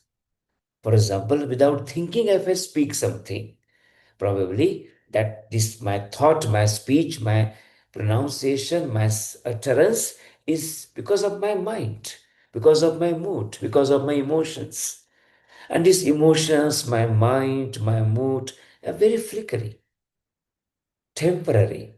But if I give a thought to my speech, to my conversation, to my pronunciation, then I will think twice. Should I speak this way or not? Means I'm thinking beyond my emotions, means from temporary to permanence. I'm heading towards this permanence. And therefore, whenever any action is geared heading towards permanence, is a Karma Yoga. Therefore, we always say that Karma Yoga is based on the intention of action, not action. You can have your action, but intention of action is very, very important. And intention will decide the result of the actions. This is for sustainability or for destruction. This is for divisiveness or for union. Your intention of action will decide. When somehow the mother is angry on the child, this is not called as a abusive nature or behavior. Because the intention of the mother is to shape the child. And therefore, that scolding of a mother is also part of a karma yoga. Because mother wants that child to live a good, permanent life, successful life. Therefore, temporarily, that child might be very angry, but mother knows that next moment or next year or 10 years after, this my scolding will be useful for the characteristic or character building of a child. So mother is focusing on the permanence. Therefore, the action of the mother is a karma yoga. But one robber or someone who wants to bully some other person, same scolding, abusive word maybe, but that is called as a for destruction cannot be part of a karma yoga. That's for the intention of our action decides the decision. When we do this thing, normally in the Yoga Shastra in Bhagavad Gita, sometimes we are very habitual to use these words. Are you Karma Yogi? Are you Bhakti Yogi? Are you Jnana Yogi? Or you Raja Yogi or Atma Sanyama Yogi? Bhagavad Gita is a very beautiful text. They explain all of them. Are they independent? Are they separate? They are not. Sometimes Bhagavad Gita will say that the Jnana Yoga is very high. Someone will say the Bhakti Yoga is very high. Sometimes will say the Karma Yoga is very high. The 6th chapter, the whole entire Krishna Bhagavan explained about the Atma Sanyama Yoga. In a way, they are not separate. These are just looking at different angles of the same prism. Therefore, when this action is with bhakti, Karma Yoga happens. When our actions are with the thought, we are heading towards Karma Yoga. And when during the action, we have control on your senses, we are heading towards Karma Yoga. So Bhakti is with Karma Yoga. Karma becomes Karma Yoga. When the Jnana is with the Karma, it becomes a Karma Yoga. And with Atma Sanyama, the control of yourself is with Karma, action becomes a Karma Yoga. Therefore, Karma Yoga is always with them. With all those three aspects. In a way, yoga is yoga. This can be seen as a Karma Yoga, Jnana Yoga, Bhakti Yoga, or Atma Sanyama Yoga. The 3rd chapter is dedicated, some part of 4th chapter also, to this Karma Yoga. In the later part of the Bhagavad Gita, you can go for 14, 16, 17 chapters, and the 18th chapter, of course, is a summary of all the chapters. And there are so many shlokas are dedicated for the karma concept. And one of the beautiful concept of the Bhagavad Gita is concept of yajna. I visit different countries and I realize what is the common in all the countries in the world? The concept of yajna. But fortunately, we sustained this concept. We retained this concept. And this yajna concept is a very beautiful concept. What is yajna? Yajna means very simple. Anything when we do without any thinking of return, expectation of the return, that act is called yajna. And therefore, whenever you do yajna, we say Agnaye Swaha, idam na mama. This is not mine. Swaha means I'm surrendering, I'm giving, I'm performing, I'm contributing. This contribution is there, but without any thought of return. When this thought of a return is there, it is not a yajna. It's called bargain, business. We all know that. Whenever there are so many people, my school was there, and there was was a temple. And I used to know that once I asked a priest, when normally we are very busy. See, I'm busy with whenever there's a festivals are there, but I'm busy with exam time. Before the exam, all our students become very, very spiritual and they go to the temple and say, okay, Hanumanji, please help me in my exam. And he does it, help, definitely. He comes there to solve your exams because he's a Bhagwan. He can go anywhere. That is bargain. But whenever we offer something, give something, act something, anything, there is expectation, that is called yajna. Recently, one of the house I visited, and he mentioned that, Ramji, everyone in the family, society, they are selfish. I said to him, it is not true. If the moment you realize that my son is with me, my son respects me because his eye is on my income, that one day this whole money, wealth will come to me, that moment you start trusting your son. You start trusting your son. You cannot trust your son. You love your son because you know that in spite of anything, he will be or she will be with you, or daughter will be with you. This is the core of our work, of our concept that we all are selfless. And if you allow any human mind think unconditionally, we always follow yajna. We always have a concept of selfless contribution law. We are not animals anymore. We are human beings. This yajna concept leads us from animalhood to the humanhood, then divinity. How does the yajna concept work? Very beautifully, and we'll understand the concept of this thing. One day, I have something in my home, and I will go there and I buy some mithai, sweet. My favorite one, rasmalai, maybe gulab jam, maybe rasgulla, is my favorite one. I will keep bring it and I will keep in the fridge because I love it. I like it. And I decide that every day I will eat one because I bought it. It's mine. My wife says to me that, oh, there is a puja and we need a prasad. Can I use this mithai you bought for the prasad? I say, yeah, why not?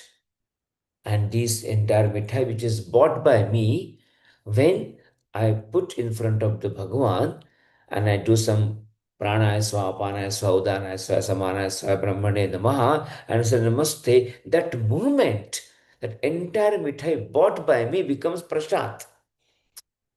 Now immediately I say, oh, this is a prasad of Bhagavan. And now, where my intention was to preserve it and eat it every day, now my intention changes and they say, let me distribute as early as possible to everywhere, to everybody. What happened? The moment it was belonged to me, that I was the owner, it changed, becomes a prasad, becomes a yajna. From karma, I'm heading towards karma yoga. This is the way it happens, so naturally, so instinctively. This instinctive nature, thought process is karma yoga. That's why philosophy is not difficult. We practice it. And therefore, whenever we realize that this happens, this become a prasad, then why only that one? My education can be a prasad. My action can be a prashant. My entire wealth can be a prashant. I will receive whatever I need it. But I can offer everything. And therefore, in our one of the mantra in Isha Chintan, we say, Jivane yavat adanam syat pradhanam tatodhikam. Whatever I receive in my life, oh Bhagavan, I would like to give more than that. If you give this shlok to any accountant or auditor, he will say he's mad. It is impossible. How can you give more than you can receive? But you can. Because what you are giving back is all your things, not only material wealth, your intention, your aspiration, akutihi, hridayanivaha. These are providing, giving. And all those things become a prasad. Then we are heading towards karma yoga, towards permanence. Another concept of the karma yoga is very beautifully, 18th chapter it is mentioned. This concept is very, very useful in the present day. In the entire, now recently this whole discussion about the AI is happening. What will happen when the AI comes? We all are panicked. And I think there was a discussion before also. But when someone understands the Bhagavad Gita, he or she won't. Because AI will become difficult to digest for those people who thinks the human being is the center of the universe. When human can do everything. Now here you got somewhere, oh no, I also can do more than you. Then you become panicked. But when we say that, you are not the center of the universe, you are the one component in the circle. And therefore, let AI come. Let anything will come. Human being will adjust with the situation. Because in a way, it is not his hand. This concept explained in Bhagavad Gita, Adhishthanam tatha karata karanam cha prathak vidham vividhascha prathak cheshtaha daivam chaivatra panchamam. Adhishthanam, the foundation, the karta, the actor, karanam, the mediums or the means, cheshtaha, prathak cheshtaha, various actions are in your hand. You can have a control. You feel you control. But daivam means which is not in your physical control. It is part of your prarabdha karma, sanchita karma. For example, I am a human being. I have a certain age, certain gender. And in that gender, in that age, in that physical form, I can perform something. I cannot perform something. But if I change my gender, if I change my age, if I change my position, I can do something different things. Very simple thing. Because of the human being, I cannot hear, which is the dog can hear. I cannot smell that much, which is some snake or somebody may smell. I'm a normal human being is a very dumb character than the other animals. We take 9 months to walk. The calf walks within a day. Only we have a brain. That's the only capacity we have. Because of that, on the basis of the brain, power of the brain, we think that we can conquer the world. But we have limitations. When you accept the limitation and act, it is called Daivam Jaivatra Panchama. When we accept our limitations. When we accept our limitations, we act. When you say Daivam Jaivatra Panchamam, then I will tell you, will never be depressed. We never be frustrated. Because we know that Daivam Chaivatra Panchamam, the fifth factor of any action, is beyond our physical control. When we understand that it is beyond physical control, means it is a part of that phenomena. We don't believe that it is the control of somebody else sitting in somewhere else. No. It is a part of a phenomena. If the rain is there, I will get wet. It's phenomena. If I eat something, I will get indigestion. Phenomena. Daivam Chaivatra Panchama. And that's why this Daivam Chaivatra Panchama, when we understand, our actions are leading towards yoga. And that's why the Krishna Bhagavan says beautifully that you act. Don't worry, you become very happy. You act ferociously. Act as per your role. Your role may be CEO, supervisor, mother, father, driver, child, retired, anything. You might be in the prisoner officer. Act accordingly. You may be a warrior. Act accordingly. But when you act, just think this thing, that you always think that Daivam Jaivatra Pancham. You are acting as per your role. Your role is your clothes, not the skin. You change clothes. And this concept explained very beautiful way. Krishna Bhagavan mentioned that what you do, all your actions make your prasad. All your actions, say pranasva, apanasva, udanasva, samanasva, make your actions, make a prasad. When it becomes a prasad, it becomes not yours. You become lighter.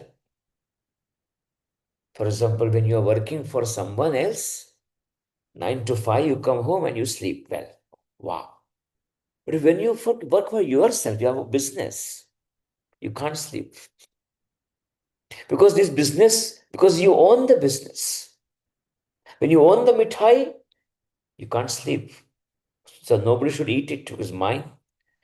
When you do not own the mithai, then you definitely want to distribute. Mai sarvani karmani sanyasya.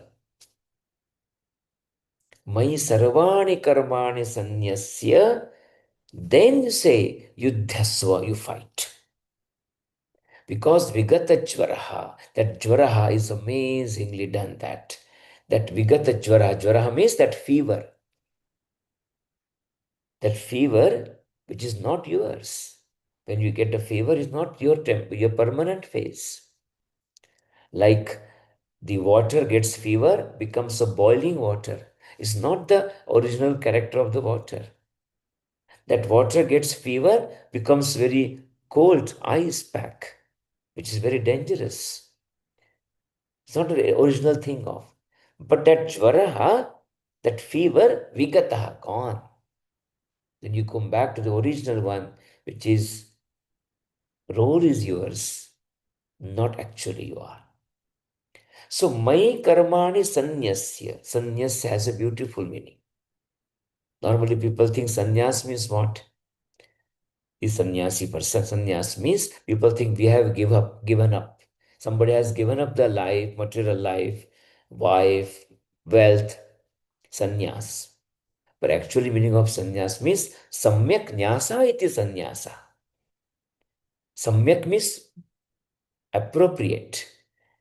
Nyasa means keeping. When you arrange your life properly, it's called sannyas. When you arrange your life, as arrange your house, arrange your fridge, arrange your grocery, the things should be where it should be appropriately kept. Barbecue coal should be outside somewhere.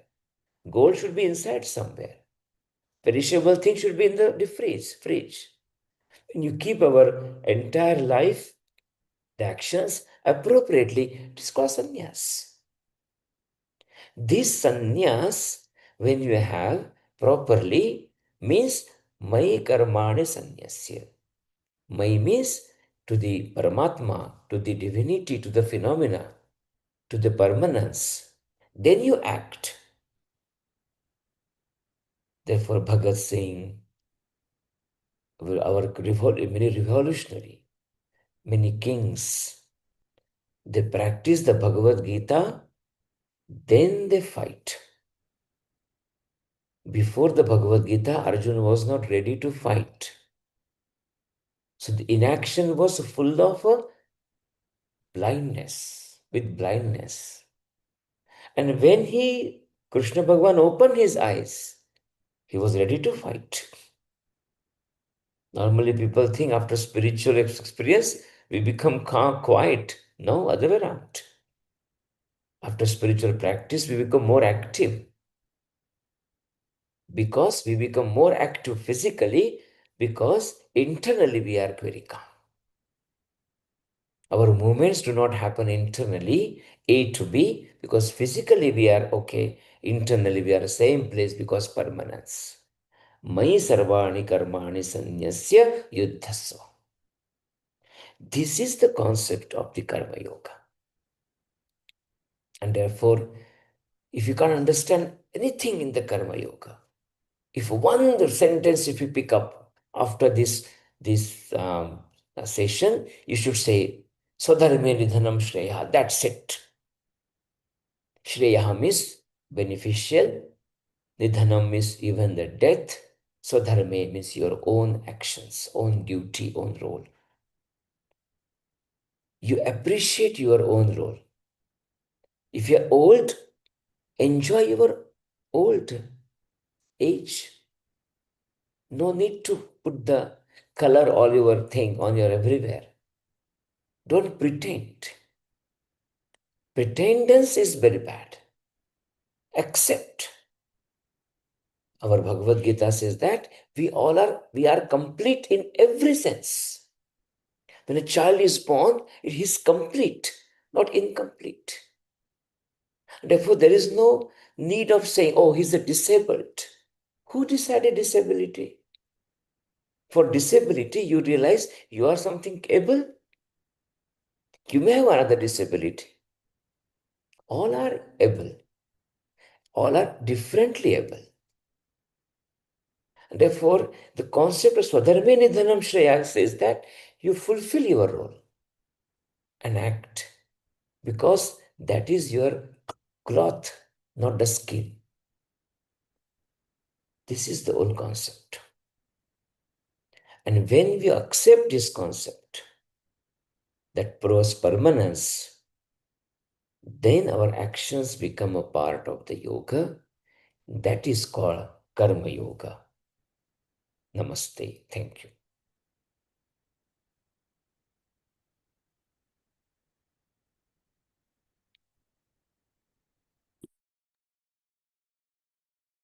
Ramji, that is a wonderful discussion. I'd like to just invite a couple of thoughts here as well, which is that every single time that we're going towards we're going away from our true nature, but every single time we're going towards Sat, we're going towards our true nature. And our true nature will vary according to the role that we are playing within society. So our duties will differ, which also means that our karmas will differ. But the way that I see it is it's only going to differ if we attach ourselves to the karmas. If we're taking on a duty, we're not doing it selflessly, we're doing it in a tamasic state. That's where we're incurring the karma. But if we do our duties in a selfless way, which is for the bigger good of society, it's for the wider benefit, then we don't incur karma. Is that true? Perfect. The articulation is always a different. We can use some technical words what we used. I thought that we should experience this whole karma yoga while listening, and that's why the articulation is this way. But you are perfectly right. Fantastic. I'd like to invite Pradeepji, Rahulji to ask any questions that you may have. Yeah. So, Dhanyavad Ramji. One question. Many people understand this concept. They might have heard many Baudics lectures. They might have gone to many courses. So, in spite of knowing, what drives them away from Karma Yoga? Because it's not a concept which is beyond, it's not quantum physics that's very difficult to understand, like you explained. So, in spite of knowing what is it from internally that drives them away from it? They don't. Basically, we realize that we always think that we should get result immediately. Today, I think, okay, I want to become fit and I will uh, subscribe the gym. And next day onwards, I start seeing the in mirror. Okay, what sort of change happened to my body? Is it possible? No. That's why the moment the thought comes, okay, I attach to my action, my journey towards Karma Yoga already started. And therefore, it may happen. Only small life is there, maximum 100 years of this physical life. How many lives can be there, physical lives? As many as we can think of. For example, this moment, I am dying. For example, billions of tissues are getting died. But next moment, many tissues are coming up. So every moment, I should say happy birthday to me. Similarly, this thing patch is there. So therefore, the moment I realize that I'm thinking about this concept, my journey towards Karma Yoga is there, to union is there. My journey towards union is always there, always. So whether I may one, make a mistake, but that mistakes will always rectified by again and again, again and again, again and again. So probably I will take some months to understand, afterwards some days, some hours, some minutes, maybe some seconds. But I will tell that one, we will definitely will go towards that because of the journey. so basically you are saying Mama Vartmanu Vartante Manushya Partha Sarvashah. Eventually we are on the same path. Eventually same path, but because we have limitations. We have limitations of body, limitations of mind, limitations of emotions, environment. Many things are there. These limitations, when we accept, we are heading towards Karma Yoga. Okay. Dhanyavad Ramji. Another question on this point. You explained that fifth element, the divine element. In that fifth element, there is a tendency of people to become passive and either become superstitious or leave everything to जो भी है राम जाने हम तो क्या करें सब प्रभु की इच्छा. This kind of passiveness. But I believe that's not what Karma Yoga is, what you just explained. It makes you more action oriented, more spiritual you become, the more conscious you become of your duties. So how do you overcome that confusion or a self-created confusion where leaving to that fifth element means running away from one's duties, if that makes sense? Wonderful. So Daivam means Ram Jane, somebody is there. Where is the Ram? Okay, up. Normally have a tendency to look at, because we have so many, we have a samskar of a Abrahamic religion, so always we look at the upward somewhere. Fine. Okay, that's the first stage, first door. Then question comes, where is the Ram? I said, Ram is everywhere. Oh, so Daivam is everywhere. Second stage will come. The third will come. Okay, where is Daiva? Oh, Ram is inside also. Oh, is inside also. Ram jane who? I jane. Me jane.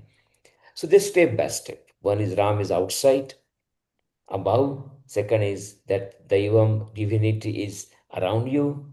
Then the divinity is within you. Step by step approach. Then we realize that one, oh, this divinity is basically I. Only I know.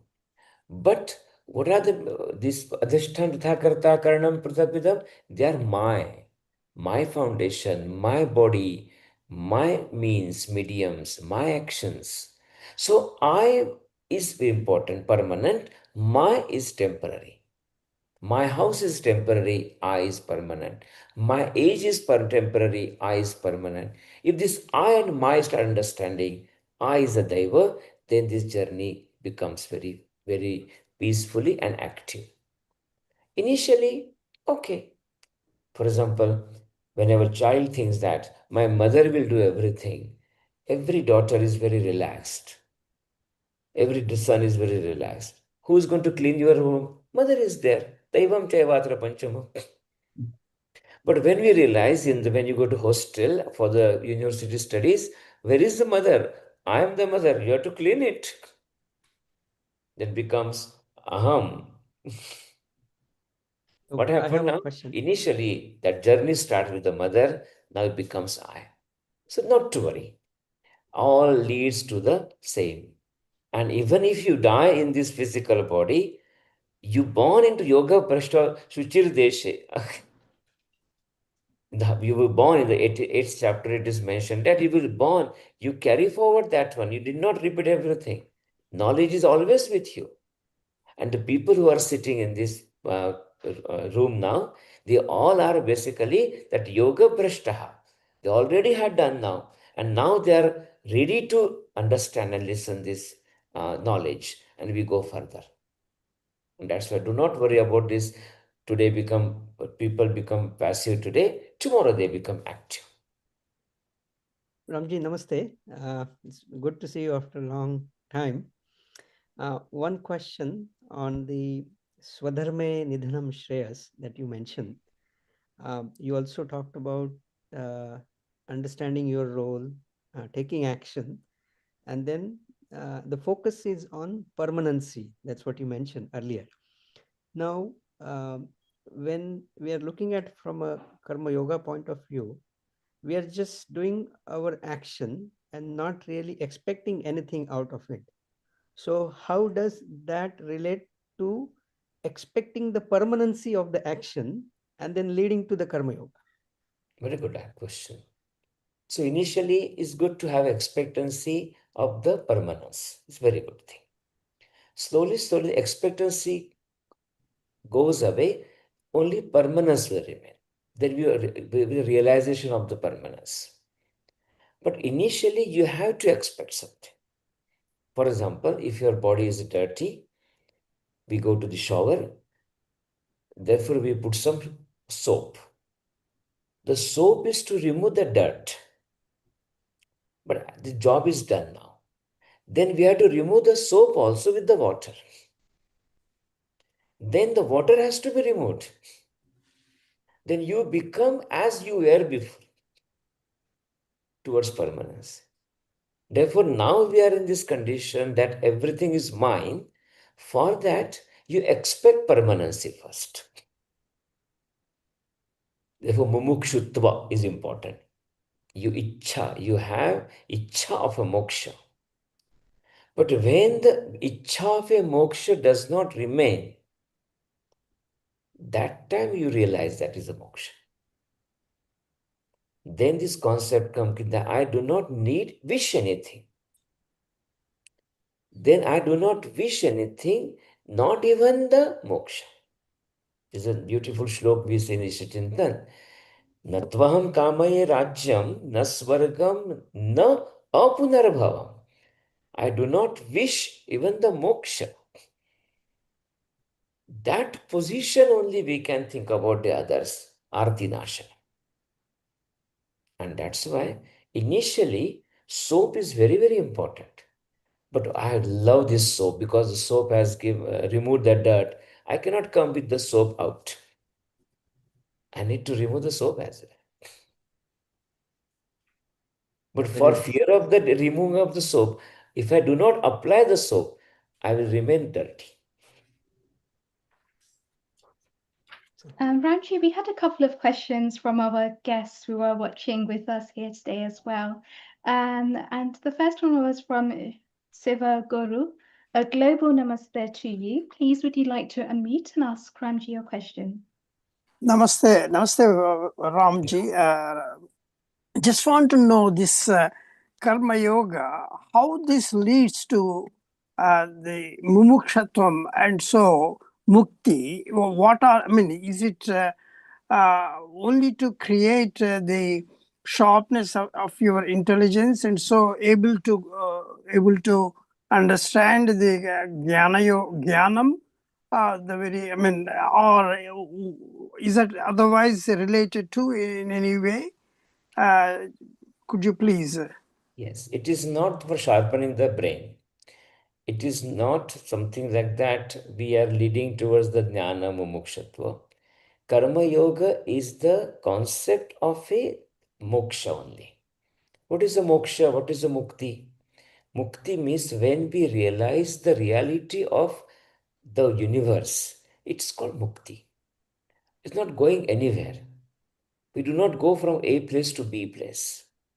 It's Yeah, I know basically that, but understanding what is the nature of the universe. And what we explained today about that one, if nature of the universe we understand that there is a permanence and there is a temporary. Permanence is called I and the temporary is called my. And therefore we this understand and then we act. Therefore that action with understanding this permanence is coined as the karma yoga. And therefore, this knowledge, what people call jnana yoga, is very much important for karma yoga. When the knowledge is very important for karma yoga. But when only knowledge is there, but not action, not a jnana yoga. And therefore, in the jnana yoga, we act. In the karma yoga, we know. It's important. Dhanyawad, Both are Ramji. same. Both Dhanyawad, are Ramji. same. So there's another Another question question as from well that came in from Keshav. I'll repeat this one. In jnana yoga, we act. In karma yoga, we know. If this notion to sentence we understand, the both are same and the both are basically the leading for realization of I. And we have another question that came in from Keshav there, and that says, Namaste Ramji, probably we are in the right direction of Karma Yoga, but how can we accelerate the journey of Karma Yoga within our day-to-day life? Do not accelerate, just observe. The acceleration will happen automatically. If you accelerate means your ownership is still on. I am doing. I want to do moksha. I want to achieve something. I want to become free. The moment this acceleration happens, you are still in the part of that whole concept. You observe and act. You lead with the karma yoga. There's Anukul ji raised there, I think. Thank you very much for a very good explanation. I just had a small question. When you're doing everything with knowledge and also doing the right karma, and ultimately giving it to the ultimate offering, does it not automatically become a bhakti yoga? Yes, why not?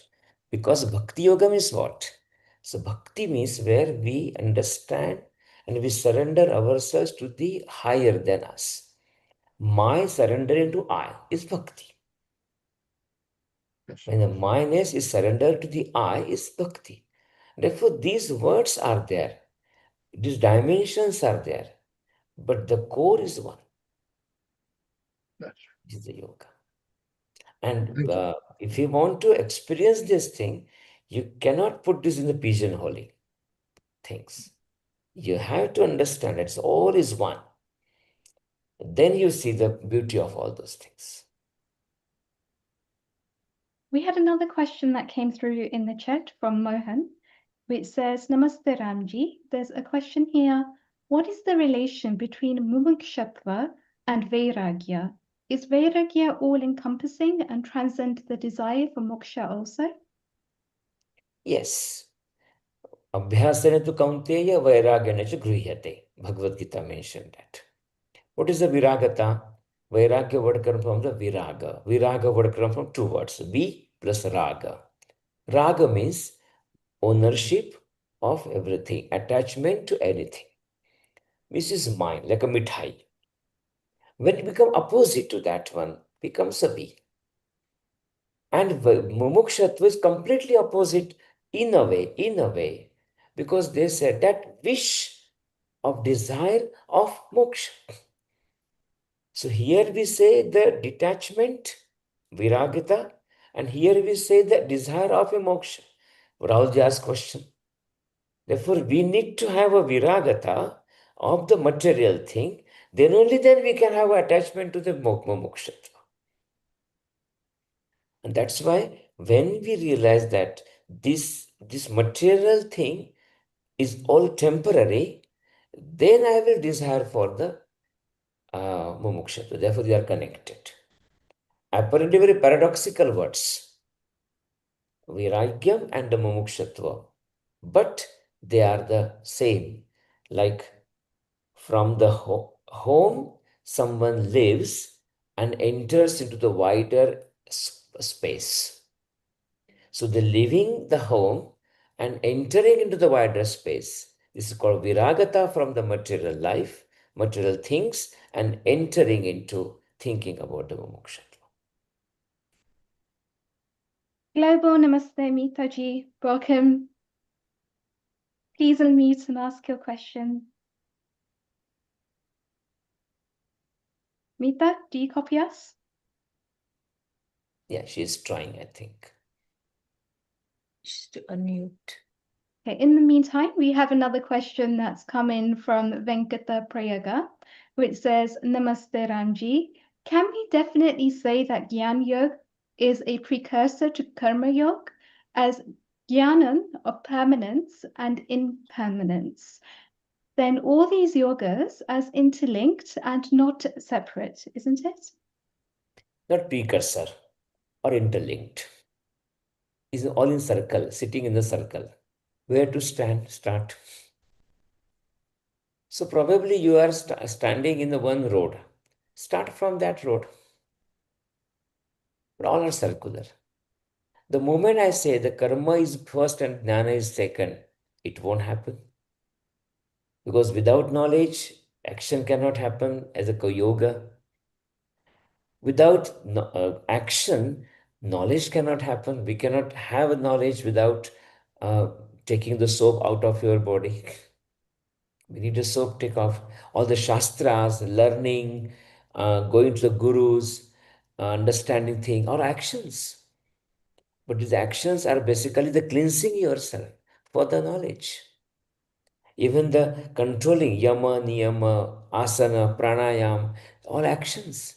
Then pratyahar will start, which is not beyond action.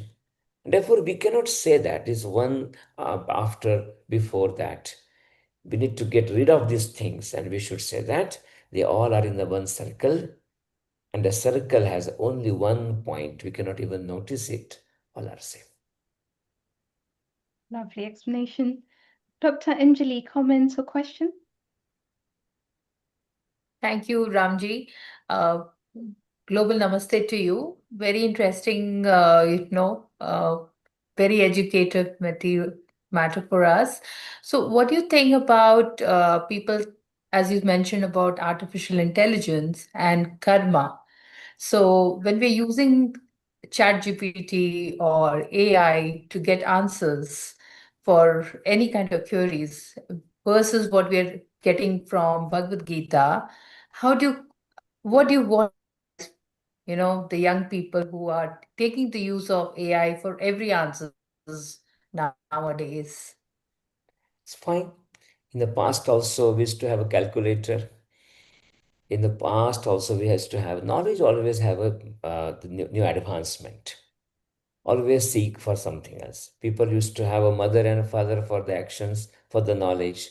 Then they got the books to get the knowledge. Mother, father may not know this thing.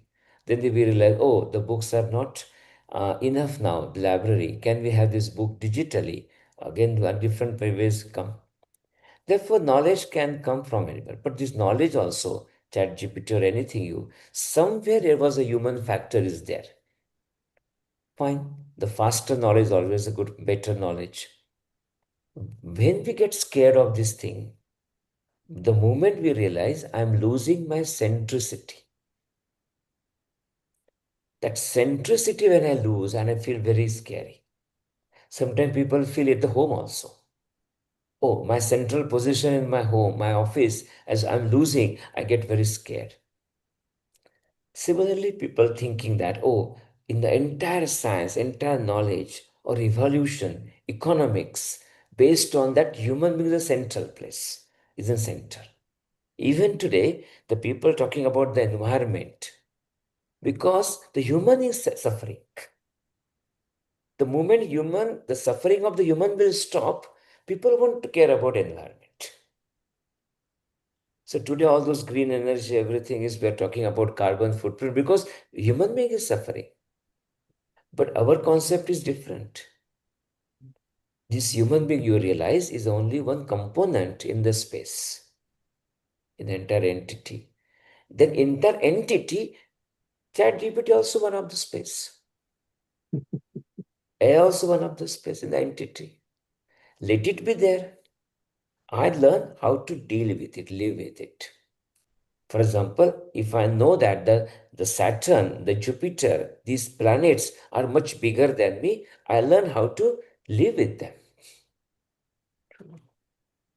When I realize there are much, much bigger planets than this Jupiter, this Sun, I need to learn how to be with them. If summer comes, scorching sun is there, I need to wear the appropriate clothes. Same as a winter, same as AI.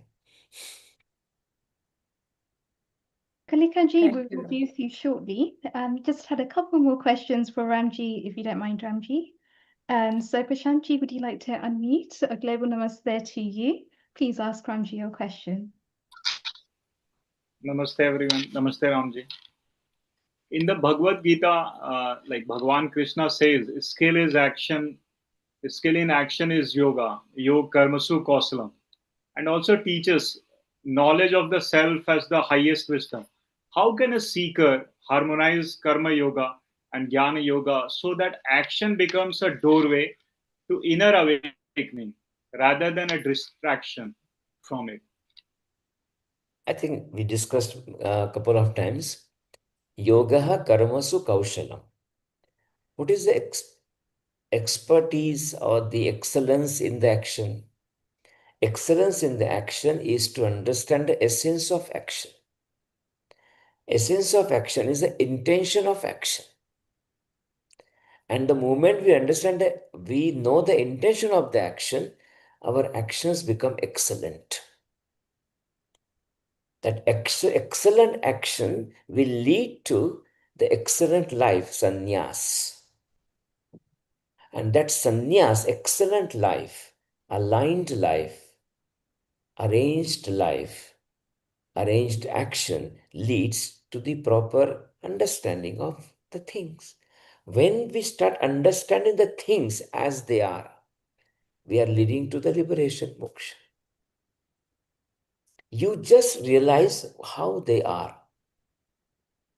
This is woman, this is man, this is old, this is bird, this is mountain, this is thing, this is mind, this is buddhi, this is the energy, these are sense organs, this is a consciousness, arrangement, properly understand and act.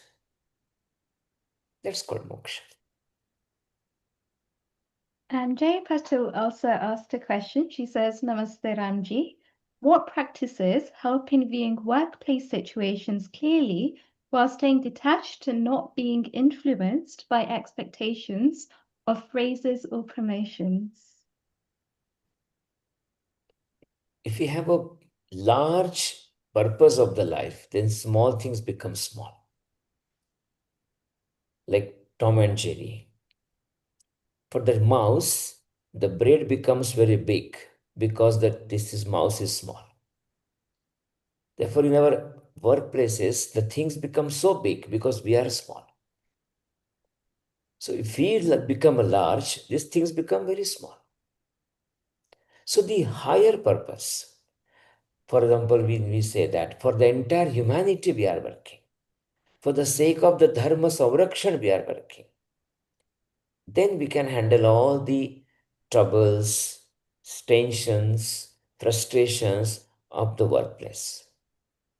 But if I see that my workplace is everything for me, then that every small frustration in the workplace, the movement of the workplace becomes very massive. Tsunami for me. So this tsunami or bubble, I can decide. My position I need to decide. And that's why large purpose in front of us and engaging into large, long, big, long-term purpose, cause helps us to handle all the small situations. Wonderful. Sweta Kulkarni also asked a question. She says, Namaste Ramji, can someone be in sansar carrying day-to-day activities and still be a sannyasi? In full ashrams, sannyas ashram is usually referred to retirement from material life. Could you throw some light on that, please? Somebody asked me a question, have you seen the people who are realized soul? I said, yes. I've seen many, many people like that. And all of them are not sannyasi. They all are family people. All of them. When you are in the family, when you are looking after the family, it is easier for all of us to realize this thing.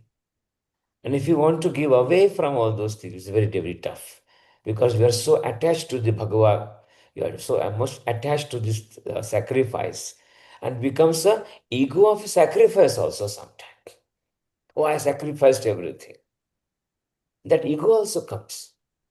And that's why it is very much possible that being in the samsara, you will leave sannyas. And that's why when you say sannyas ashram, physically it can be the retired life. But sannyas ashram can happen anytime. When we start realizing that, for example, if I'm a parent, I'm a father or a mother, I lead a life as a tree, not as a creeper to my kids. I become a sannyas ashram. If I lead a life to guide them, but my life become like to protect them, it is a sannyas ashram. The moment I do not get bogged down into our day-to-day routine, and I just follow the practices, but for a higher purpose. I look after my kids for higher purpose. I work for higher purpose. I get the wealth for higher purpose. I drive for higher purpose. I live a sannyas ashram life in the present life also. Wonderful. That's been so inspiring, Ramji. And I know it's really late in the evening for you, but we are Smita so Joshi was raising the hand since some time, basically. Can we allow her to ask? Of course. Please go ahead. Ramji, really enjoying your session. Very, very useful and knowledgeable. I am a Hindu chaplain at university in UK, University of Surrey, and there are so many different ways to interpret in day-to-day life Bhagavad Gita. It's from Vedanta, Vedas. And one question, because all the work I do is voluntary, so there is no monetary benefit at the end of it. Everything is in kind rather than cash. And so my question is, which is a better state of mind for conscious human being to implement the gems of Bhagavad Gita in leading our life? Would you say that those who are goals oriented, because some people, as you said, if your goal is for the uh, betterment of the society, of the community, then no matter how much you are earning, that is also a yagna, because you are giving away to the community. So I'm giving away to the community, but at the same time, I'm wondering that some people are spiritually very conscious. They are doing, as you said, to for the betterment of the society. But which is the right? Is that supposed to be a balance in having a goal-oriented life with artha, finances involved in it, and also at the same time giving away for free. And when it comes to Krishna Leela, Krishna said, "Don't do what I did, but what I said." So, what is the importance of understanding Krishna Leela? Because it's like, if someone is going one day at a time, one moment at a time, and giving away in that fashion, or someone is goal oriented and giving away in that fashion, which is relatable more to Krishna Leela, which is more a better understanding of Bhagavad Gita and applying to your life. Thank you. Very perfect. The entire your question, so many questions you asked, there was so many times you used the word I. And English I is very in capital letter. It's very bad. Because I is the always reason there. that yeah, the reason I Always. asked because What is the I've best been way to told, do it? Best way? yeah, I've been Understand. told off by all the people that you are doing the wrong thing. You are not doing anything for you, and that's the reason, Perfect, I perfect. have. The answer is basically, Yeah, yeah. there's English grammar is called passive voice. Karmani prayog in this say. So use the karmani prayog in our life. So I clean the house. Now another sentence will come. House is cleaned. So when I clean the house, I becomes capital. House is clean, house become major. Right. Then we can say by me. So the best way of karma yoga and understanding is that changing active voice into passive voice.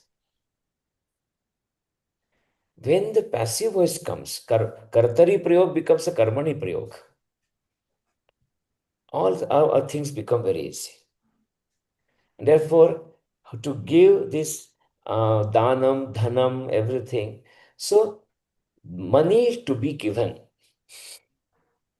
is passive voice. Tree is planted. This bridge was built. So in the permanent things, basically, people are normally in the passive voice. This red bridge was built. Howrah bridge was built. Tree was planted. This earth was created. Similarly, but start saying that this money to be given, work to be done. Whenever this passive voice comes, then you realize our actions become karma yogi. Even the people who are spiritually conscious, if they say that I am a spiritually conscious, they are not. Because I is there. And I means I am a spiritually conscious, means that still I is very present. But when we realize that one, I'm learning in that path. I'm on the path of that one. That is okay. That humility comes. So using the passive voice, karmani prayog, is the path towards the karma yoga. Wonderful. Thank you so much, Ramji, for all of your wonderful insights that you shared so beautifully and so elegantly with all of us here today. Really appreciate you taking time out to speak to us, given that it's Bharat and something near to 11 o'clock at night, that still you've taken your precious time out to be with us here today and to really help us to understand Karma Yoga in so much more detail. So we're truly grateful. Thank you so much. Namaste. Namaste. And that brings us on wonderfully to our next speaker today. And Rahulji, please can you introduce Kalikaji? Thank you, Ridhiji. Please welcome Dr. Kalikaji Uttarkar. She is the Director of Community Education and faculty member at Hindu University of America in USA. With over 30 years of experience, she integrates philosophy, yoga, psychology in her teaching and counseling work. She holds a PhD in philosophy, a master's in psychotherapy and counseling, and has presented widely on yoga, the Bhagavad Gita, and the Upanishads. She's based in Dallas. She also works as a yoga and psychological counselor, motivational speaker, and content creator focused on parenting and personal growth. Dr. Kalikaji is also known for her warm presence and her ability to make India's wisdom traditions practical and relevant for modern life. She's going to talk about the practical relevance of the Jnana Yoga. So over to you, Kalikaji. Namaste, Kalikaji. It's wonderful to have you joining us here today as well. Thank you so much. Thank you, Rahulji, for that generous introduction. It is my honor to share screen with dignitaries like Ramji Vaidya and all of you there. So it has been a very enriching session before me. So I would just try to play my small part now. with this topic, that is Jnana Yoga. And I also want to thank Yoga Kulam for having me here. Well, initially I had planned that I would start with a slide presentation, which typically I don't, but I had decided that I will go with a slide presentation and keep it very structured, and then, I'll start with that end. But somehow I'm feeling that let me have an open discussion with you all and not stick with the slide. That's very typical of me. Rahulji knows it. So the very simple question that I would like to ask is, who are you? Who I am? So when I was born, my parents named me Kalika.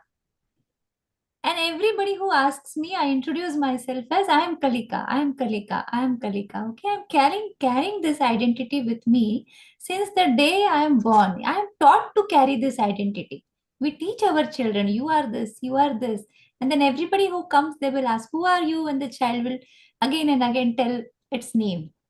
So we adopt this identity and then we keep adding to our identity in different ways. We start looking at ourselves based on what we are creating, what we are acquiring, what we are achieving. And that way, our identity sometimes becomes very strong and sometimes becomes very weak. So we are always on this roller coaster ride and asking us, am I really good? Am I really sufficient? Am I really complete? Or who I am? When I see somebody who is much grander, who has a grand presence than me, then I feel less. When I see somebody who's little weak, I feel big. So everything that I'm experiencing is a relative experience. I am understanding myself based on my surroundings, based on the people, environment, and the attachments that I have acquired going forward in life. And therefore, this question, who am I, becomes very significant to our basic existence itself. And this is the answer to the question, why Jnana Yoga? What is Jnana Yoga? Jnana Yoga is about knowing who I am. It is about the relationship that I have with myself, the relationship that I have with this world, and do I have any relationship with the ultimate reality? And whether this ultimate reality or an uncaused cause even exists? Or is it just an intellectual hypothesis? So what is reality? What is Satya? What is truth? The whole endeavor to understand this question is about Jnana Yoga. Now coming to Bhagavad Gita, we say that Sarvopanishado Gao Duktha Gopalanandana. So Bhagavad Gita is the essence of all the Upanishads. And when we think about Upanishads, the first mantra that comes to my mind is Asatoma Satgamaya, Tamasoma Jyotirgamaya, Mrutyurma Amrutam Gamaya. Asatoma Satgamaya. Take me from unreal to real. What is unreal? What is real? Tamasoma Jyotirgamaya. So from andhakar, from darkness, take me to light. What is darkness? What is light? Mrutyurma Amrutam Gamaya. Take me from mortality to immortality. This is Jnana Yoga. Taking me out of my limitations to becoming unlimited. Taking me out of my ignorance to the knowledge. So what is this? This is about Jnana Yoga. Unless and until I introduce myself or somebody else introduce myself, my action doesn't begin. So when I establish my identity, then my karma starts. It is a natural outcome of my identity, of my existence. And therefore, understanding one's own self becomes a primary necessity for whosoever existing in this world. And therefore, the study of self or study of aham, I, and beyond that becomes very significant. Now let us come to the understanding of what is truth. The meaning of truth is Trikala Baditam Satyam. That which is in the past that which is in present, and that which is in future. So if something be sorry, sometimes my video might drop because of the internet. Yes, sorry for that. So if something has to be the ultimate truth, it has to be everywhere at all times. It has to be now, it has to be here. What is that? Ishavasyamidam sarvam yatkincha jagatyam jagat. Tena tyaktena bhunjitha ma gruda kasya svitanam. Ishavasya Upanishad begins with this mantra. It says that that Ishwar is everywhere. One has to understand that, realize that. And then comes the next shlok.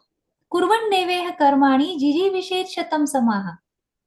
That is, only by doing karma and living life for 100 years, one can make the best of one's life. That is how life has to be lived. So first we have to understand who I am. Once I get that understanding, automatically what I do becomes karma yoga, as Ramji was just suggesting. So understanding who I am is about jnana yoga. Who I am, if I am Satya,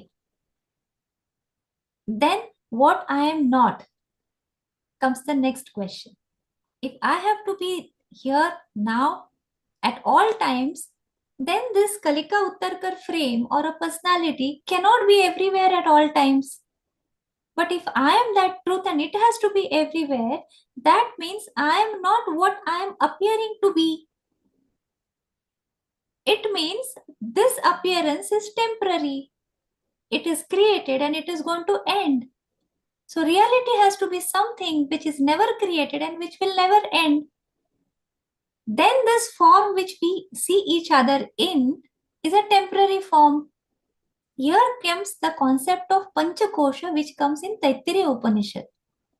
It says that we live on 5 different stages of existence, 5 stages of awareness. So it is Anandam, it starts with Annamaya Kosha. That is the physical existence, material existence, the world around me. It's not just me, but anything and everything that is visible through my sense organs is Annamaya Kosha. Building on this knowledge, that is perception, pratyaksha pramana, what we do is we think. That is our tarka. That is what we understand. So everything that we are building as a body of knowledge is based on sensory experiences. Then we believe in what others are saying. That is Shabda Pramanya, testimony, books, videos, people, anything and everything. Now, Grok, ChatGPT, everybody comes in. Wherever we are gaining knowledge, but the question is, can I imagine something which I have never thought, seen? That can be a combination permutation, flying horse. But can we imagine a circle which is round, which is square? We haven't seen it. So we cannot imagine. So the whole body of knowledge that we are experiencing is temporary. So when we say asatoma satgamaya, what we are seeing, observing and identifying ourselves with is unreal. That is the concept of Maya. When Shankaracharya says Brahma Satyam Jagan Mithya, it is Mithya is this. But Mithya is not unreal. It is Anirvachaniya. It is there, it is not there. What does that mean? Mithya comes from Dhatu Mit, to count. So anything and everything which has form. Counting is having a bracket, isn't it? Form is having a boundary. So anything and everything that is created and anything and everything that has form is Maya. Now, does it exist or does it not exist? For example, if I carry a pencil, holding a pencil in my hand, what is this? We all will say, obviously, it's a pencil. Somebody will say, no, it is wood. Okay, it is wood. Somebody will say, there's also lead in it. Okay, fine. But what is it? It is a bundle of protons and electrons. No, somebody will say no. It is just particles. Somebody will say it is wave. Somebody will say quantum mechanics will say it is particle. String theory will come up with a different understanding. And now when we say that two particles, when they come in pairs, and when they come in pairs, and if they are kept apart, spatially and temporally, and if one particle moves, even the other particle moves. What is the connection between these two? This is the new development in physics which they are discussing about. In neuroscience, they are talking about hard problem of consciousness. Where from this consciousness arise? The singular experience that I am experiencing. This is not meta consciousness. This is beyond meta consciousness. I am thinking is one level. I am thinking that I am thinking is a meta consciousness, observing my thought. But consciousness is beyond that. So whenever we fear about AI, I'll come to that at the end. If we understand this, we don't have to fear AI. I'll just mention consciousness of something and consciousness are two different things. What we are doing is consciousness of something. When we think about Sankhya Darshan, they talk about 24 elements, Purusha and Prakriti. And from Prakriti, Mahat arises. From Mahat, Buddhi arises. Then Manas. And then Tanmatras and the rest of the elements follow. So, intellect is also part of creation. And creator is different. Purusha is different. This is the Sankhya perspective. But coming to the Vedantic perspective, Sakshi Bhava. When I am in the witness mode, when we talk about the Pancha Kosha, these all 5 koshas, that is the Annamaya Kosha, Pranamaya Kosha, that is my vitality, my energy, Manomaya Kosha, that is my mind, Vijnanamaya Kosha, my ability to discern, Nitya Nitya Vastu Vivek. So that is one thing, that we are able to distinguish between what is Nitya and what is Anitya. That is Vijnanamaya Kosha. Then comes Anandamaya Kosha, where there is absolute bliss. This is similar to Sushupti. This is still not realization. It still has a tail of ignorance, is what Taittiriya Upanishad says. Because it is beyond duality. But it is still not that state of oneness. So when we transcend all this Panchakosha, we go towards understanding who we are, who I am. And this reality has to be singular, homogeneous reality, which has to be everywhere at all times. This sounds logical, isn't it? This links with the particle concept that we just discussed. If one particle is moving here and there is no time and space difference somewhere else, it's also moving. It means they are not two. Now science is finding whether there is some interconnection between it. Vedanta is saying all is one. So Vedanta doesn't talk about unity. Vedanta talks about oneness. Aham Brahmasmi, Tattvamasi, Om Purnamadaha Purnamidam Purnat Purnamudachyate. This is what Vedanta talks about. It talks about oneness. Now, if I am that, then what is it that now I am experiencing? What is it that we are many? So what is this relation between me and that? So once I realize that that divinity, which is Sat Chit Ananda, I am part of that. But then, is this a real distinction or an apparent distinction? Here comes Advait Vedanta, Vishishta Advait and Dvait.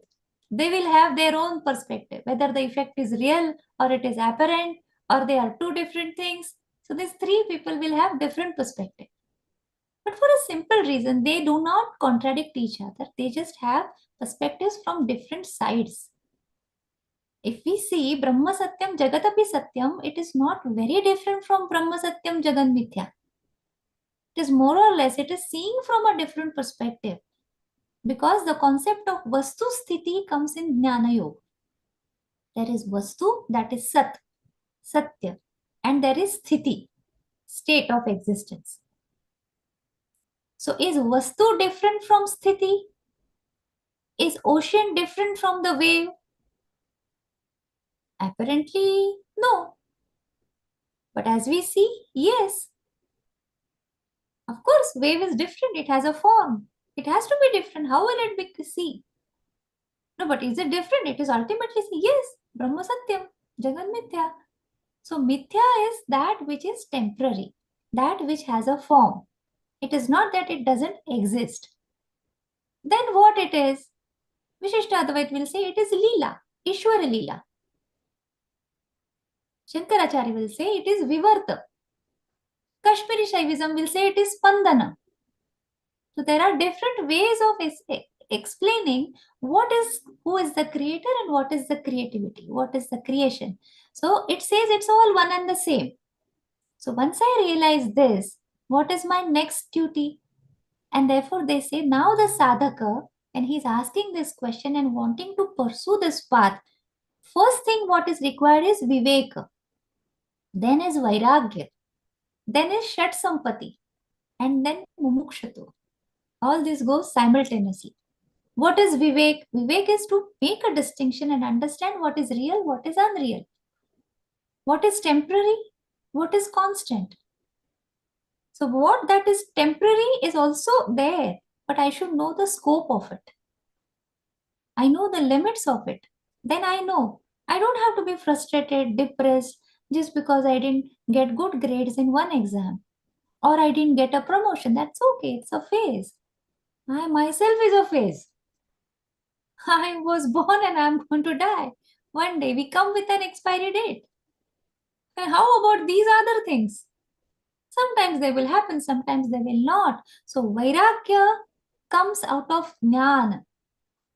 A small girl playing with her toys and a boy playing with his toys, when they grow up, they are no longer attached with the same toys. Because now they have the knowledge and the experience that I am not going to get the same happiness from that. Of course, they find substitutes for that. That is a different issue.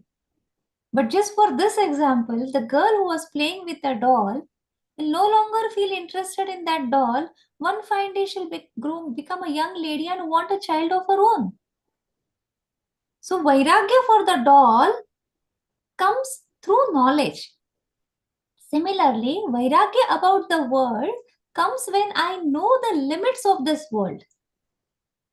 Simple limit is my experience comes through my senses. They are limited. And I take experiences of the objects. They are also limited. So while I am navigating through this limited and constrained things, I just have to be aware that I am unlimited. I am complete. I am Sat Chit Ananda. This is Jnana Yoga. And once this is established, once we are with our excess, navigation becomes easy. Then we move on to Karma Yoga. Karmanyevadhikaraste ma phaleshu kadachana. Don't get attached to this. Now the question that Mitaji was asking, what should we do? Once there is competition. So I take growing up with Gita for children. Okay, so this is the first question. We all are living to get grades. And you are saying that don't expect gains. How to move ahead? Well, getting grades is good. But the process of getting grade is much better. Because grades come when I am tested. But happiness is in knowing. So to have that learner's mindset and to keep knowing about the reality is a real student. And that is mumukshatu. To find the boundaries of this world and try to go beyond that. That is mumukshatu. To find the limit of my existence and to go beyond that. Could be spiritual mumukshatu. It can be scientific mumukshatu. It can be psychological mumukshatu. It is just going beyond our boundaries. So when they say Anandam Brahmeti Vajanat, Ananda is my real experience. So what happens when I'm happy? I feel expanded. I feel light. I feel big. Bruhatvat Brahma Uchyate. That which expands is Brahman. And that which contracts is limitation. So Jnana Yoga is about going from contraction to expansion, expanding my awareness, expanding my identity, and then sticking to that. That is Shraddha. That is, once I understand something, then I hold it on as a valid hypothesis until I get it through my experience. That is Shraddha. Now that my logical mind has told me something, I have understood this sounds logical, this is a valid hypothesis. And then based on that, now Upanishads say don't stop here, where Western philosophy, Western psychology stops. Now we go to a second level of experience, that is experience the divinity within. But there are barriers to that. What are those barriers? Are Shadripus. Kama, Krodha, Lobha, Mada, Moha, Matsara. So how to come out of that? So in Sadhan Chatushtaya, as we are seeing, first we saw Viveka, then we saw Vairagya, we saw Mumukshutva. But all this sounds good. But I need to practice Shat Sampati. I need to overcome this Shadripus. I have to work on the Chitta Shuddhi aspect of my existence. Then my Karma Yoga, Jnana Yoga, Bhakti Yoga, Raj Yoga, everything will sync together. Simultaneously, everything goes ahead. It's nothing one after the other. At the same time, I'm thirsty, I'm hungry. I have to quench my thirst from all aspects. I need to prepare myself on all aspects. So when we come to Shat Sampatti, it is Shama, Dama, Uparati, Titiksha, Shraddha, and Samadhana. So what is Shama? Shama is to pacify our internal dualities, our internal restlessness. That is Shama. What is Dama? Dama is to control my sensory expectations, sensory experiences. How much can I eat at a time? I cannot. So we eat 3 times. Nowadays, intermittent fasting, we eat 1 or 2 times. Everything that is excess becomes a problem. So we need to control. So that is called as Dhamma. And what is Uparati? Is after Shama and Dhamma, there is Uparati, there is knowledge. I understand. Okay, fine. This is where I have to stop. This is where I have to say no. And I have to stick to my inner divinity. That is Uparati. But even if understanding this is not sufficient, there has to be Titiksha. So what is Titiksha? Titiksha is having that ability to hold. Even when we define Tapa, we say Titiksha Tapa Uchyate. So Titiksha is holding, forbearance, to hold to that. So I want to hold a glass of water in my hand. How long can I hold? I want to hold the thought that I am divine. How long can I hold? The moment somebody insults me, I forget I am divine and I just hit back. That is lack of titiksha.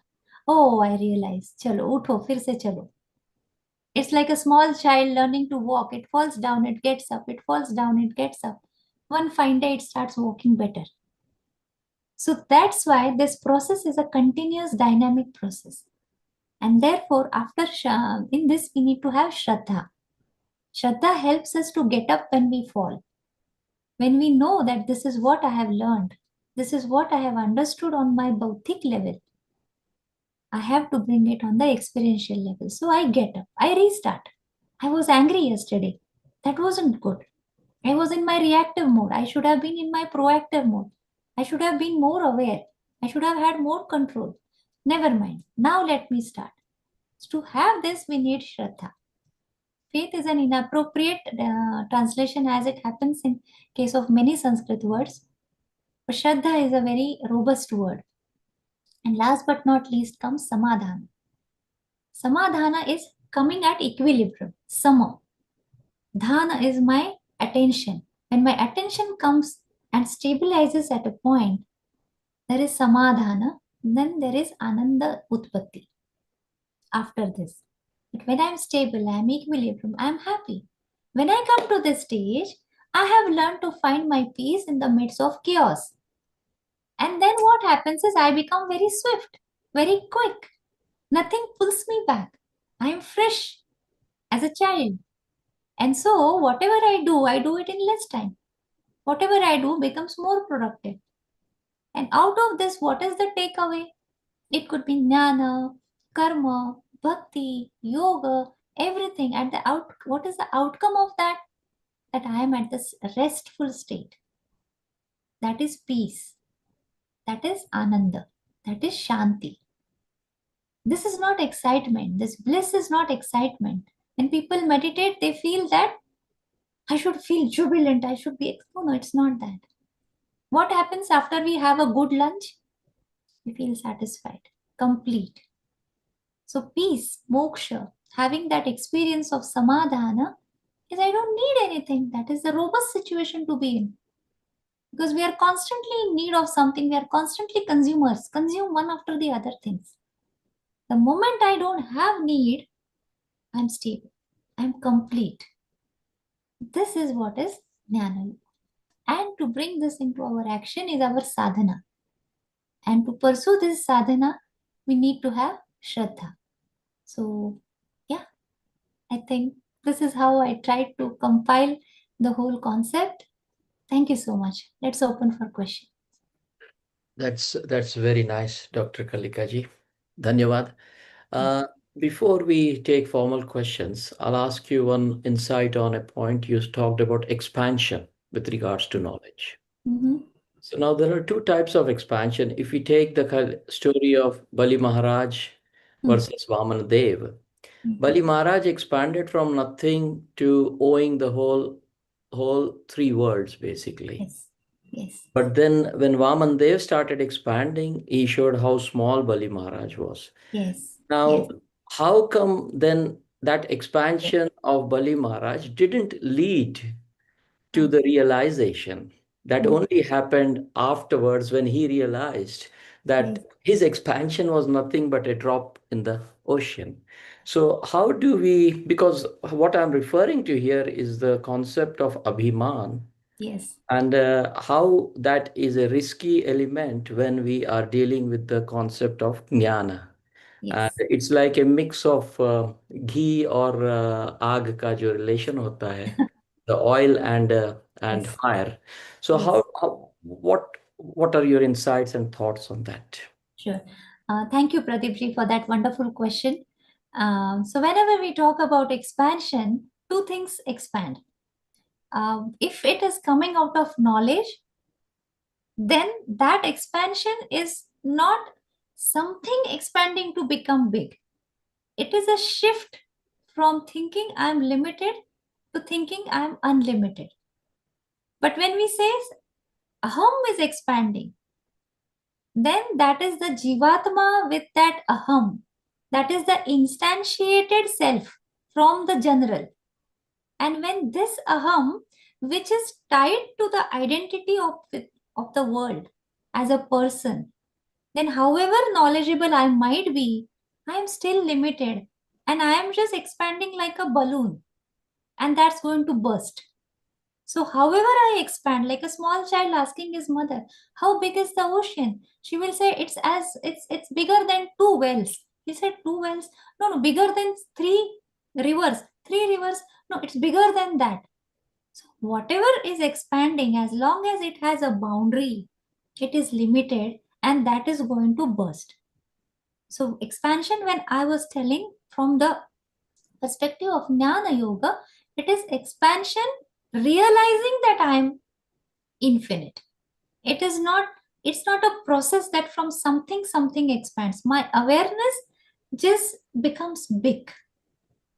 So there is a difference between that. Now coming to the current economic status, political status, environment, personalities, everywhere, what is expanding is this ego is expanding. The aham, asmita as we say. This is expanding. In the vernacular languages, Hindi, Marathi and all, we say abhiman. Abhimana is about my form. That is expanding. So I'm not satisfied. So greed comes in. Domination comes in. Manipulation comes in. Economy, as if we look, study from the Artha Shastra, our economy talks about live and let live, collaboration. The villages were complete. The system was so, nobody had to run from villages to the cities. Our economic structure was broken by the colonial invasions. But we have lived for thousands of years in this system where we think about collaborating. But when an economy develops, for past 100, 200 years, whatever is happening, it's a bubble in the ocean. The economy which is growing is based on profit and loss. Somebody is profiting, somebody is losing. Then that bubble has to burst sometimes. And everything has to come to a normal state and restart again. So this is a natural phenomenon which keeps happening for thousands of years and again. So this is how the world is. So, but we have to be cautious as students and as sadhakas that it's not my ego. Otherwise, भले भले परेशान हो जाते हैं. So, with all great knowledge, if this aham is not taken care, then that dooms that person and the people around. So, thank you, Pradeep ji, for that question. Thank you, Dr. Kalika. That was so wonderful. Riddhi, we are now going to enter into a chit-chat session with Dr. Kalika and the others. Let's welcome Sharon, our American correspondent and senior host there. Just before we welcome Sharon, Riddhi, let us share and tell people what's happening over the next 4 weeks at Healing Our Earth. So here we go. And some of the future episodes. Healing Our Earth broadcasts every Sunday on YouTube, Instagram, Facebook, Twitch, and our website too as well. And Riddhi, so what's happening next week, Riddhi? So next Sunday on the 14th of December, we have a session that's dedicated to health on the Universal Health Coverage Day. This is health for all. And the theme this year is how can we make the health affordable to everybody in every country. And the following week, we are entering the festive season. We've got fun, laughter, and sing-alongs, and that is on the 21st of December, 2025, welcoming in Christmas and then the New Year. And Riddhi, of course, 21st is also now going to be the World Meditation Day. So together with fun, laughter, sing-along, and poems, etc., we'll have a bit of meditation too. Wonderful, always welcome. And the following week, Riddhi, we are going to take a break. We wish you all the happiest festive season, and we will be back on the 4th of January. And when we come back on the 4th of January, the next episode is your favorite episode. The yoga, welcoming yoga, looking into mantras, vibrations, resonance, but also to look into Sanskriti in a little bit more detail and embracing our true nature. Brilliant, Riddhi, and what a wonderful family of Yokkulam we've got here today. Several people actually joined, so it's beautiful, and it's nice to have Rahul and Pradeep contributing as well, together with other contributors here, Riddhi. Let's chit chat with Dr. Kalika and some of the comments with Anukul. Lata might have a quick comment, and welcome Sharon. So Riddhi, welcome Sharon, and a bit later in about 20 minutes, Sharon will be also sharing some points to us. Yes, so global namaste, Sharon. It's lovely to have you here as well. Join us for the next 20 minutes. We're going to continue with this Jnana Yoga discussion, which I can already see we have lots of fantastic comments coming through. And then after that, we will pass it over to you. And I know you've got something very special lined up for all of us. I certainly do. And what an amazing, what do you call that? Spiritual teaching you just gave us, Dr. Kalika. That was extraordinary. And I am so grateful. And what I have to bring is my husband, Jay Widener, did a wonderful interview with Bibhudev Mishra about his book, The Yuga Shift.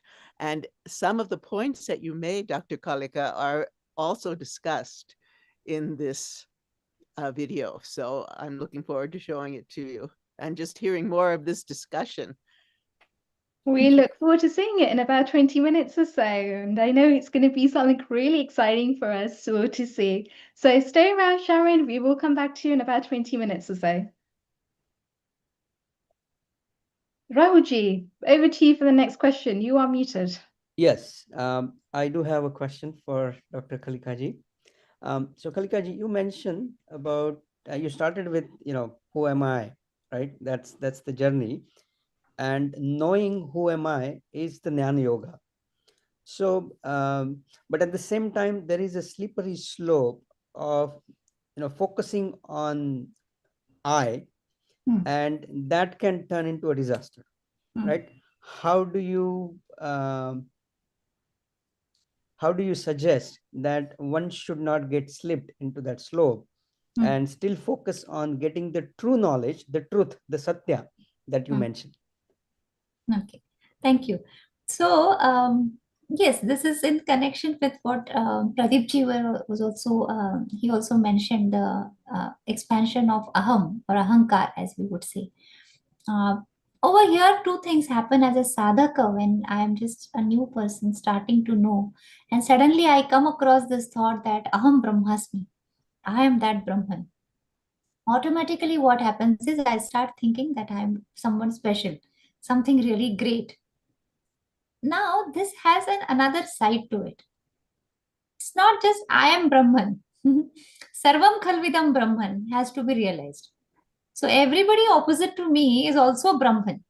So there is no difference. So anybody whom I meet, when I do this, that is a respect that the other person or the animal or the plant or anything that is there, that is also Brahman. So the real knowledge has to bring in humility. We have to be humble, we have to love, we have to respect, we have to have empathy. So these are the natural outcomes of understanding that we all are one. If we are exclusive, if we are not respecting, if we are dominating, then these are the red flags. So this is a sadhana, this is an ongoing journey. So morning we will be spiritual, afternoon we might be very tamasi, evening we might be different. So this is how mind operates. Mind has 100 eyes. Mind is called as Indra. And we have to keep navigating and having this control. So that is what is Jnana Yoga, accompanied by Karma Yoga. And here what reminds me is of Vivekananda. Vivekananda in modern times was a person who attached this Vedanta with Seva. He attached it as duty. And therefore, whatever I am learning, it has to come in my actions. And I have to give back to the society, to the community in whichever way it is possible. Automatically, when I'm working with the community, with other people, and I'm working on developing empathy within me, automatically I'm humbled. Unless and until I don't bring it in my karma, in my behavior, I live in my silo, in my own apartment, writing one book after the other and giving one webinar after the other, that will help me to enhance my personal ego. But the moment I drop that and I start connecting it with my behavior, with my karma, being aware as how I behave with my children, my spouse, everybody has a different area of impact, but we all do have. And that is our experimental ground. So Upanishads also tell us that keep experimenting, keep asking, keep learning. So some people feel that I'm doing so much for the society, but society doesn't respond. They don't react. They don't acknowledge. For most of the people who call themselves karma yogi, they are into philanthropy, they are into seva, they do many things, but inwardly they feel sad. That world is not responding. That is also one kind of dukkha which is mentioned in yoga, and you all must be aware of that.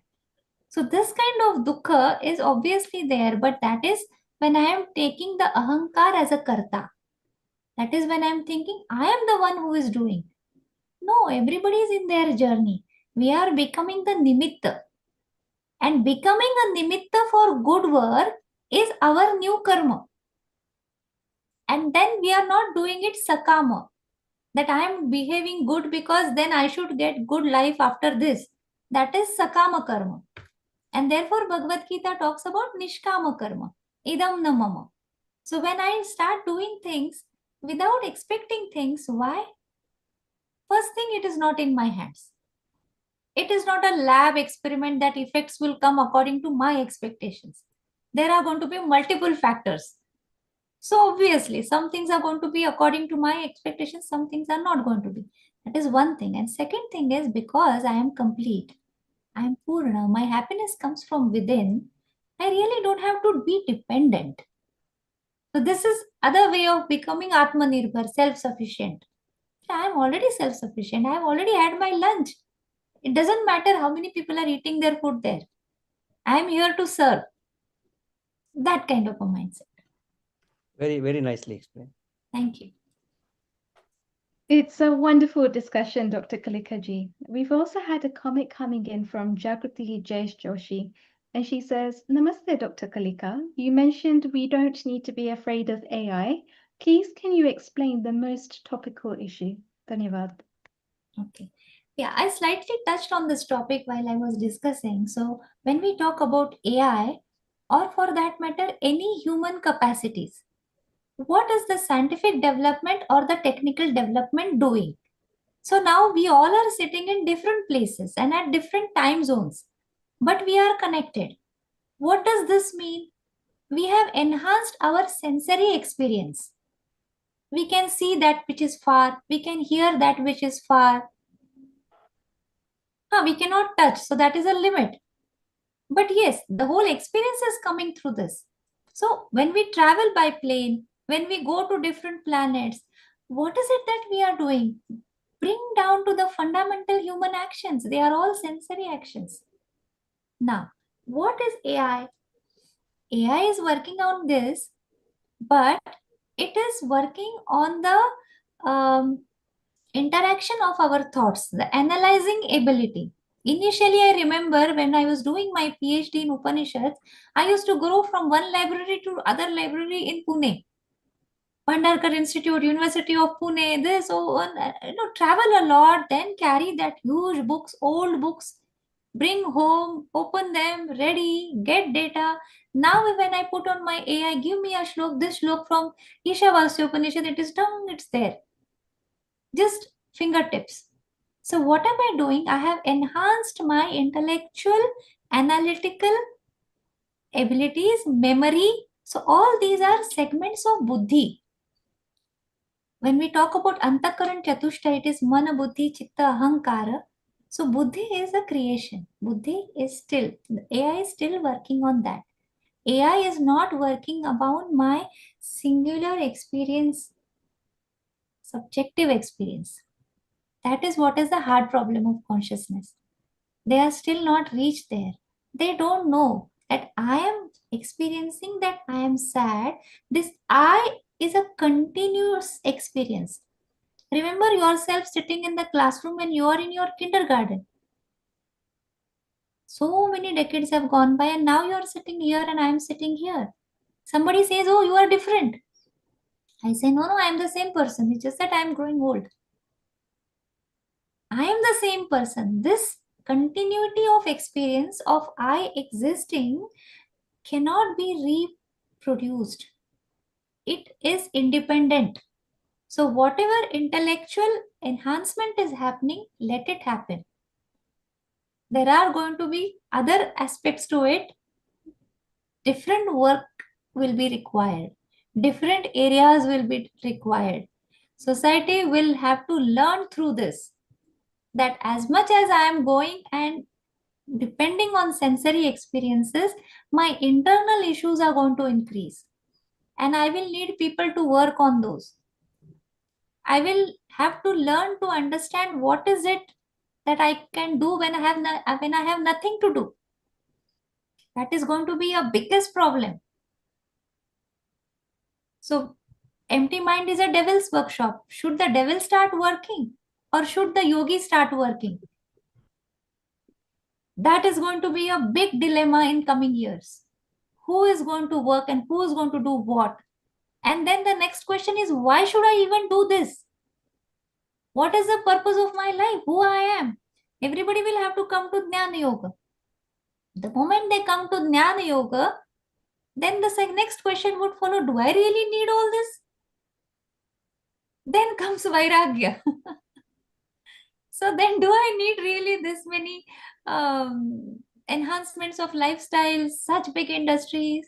And who is going to rule? Are there going to be presidents and prime ministers, or they are going to be corporate giants?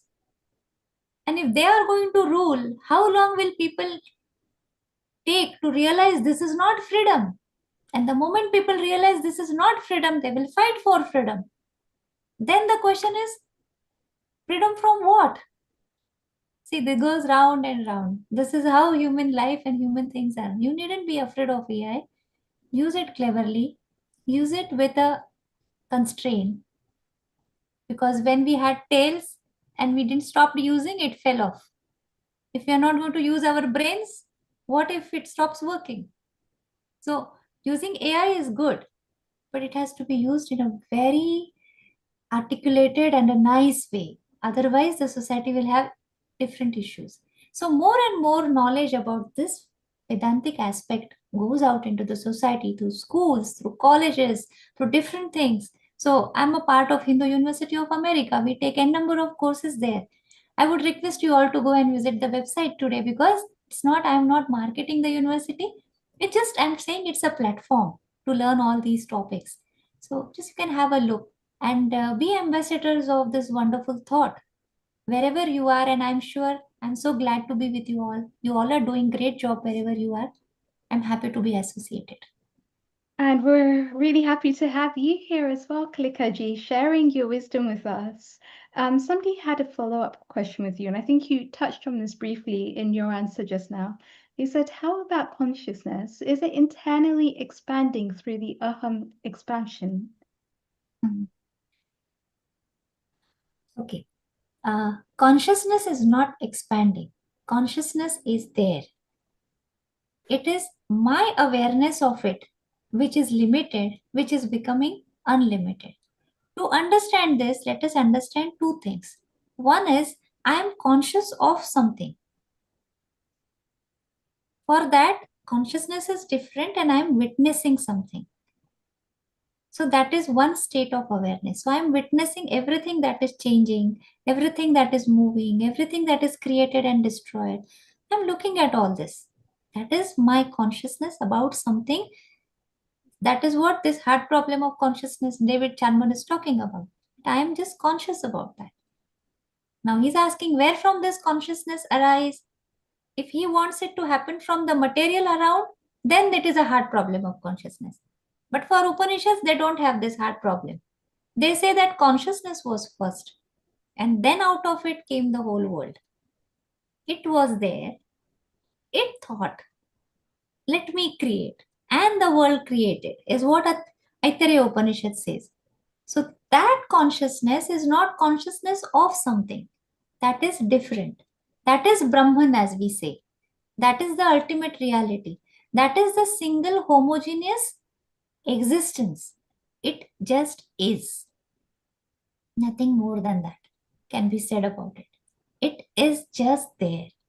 And anything and everything that we want to say about it, then it would be about consciousness. So, if I've answered your question. It's wonderful. And we can see on screen now the Hindu University of America and the upcoming webinars and retreats that you have, and the alphabet to insight of the Sanskriti as well. So I really do encourage our viewers that are, and our audience who are watching us, who have tuned in on our social media, or even with us on Zoom, to really have a look at the Hindu University of America website. They have many good things coming up, many things that are leading to great transformations. So do actually go ahead and explore that. And we've also got the Shastras that are coming up, a unique retreat, which will be there between December the 11th to the 14th. So something really nice to look forward to there as well. And so it's wonderful work, Kalikaji, that you do, and it's lovely to have you with us as well. Anukulji, just coming to you briefly, because I know you were the one that brought out the conversation of AI a little bit earlier. Did you have any insights or any questions for Kalikaji? I must confess, Kalikaji, that after listening to you and Ramji, despite the fact I've been reading lots of very books, including Ramana Maharshi and and this the Upadeshar. I think I'll have to revise and listen to this 2-3 times to really get the thing still in. It's really very, very in-depth stuff, solid thing. Because although I know quite a few of these things, in reality, to imbibe them and really practice them is not an easy job. Because there's always an element of ankar there in it, and at the same time awareness of what I am. That conflict is always on. Fantastic. Thank you very, very much. Thank you so much. Thank you so much. I'm honored. And Lata ji, I know you're always a really good key contributor for us here at Healing Our Earth. A global namaste to you. Did you have a question or an insight for Kalika ji? You're already unmuted. We can't hear you though. Do you have sound on your end? You're on mute.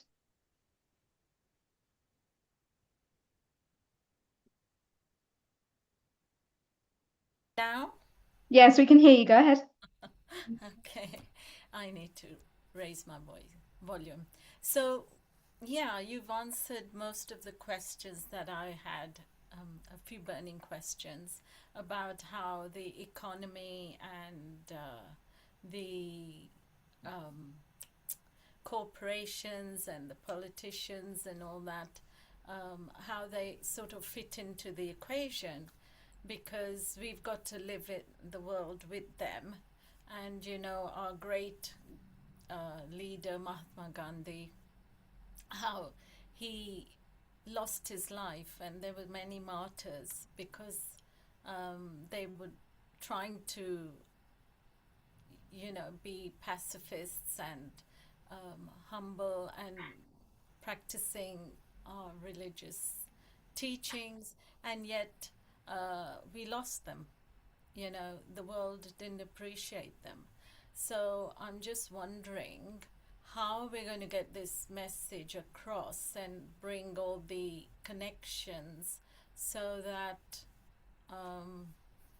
we can work as they said, collaborate with each other so that we can have one unified world where we're all trying to be peace makers and peace bearers, and that, you know, what we've come to the earth for. I'd love to understand what some people want to be, like you said, you know,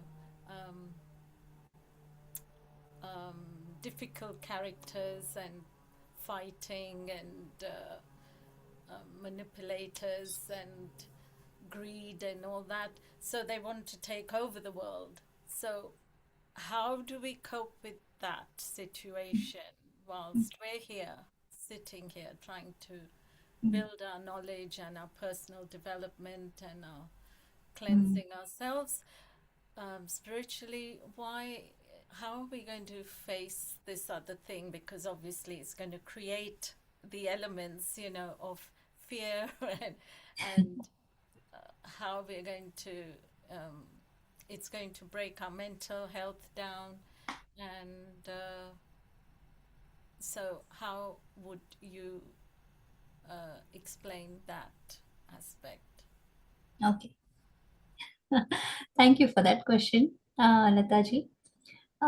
Before I answer your question, just a small point and then I'll move on to that. First thing is, in this whole, I would talk about this planet. Okay. So on this planet, whenever people have killed each other or they have behaved in a way where they wanted to hurt others, there have been many reasons. But if we think from the perspective of dharma, then I would say religion is different than dharma. Religion is different and dharma is different. What is religion? Religion has a form. Religions are created, they continue, and then they will perish. What stays is knowledge. Now, what is dharma? Dharma is defined as dharana dharma, that which holds. What does it hold? It holds itself and it holds anything and outside me. So it holds the system. So marriage is a dharma. Why? Because marriage holds relations. Marriage holds children. Marriage leads to holding the society. If it is practiced in a right way, is a disclaimer. But if it is truly understood, it is a good system which holds. Individually, what holds me? My stability holds me. My physical, emotional, intellectual clarity and stability holds me. This is dharma. So anything that holds is dharma, that is eternal. This is the fundamental thought of Ved and Upanishads which came into Bhagavad Gita. Now when we talk about religious exclusivity, not respecting others, asserting, manipulation, these are human limitations. That comes out of ignorance. And that needs to be dealt with, depending on the space, time, and circumstances. So, what do we need to do? We need to practice dharma, artha, kama, and purusha. These are the purusharthas of life. We have to practice dharma means we have to hold ourselves. Before holding, we should know what we are. So first understand who I am, hold to that thought, convert my behavior accordingly based on dharma. My behavior has to be dharmic. Paropakaraya punyaya papaya parapidanam. Helping others is punya, virtue. Papaya parapidanam. Hurting others is pap, vice. This is dharma. So when I practice, hold this, let live and let live comes in the modern language. So when I contain to this kind of thought and behavior, I am a dharmic person. I could be a Christian, I could be a Muslim, I could be a Jew, I could be an animal, I could be a plant, I could be anybody. Who is dharmic? One who holds oneself and helps other to hold themselves. Live and let live. This is Sanatan Dharma. Now, those who don't understand this, they need to come out of their ignorance. Those who misunderstand this, they need to be ignited. They need to be told. In spite of that, if they are creating problem, then we need to have our Purushartha. We need soldiers on the boundaries. Why? That is not ideal. That is human limitation. It is a limitation of human nature that we need boundaries and we need armies and navy and air force. Because it is human mind which is fluctuating, which has all shadripus. Kama, Krodha, Lobha, Madha, Moha, Matsar, all this is there within all of us. So when that becomes more, we feel that everything is wrong that is happening. What should we do then? Now, you and me, what we are doing is, we have to learn ourselves, gain our knowledge, bring it into practice. That gives us strength. So ignite one lamp with the other lamp. So when we are igniting these so many lamps, it is knowledge which becomes powerful, ignorance becomes less powerful. So when you read the Puranas and when you read the other stories, there is always a fight between the Dev and the Asuras. So who are Dev? Dev are those who are the followers of knowledge. These Devas also, when they engage themselves in overindulgence, they lose the battle. But when they are philosophical, they win. Who are asuras, who don't have control over themselves, who are ignorant? The first strategy is to make them aware, give them knowledge. But if somebody is coming and holding your neck, have the ability to fight with them. Hold their hand and don't allow them to touch your throat. In spite of that, if they are going ahead, make yourself strong. So Karma Yoga, Jnana Yoga doesn't tell us to be cowards and weak and submissive and passive. It tells us to be vigorous, strong, happy, vibrant. Don't exploit. Don't live on the cost of others' happiness. But don't allow others to live on the cost of your self-respect and happiness. That is what is Hindu Dharma or Sanatan Dharma. This was existing. What has been created is also not completely bad. But there are people in everywhere across the globe who don't understand. There are some who understand. So we have to build on increasing the understanding, knowledge. Jnana Vardhan is only the way. And by the time simultaneously we are working on this, we have to guard ourselves on other things. Otherwise, we won't have locked our homes. When we believe in our neighbors, even then we lock our homes and go, isn't it? That is also simultaneously we are cautious about, because that is guard against human limitations, which is also normal. So this will keep happening. We have to be optimistic and do our part. That gives a lot of satisfaction, is what I think. Thank you.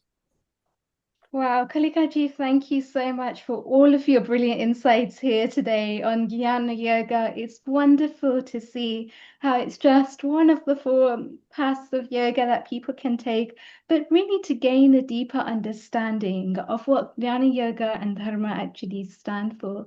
And I think it's wonderful to see just the different interpretations of this and how we can use deeper aspects and philosophies of yoga and how they come into play together as one. And it's just amazing to have you here with us today.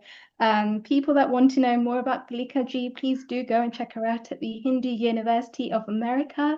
They are doing wonderful work, and a lot of it is very dharmic. A lot of it is looking further into Samskriti, it's looking further into Sanskrit. And it's really just bringing out the Hindu values in today's world in a much needed way. So thank you so much, Kalikaji, for your wonderful insights as well. And Namaste. Riddhi? Thank you so much. Thank you so much, Rahulji and Yoga Kulam, for having me here. I'm always open for any collaboration from personally from my side as well as from HUA's side. So And Riddhi? connect with us. Thank you so much. And Riddhi, while you are here, let's keep Dr. Kalika on the screen as well. Let's quickly watch Sharon's video because it has covered some points where Dr. Kalika has covered. So they can chit chat. And Dr. Kalika, meet Sharon here when she comes to Dallas to meet Danada, who is not very far from you and you do know of each other. Maybe you can collaborate together and expand the family. That's what healing our earth likes. Sharon, if you can kickstart your video as soon as possible, so we can have some comment as soon as the video finishes, and we can have some more comments. So wonderful, Dr. Kalika. Remember, as you said, live and let live. So let's look at this video, which has got some of the points that you even mentioned, but in an Certainly alternative does. way.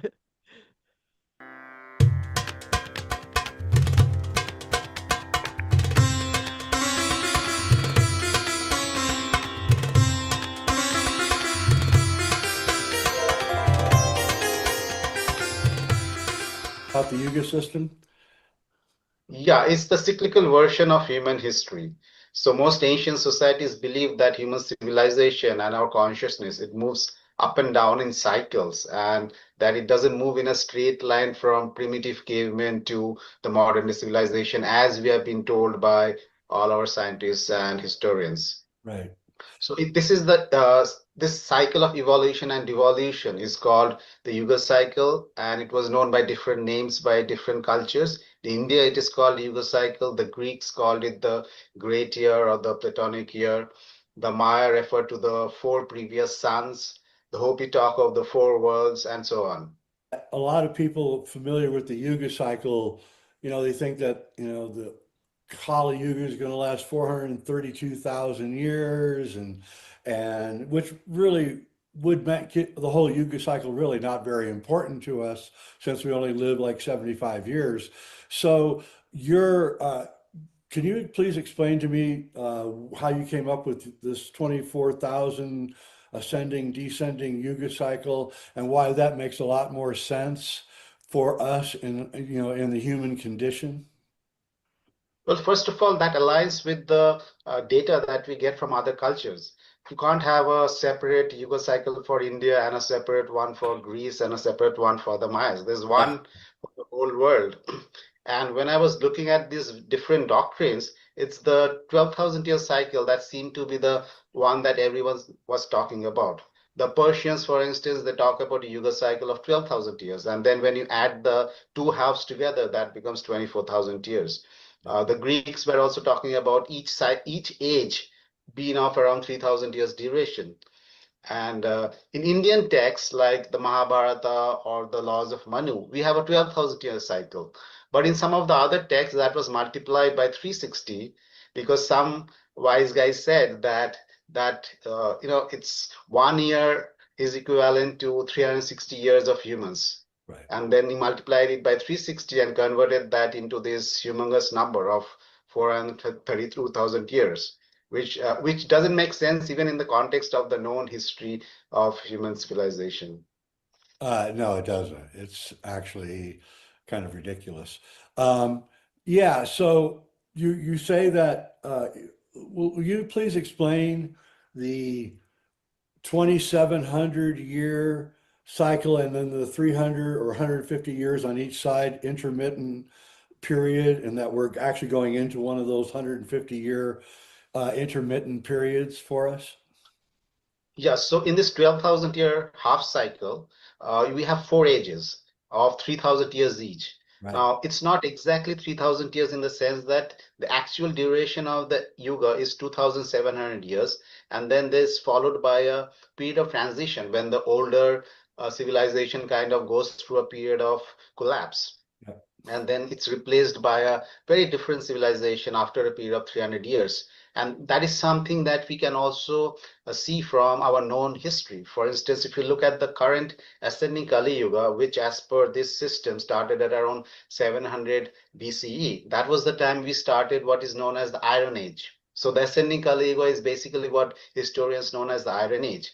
And in the 300 or let's say 400 odd period before the Iron Age, the entire edifice of the Bronze Age civilizations across the world had collapsed. Not very little was carried forward from the older civilizations like the Sumerians or the Indus Valley or the civilizations in Mycenae or other places. So that was the period of transition between the descending Kali Yuga and the ascending Kali Yuga, and in historical terms, that's kind of the transition between the Bronze Age and the Iron Age. So similarly, when the Bronze Age started at around 3,600 BCE, it started all of a sudden in most places around the world, in Egypt or the Indus Valley, Mesopotamia. It all started around 3,600, 3,500 BCE. And all the Neolithic civilizations that existed prior to that disappeared. We really have to dig deep down to find the traces of those Neolithic cultures. So again, there was a period of transition prior to that, and those cultures disappeared and the Bronze Age civilization started. So we seem to have this intermittent reset of civilization on an almost global scale after a period of around 2,700 years. Yeah, so what is your date for the start of the golden age, the last golden age? Oh, okay. So for that, if 10,876 was the period when it ended, and there were two back-to-back golden ages. So then you add 6,000 years to that, you get around 24,876. That was the start of the golden age, and you had two back-to-back ones, just like you had two back-to-back iron ages. So is there a cause in the golden age for the break between the ascending and the descending? Is there something that causes the descending to start happening? Yeah, that's what I talked about. I think it's the central black hole going on and off. Yeah. I think at the end of the golden age, the central black hole shut down and the radiation from the galactic center started to kind of decline in a gradual manner because the radiation that had already left it kept on, declining gradually. It doesn't go off all of a sudden. Right. And so it went, so the radiation reaching us came down slowly. And as a result, now the radiation from the central black hole is from the entire EM spectrum, right from radio waves to gamma waves. And we know that high frequency radiation like X-rays and gamma rays, they can cause genetic mutations.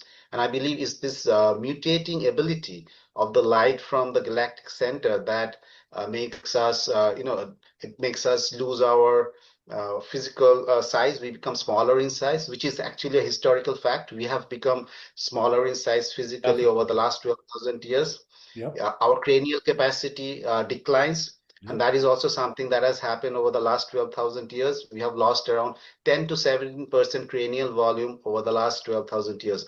And anthropologists very rarely talk about these things, but these are actual valid scientific data, and you can find it in journals. But you would never find it discussed on any mainstream media that both physically and from the cranial volume perspective, we have declined over 12,000 years. Whereas they always tell us that we have been increasing in our cranial capacity has been increasing from Homo erectus to Homo sapiens over the last 2 million years, which is the reason for our increased intelligence. Whereas in the last 12,000 years, we have lost exactly the same amount of cranial capacity that we apparently gained from Homo erectus to Homo sapiens. So that tells you that this goes in cycles. We become bigger physically, our cranial capacity increases, and even our lifespan fluctuates in a sinusoidal manner.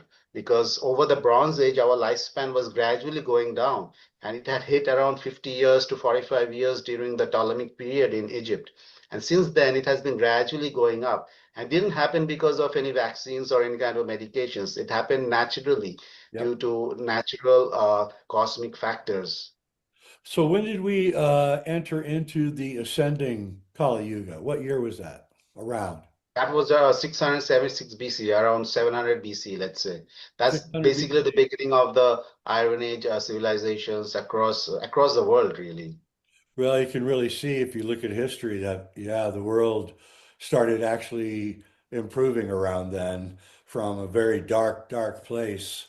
We've been gaining materialism and traveling around the world, which we weren't doing before. And wars became much more technological. And yeah, you can actually see that in the history. So And you also had a number of new spiritual leaders coming up during that's that right. time period and laying the Buddha. framework for the new faiths and the new religions that emerged in the Iron Age. That's right. Buddha and Jesus and yeah, and kind of teaching this new philosophy of, cool it out, baby, take it easy because the Kali Yuga's got a long way to go. So, you can get excited all you want, but I'm just going to sit under a tree and breathe because there's nothing you can do about the Kali Yuga. And I think that's exactly right. I think these new religions were formed to calm us down for the 3,000 years that were still going to happen, which we're now coming out of. So let's talk about the coming out of it, because that's really what I find to be the most exciting part of your book, is that you're saying that this year, 2025, we began emerging out of the Kali Yuga and going into the transition period, which you're saying we're in right now, which is actually, frankly, very dangerous time period, because what we have here going on is we have part of humanity is living in the Dvapara Yuga, and part of humanity is still living in the Kali Yuga. And I say this a lot because it helps ease kind of the confusion that's going on right now. So, the people that are in the Dvapara Yuga are looking at the people that are living in the Kali Yuga in this transition period and saying, you people are crazy.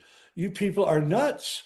What are you doing? You're destroying the world. You're destroying people. You're hurting everybody. You need to stop. And the people in the Kali Yuga are saying, you people are crazy. You Dvapara Yuga people are crazy. You all love and light, and you think everything's going great, and you're not realistic about the world. And so that's the nature of the conflict that's going on all over the world right now, and it's happening big time here in America, where half of us we're done with it. We're done with all the BS that's been going on. We're done with all of it, and the other half want to double down on everything. They want to increase the violence. They want to increase the confusion.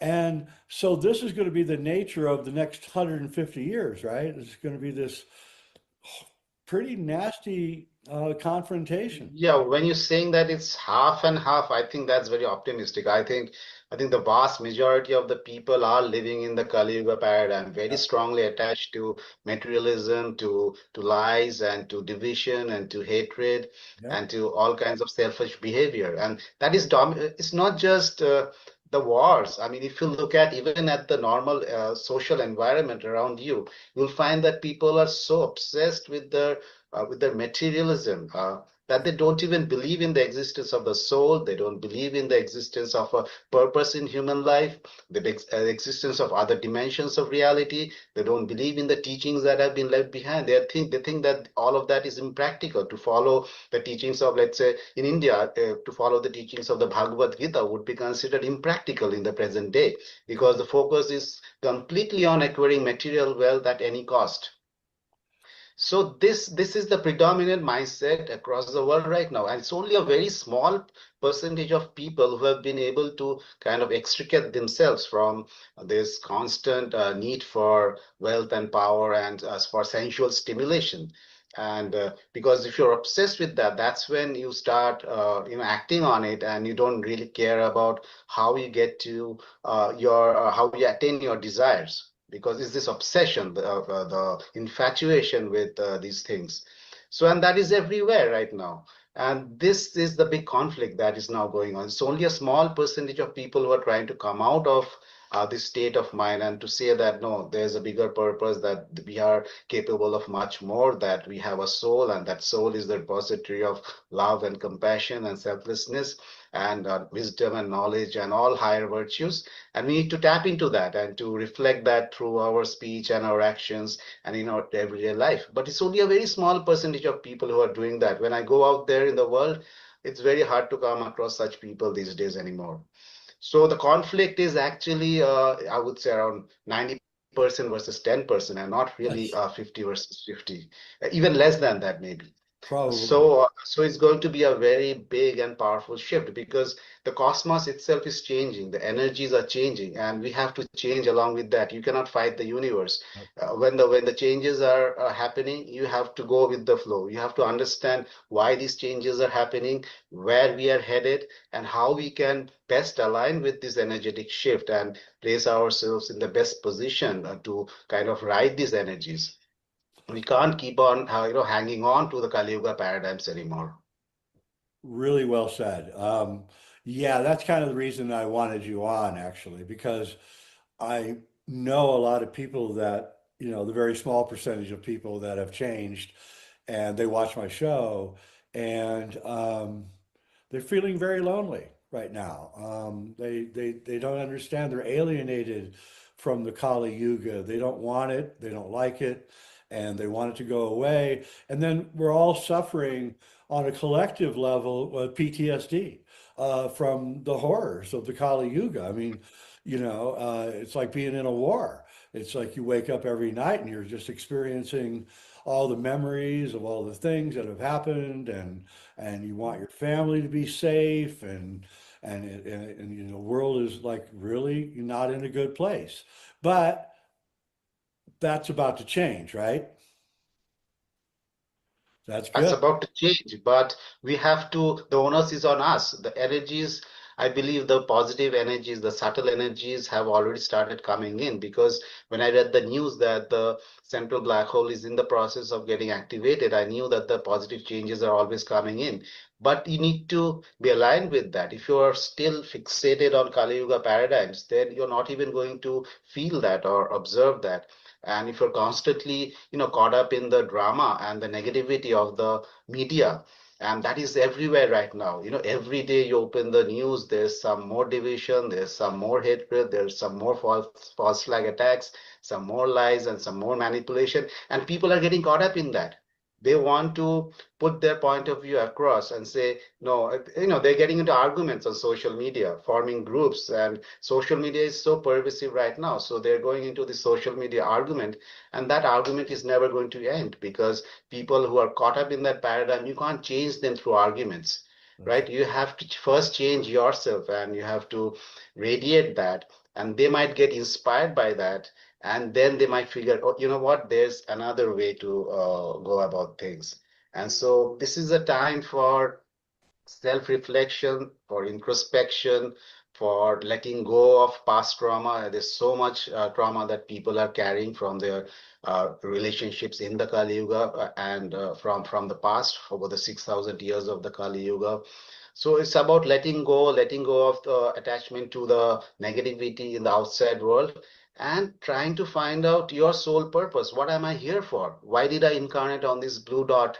I mean, what am I doing here at all?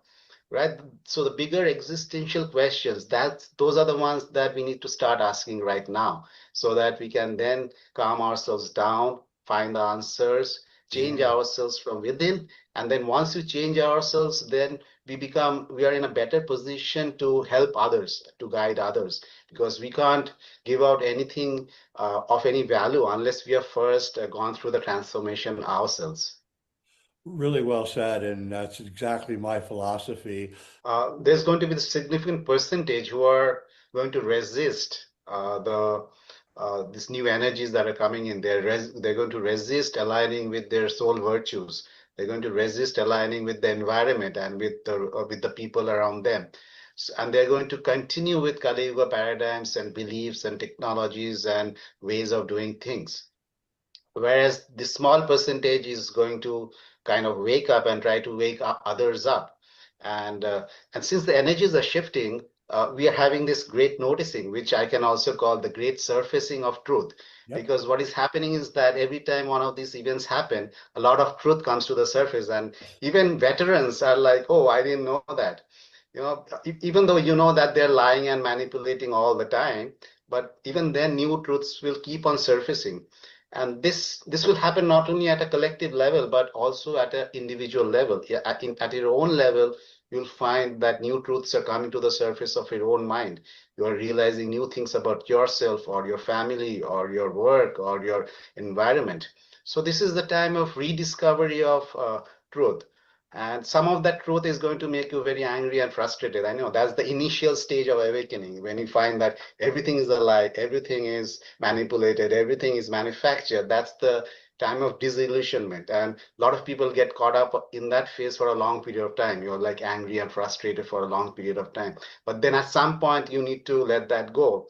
And you need to ask yourself, what next? How do I make things better? Where am I going? Where is our civilization going? And how do I make things better? And that's when you start tapping into who you truly are at your core and start bringing your gifts to the world. I mean, each of us have to bring our gifts to the world. Only then we can make it better. We can't keep on fighting the old system with the old methods. The new system will have new methods, and the new methods of the new system is through information, through inspiration, and through elevation. You know, you can't continue this process of degradation and diminishing people all the time. It's a time to elevate and inspire, and not to fight and quarrel and degrade and diminish all the time.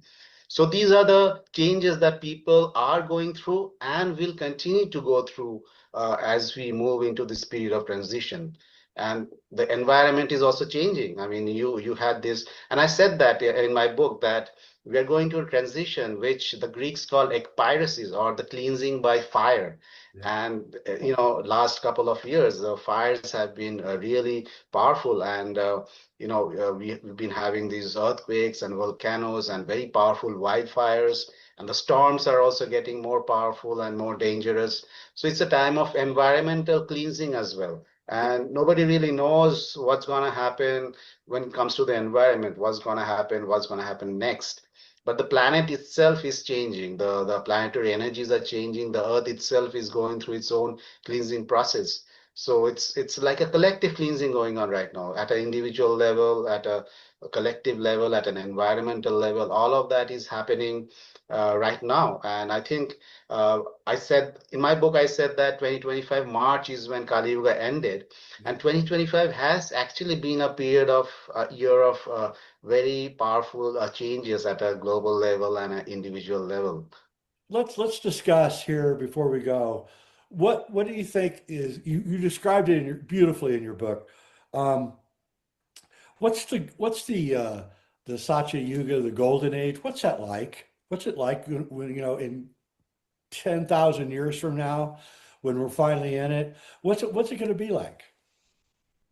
Well, even though the golden age will come after, let's say, another 6,000 odd years and then extend for another 6,000 years, the entire ascending cycle is kind of like a golden age, because the entire ascending cycle is when you're growing in soul consciousness. So you're growing in your understanding of yourself.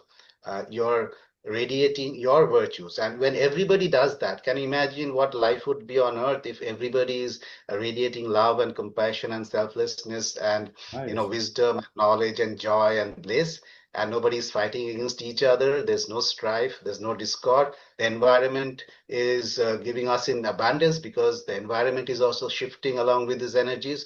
You get you get all the food that you want, you get everything that you want. So it's a time of abundance. It's a time of abundance of spirit, of abundance of love, abundance of natural prosperity. And it's a time when people will shun any kind of action that causes either men to become greedy or depraved or violent, or in any action that can cause harm to the environment or to any other animal or being within the environment. So that is the soul consciousness, that is the higher consciousness. And when there's higher consciousness, there's utopia.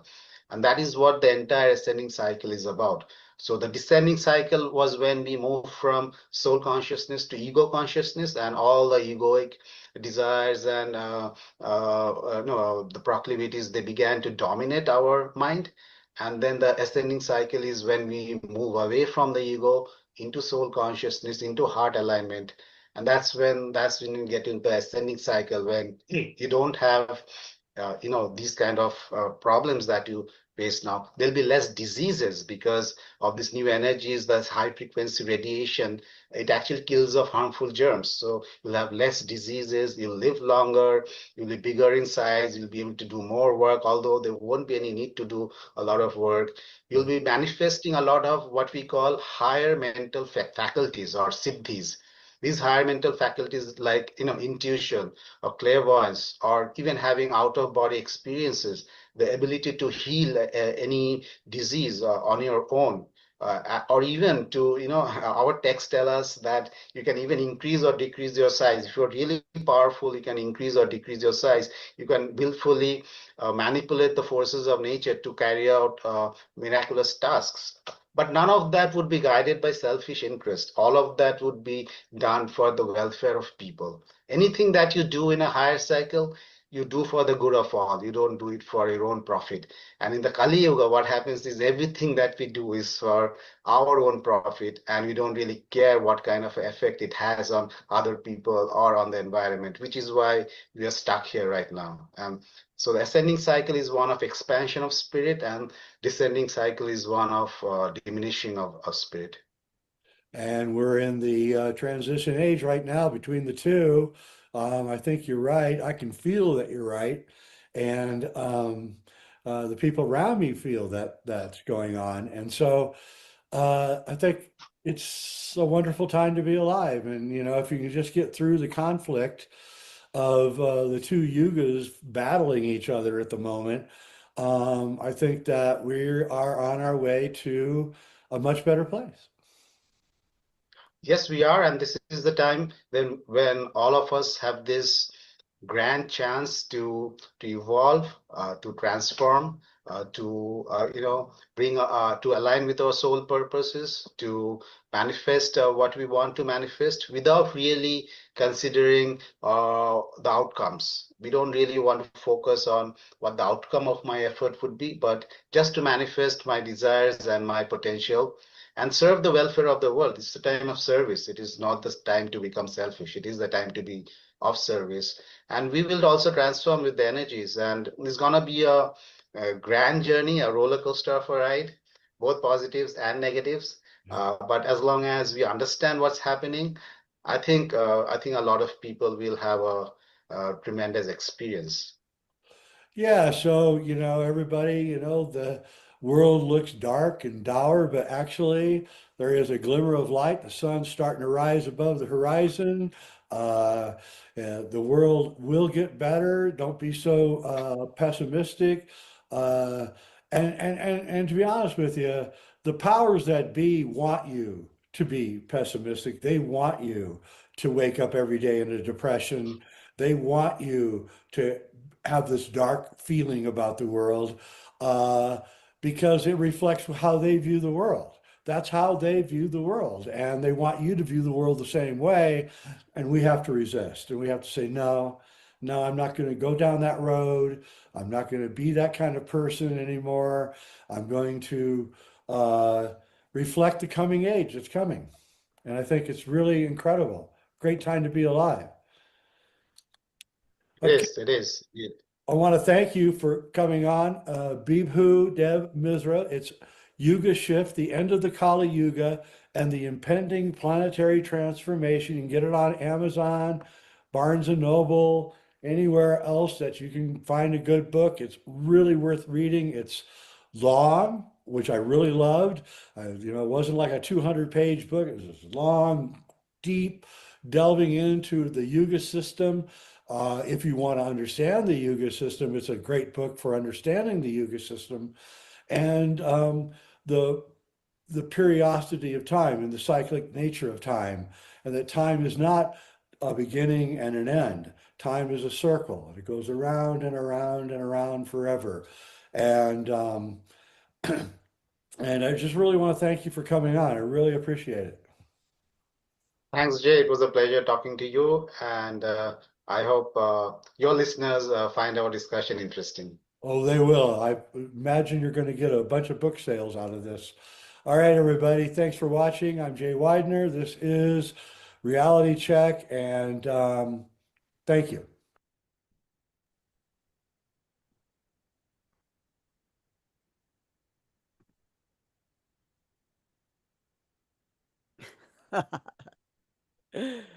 Thank you, Sharon. Yes, you're welcome. I found it really interesting that, I had chosen to put this because I think it really expands upon the discussion today. Thank you. Thank you for all the contributors and Yoga Kulam and our host, Riddhi, Amrita, and this recording from Jay and everybody. Anukul, your comment before Sharon can wind off? It was a lovely session. I didn't expect that it would continue with so much information. In fact, it can possibly still go on. There is so much of helpful information right through the entire meeting. Thanks a lot for all the contributors. Wonderful. Yes, we had a long session and we had so many people from Yoga Column as well. Yes. Quite a while here today. And Sharon, your comment, and then you can nicely wind off today.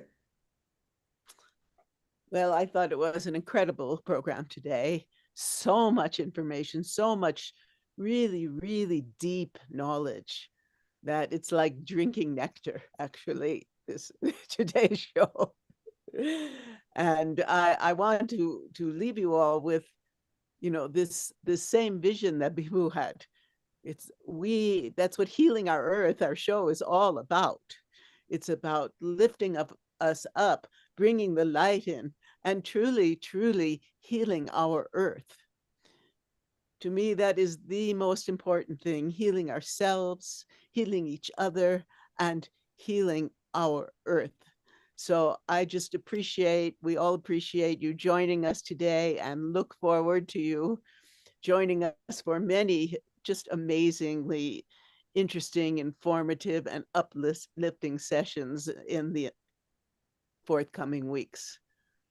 Thank you so much. Thank you, Sharon. And Anukul, you can finish with Gayatri Mantra. Oh, yes, sure. Om Bhurbhuvatsa Tatsavitur Varenyam Bhargo Devasya Dhimahi Dhiya Yuna